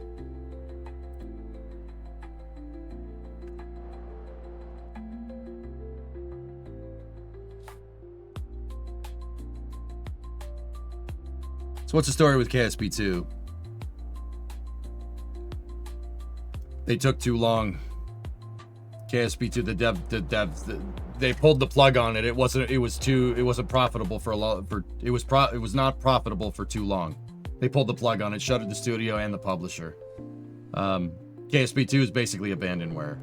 They did sell the intellectual property, the IP, to KSP2 in a big IP deal with another company. But we don't know exactly for sure. Like, I'm sure if you Googled it right now, there's a bunch of speculation. But we don't know exactly how that went down or who owns it.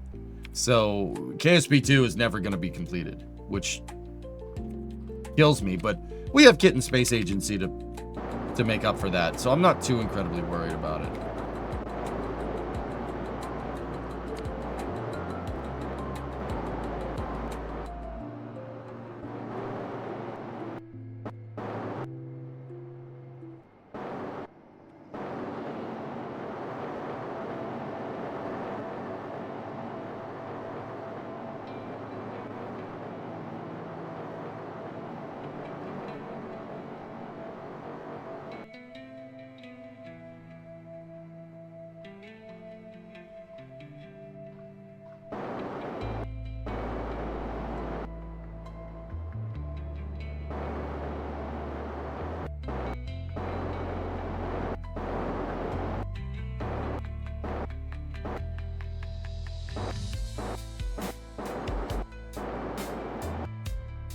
Just matching the velocity of the target here. Okay.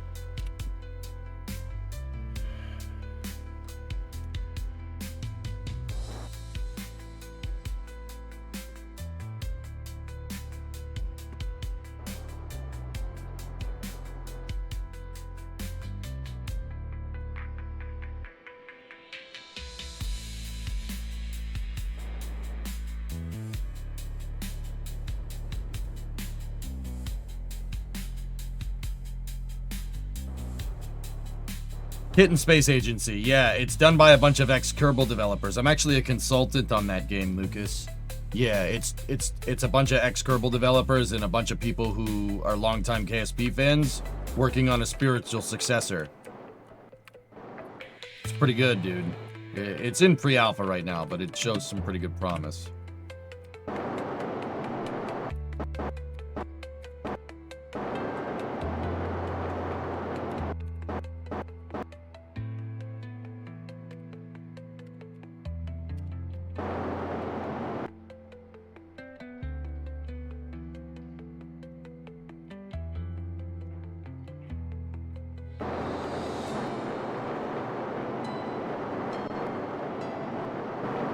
Missed.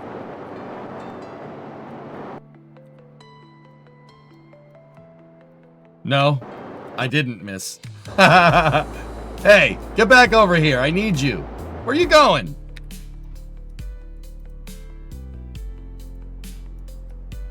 Oh, wait, no. Hold on. Board the vessel, rename, set it to debris.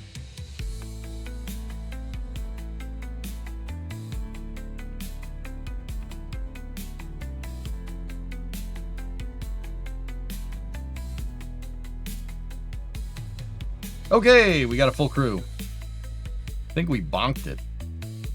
Hopefully we didn't scratch the paint on the Taurus capsule. All right, so we're gonna need to go out to Aging Minmus ASP satellite.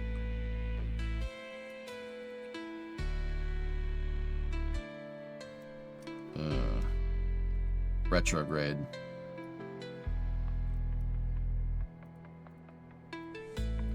Well, this is going to get a little bit complicated. First thing we got to do is boost our orbit up to its altitude. Or at least get our Appamin up there. Actually, we want our Appamin to be a little bit lower. That's fine. Fortunately, it's Minmus. If this was Kerbin, this would be a lot of Delta V, but Minmus, not a lot. Is that the capsule you need to recover? No, that's Eliblis's. That's that thing.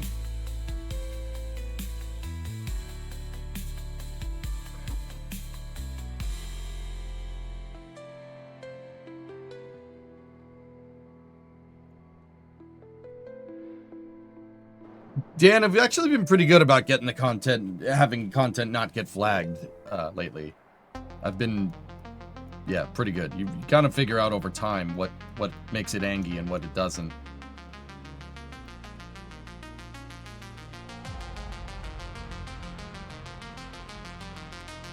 Is the lander in a prograde orbit? It is.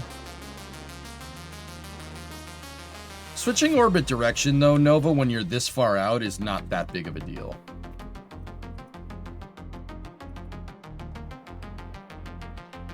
We're going to be down there soon.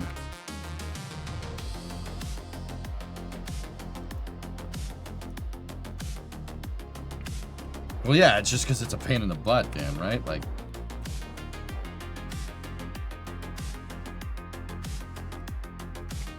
all right, here we go. Ready?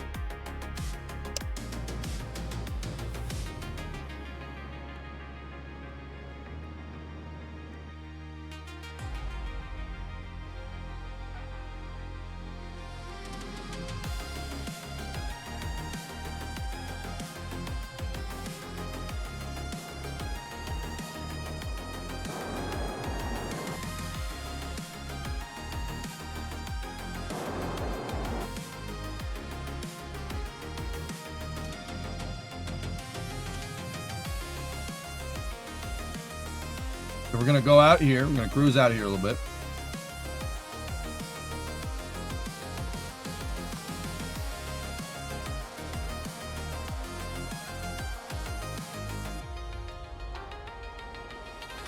And this is where we change the direction of our orbit. It's going to be easier to do this out here. The reason why is because look at our orbital velocity, 24.9 meters a second. We don't have a lot of relative movement because we're at the point of maximized potential energy. Capsule doesn't have a lot of kinetic energy because Minmus is trying to pull us back, right? Changing orbital characteristics in a higher orbit is always better.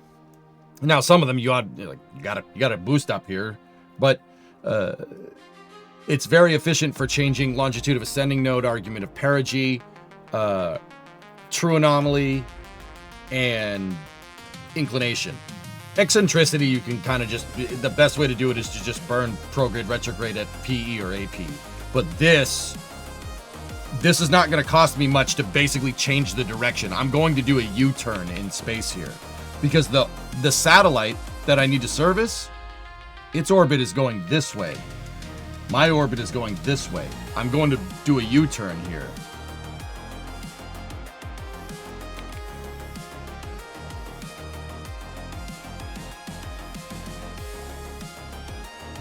Watch this.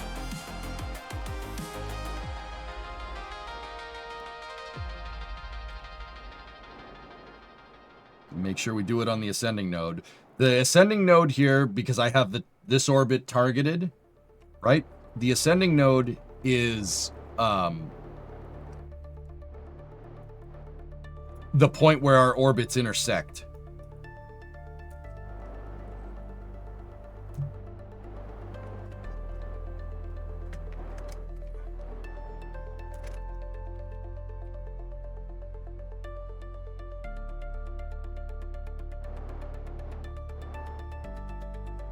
All right, here we go.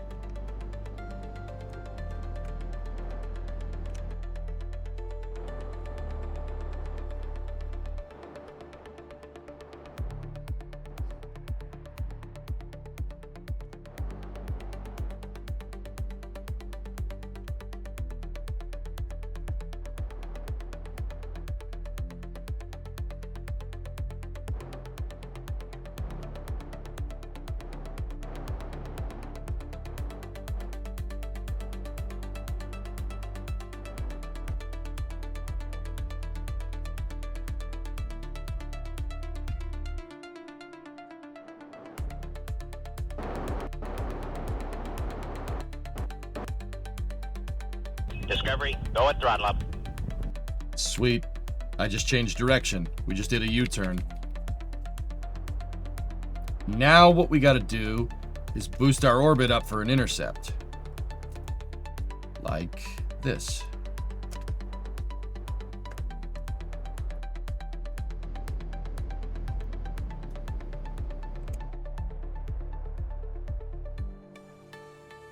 Hey, Stavlin, 75-month resub. Jasbert, how you doing?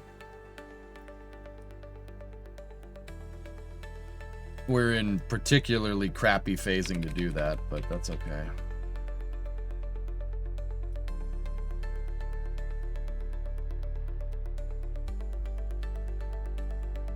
It's gonna take a couple of days to get up there.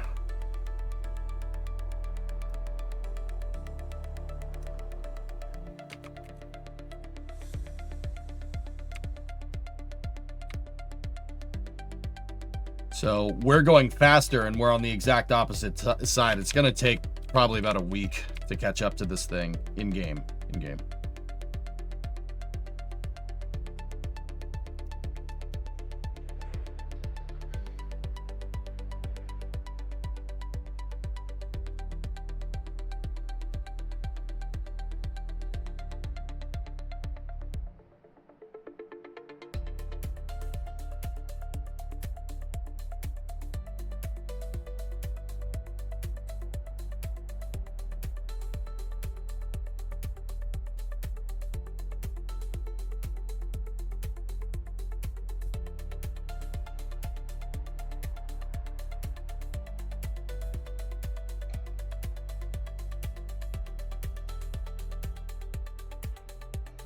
See, look at the cost for Delta V here.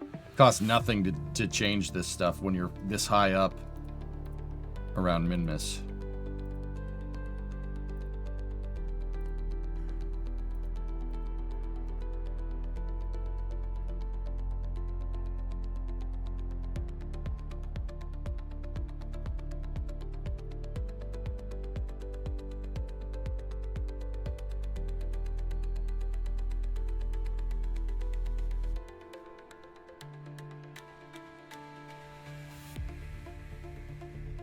That's fine.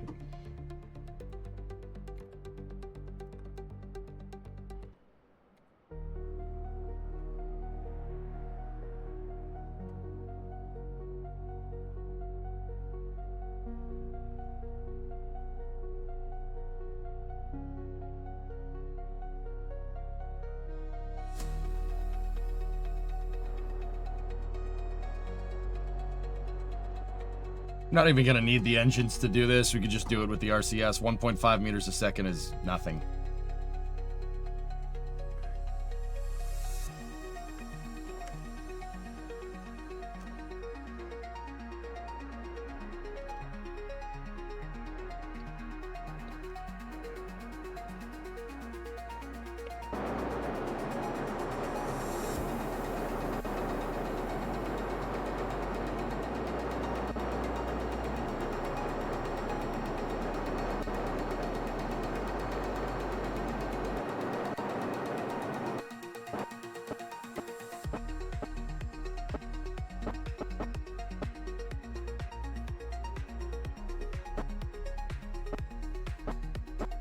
There we go. Cool. Warp one more around here. It's a long mission.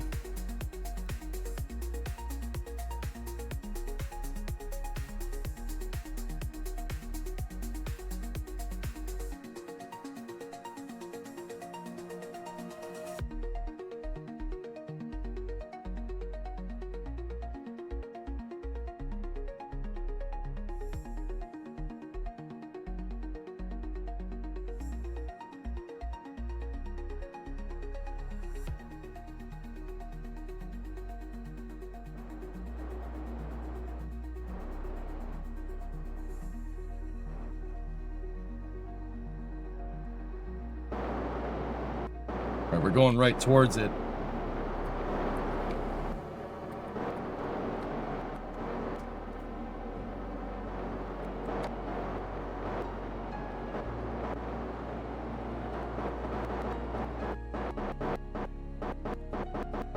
I'm just making some adjustments here.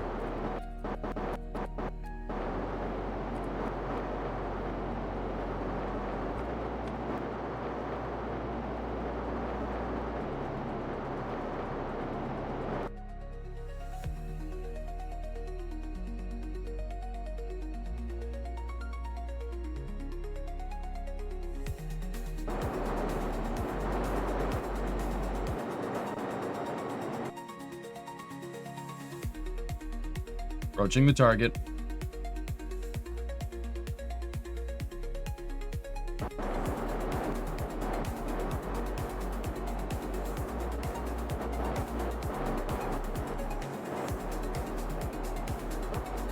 Shut down the engine. Don't want to accidentally turn that thing on.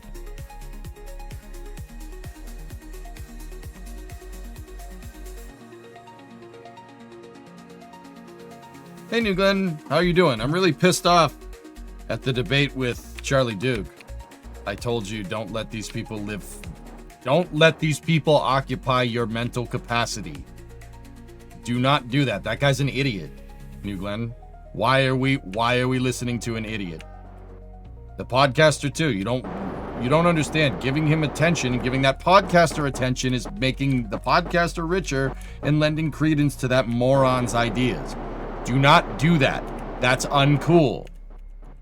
Don't do that.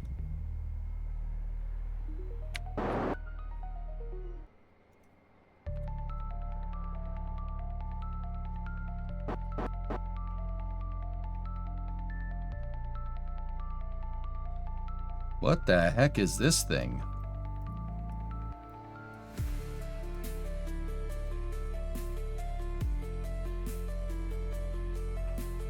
Compressed nitrogen, Pigzig, if I'm remembering right. Maybe a dumb question, but it's legit. Would it not have also been acceptable in terms of Delta V to land on Minmus first and then take off in the direction of the target orbit? Well, that would be adding an extra 150 meters a second Delta V. It cost me 38 to boost the orbit, and then probably another 30 to change the direction.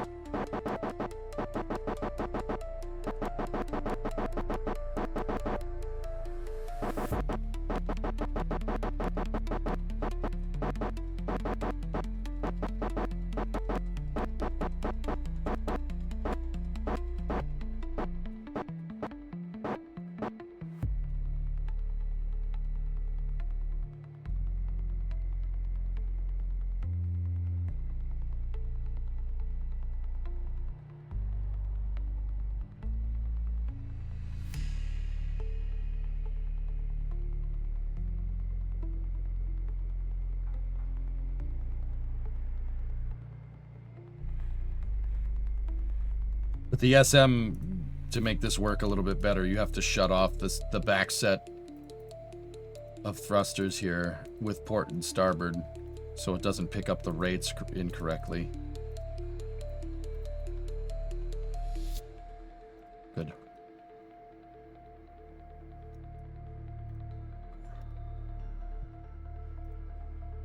All right, Hailed.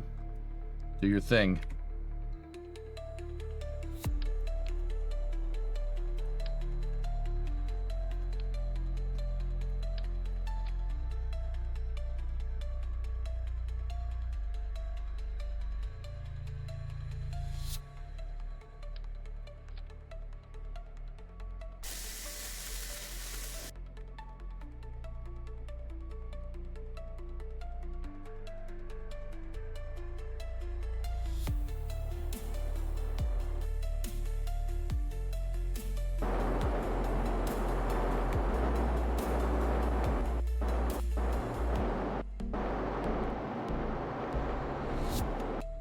Get it? Oh, yeah, baby. 252. Not sure if I should be happy of this or sad. Just turned 18. Happy, dude. Dude, sad. Don't. This feeling old bullcrap makes sense when you're my age, not your age. You're 18, dude. You're young enough to still do kid stuff, but you're old enough to be able to be an adult. That's awesome. You got this, man. No, you should be happy. Being 18 freaking rules.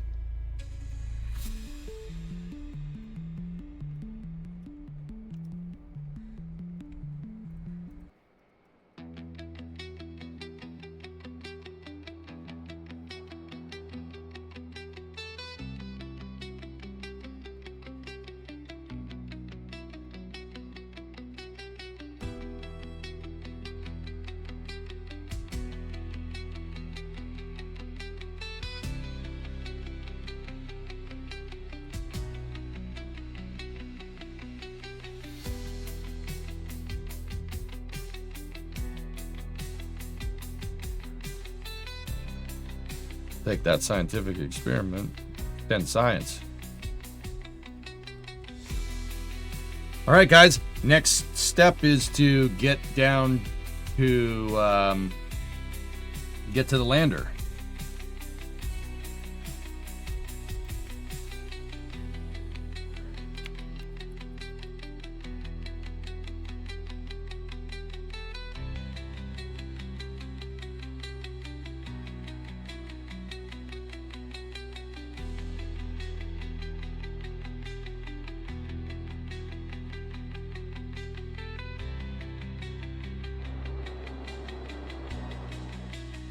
Sad because he goes down. He goes to big boy jail.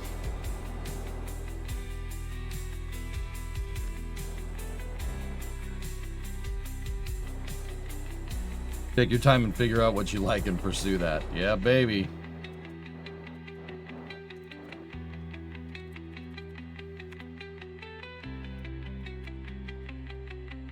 Okay, let's get down to that lander.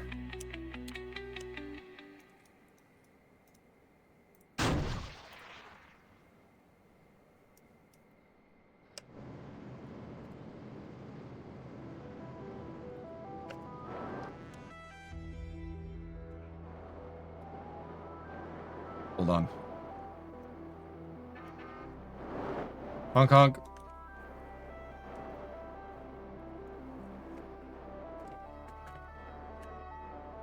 So I'm taking another U-turn in space.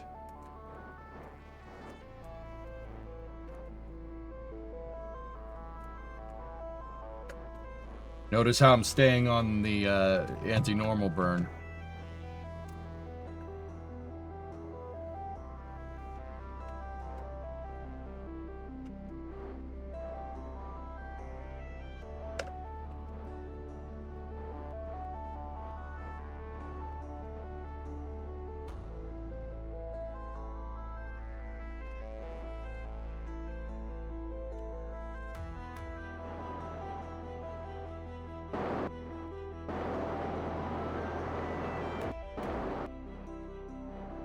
Okay, cool. We reversed course again. My trajectory just went over here, did a U-turn, came around this way, did a U-turn, and now we're going back.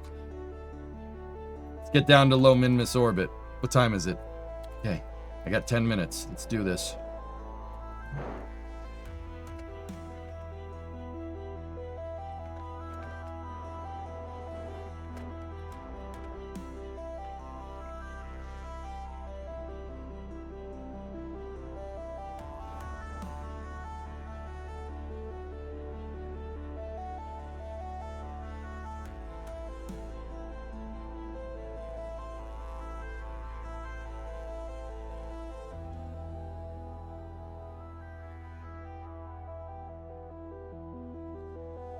All right, dudes, let's warp down here.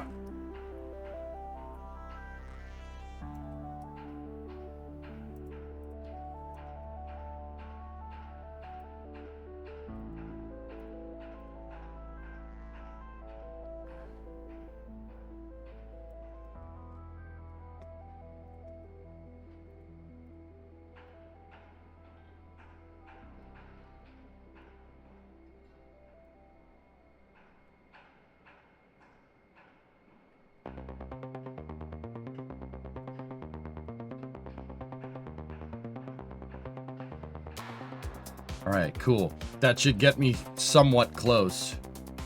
And then I'll make another adjustment. We'll do a, well, kind of like a bi-elliptical transfer here. This is a complicated mission, man. This is a lot. We're doing a lot of cool maneuvers here. Behold, the glorious orbital mechanics.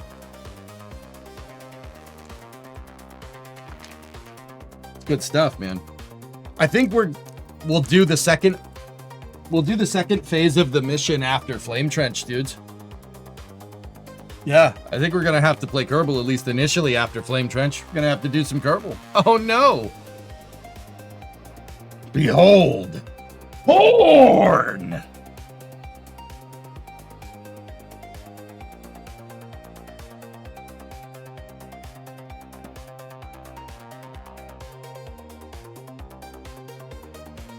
Did your car parts come in? I have to go look.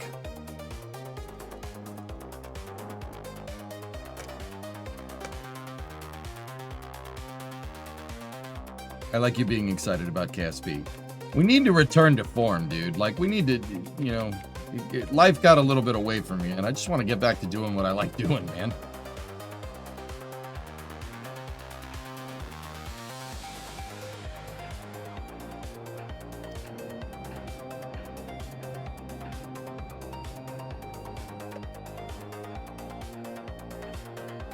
All right, that got us the close rendezvous.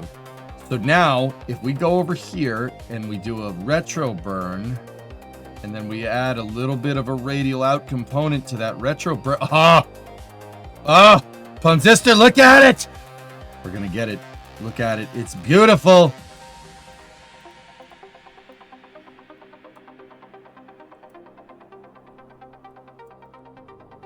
Oh my gosh, that Ponzister. I should get paid to do this. Wait. You know what I mean. Frick you, Baltimore. Okay, Riker, EJ played KSPs would get you through winter. Nah, Germa, that's just speculation, dude. I don't think that's gonna happen. That Axios article, huh?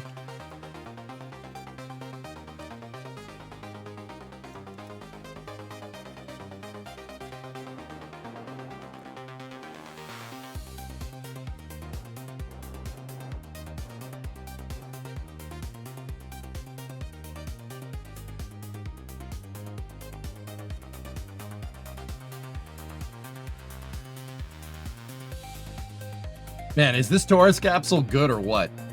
We broke the mold when we made this damn thing. Look at everything. I designed this thing to be a career mode annihilator capsule. Like, dude, you can just do whatever with it. It's pretty good, man. But that really comes from me knowing exactly what we wanted to make. I knew what kind of capsule I wanted to make. I knew what kind of spacecraft I wanted to make. And when you know, I'm going to sound like John Madden describing a football game. When you know what kind of spacecraft you want to make and you're very familiar with how to make it and what you want, you're going to make a good spaceship. When you got great players playing great football, I'll tell you, you're going to get a great football game. But knowing what you want is really the key to making a good spaceship. What do you want it to do? If those expectations are clearly defined, you can't lose.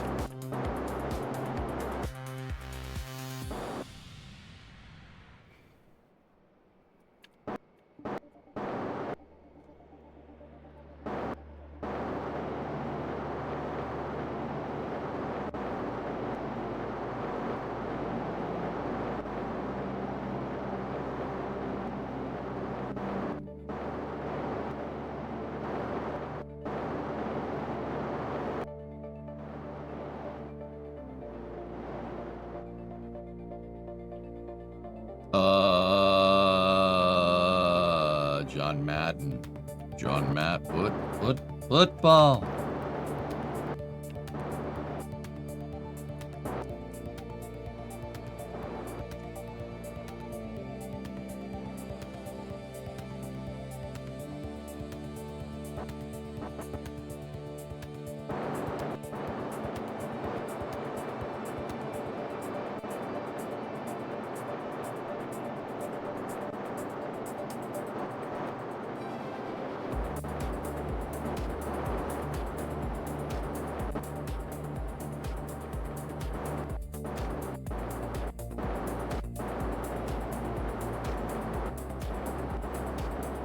I'm laughing for real right now. Horatio. Don't mind me. You can mind me a little.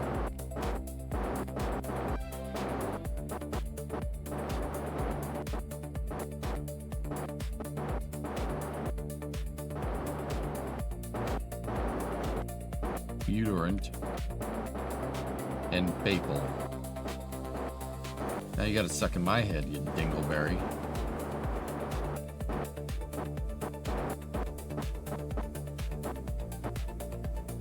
$200 is good enough to make this work.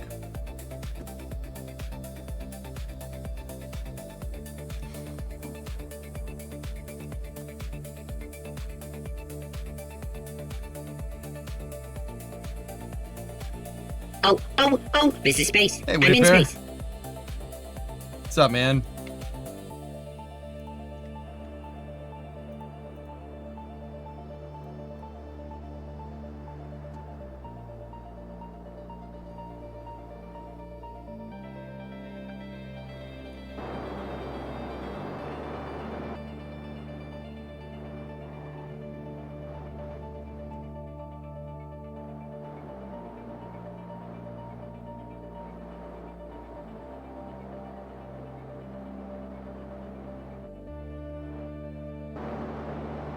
Okay.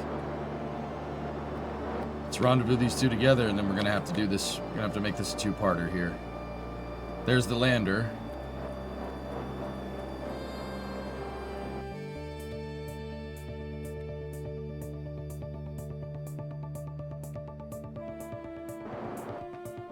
Yes, that's it, Roxic. Yep. Systems Engineering Handbook. It'll tell you exactly how to make really good Kerbal architectures or design the space program that best fits your needs. Either one.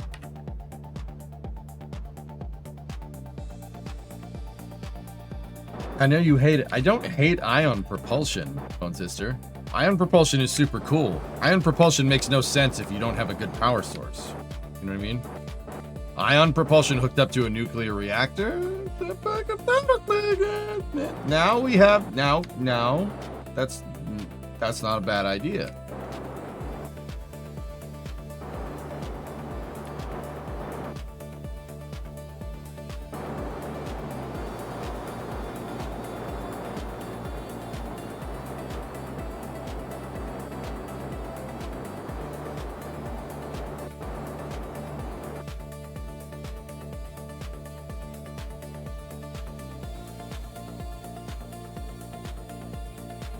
Okay, so I'm going to talk to you in real simple terms of how to rendezvous this thing together.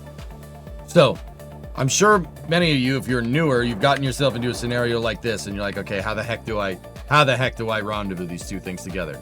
All right, the key is to negate all velocity to target. So make sure your target indicator reads 0 when you're close. The next thing to do, just think about this methodically. What do we need to do? Well, the capsule's pointed downward, first of all. Don't want that.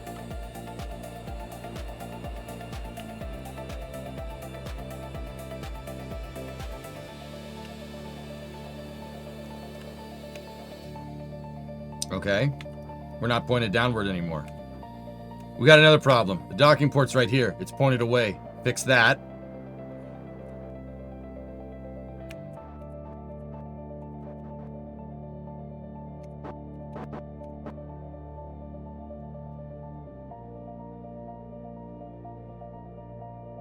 You find it easier to unlock mode? I mean, you find the way that best suits you.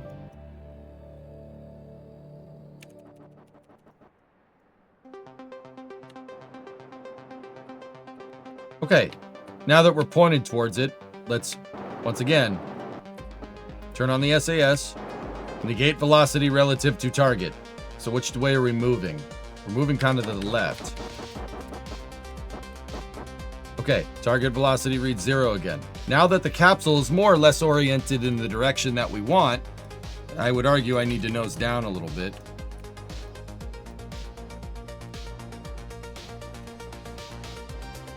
Hit SAS, and now it's just thrust translation from here. The SAS is going to make sure that the capsule stays pointed in this direction. Doesn't have to be perfect, just close enough. Just do some slight adjustments here, right? Slight adjustments. Now just ease her and close. I don't like going fast doing this. Don't go fast. 0.1 meters a second is good. You really don't want to rush this. It doesn't end well if you do. Unless you really know what you're doing.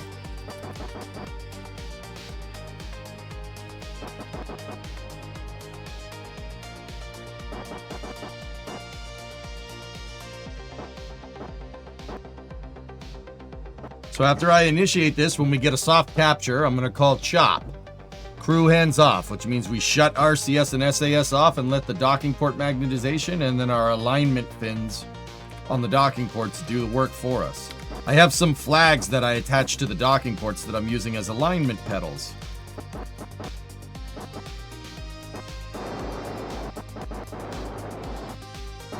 Gotta make some slight adjustments here. Okay.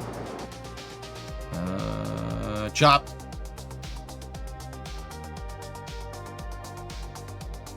Let magnetization pull us in from here. Might need to... There we go. Easy peasy lemon squeezy.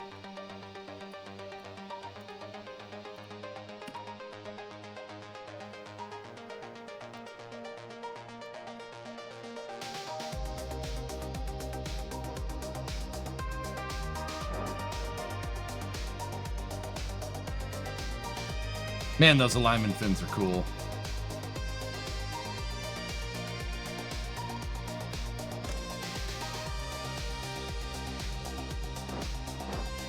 I wish I'd known about Chop a long time ago. Just let the docking ports do their thing. RCS and SAS will try to keep your spacecraft stuck like in that orientation. If you let it go, it works like a soft capture and it'll just pull you in. You don't even have to be precise. You just get close and let it magnetize and then let go.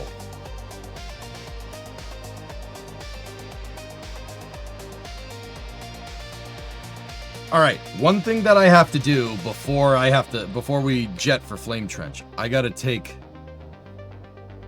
the wheels out of the 1-3 command pod and we need to put them on the capsule. The spare set of wheels.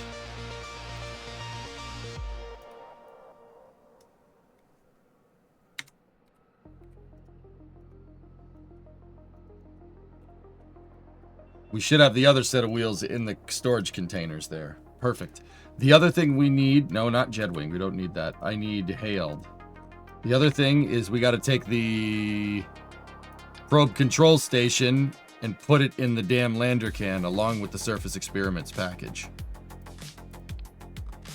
Good. Killer. All right. We will continue this mission. We'll continue this mission after Flame Trench, dudes. So we got to go down to the surface. We got to fix that rover, and then we got to set up the probe control station. So we have to fix the rover and then hop over to the target. Actually, we might be able to just drive the rover to the target, but whatever. On the other side of Flame Trench, after the Flame Trench post-show, we'll get to doing that. So this is going to do it for part 36. There will be a part 36.2 happening a little later in the night. On the YouTube side of things, I don't like double streaming Flame Trench on YouTube, so I'm going to shut off the YouTube stream for now. Don't worry, we'll be back when we play Kerbal. So I'll see you guys over on the NSF YouTube channel. That's NASA Spaceflight YouTube, and the show is the Flame Trench. We're going to move into our weekly space news segment here where I talk with my buddies over at NASA Spaceflight about what's been going on in the space industry throughout the week. It's a fun podcast. It's a good time.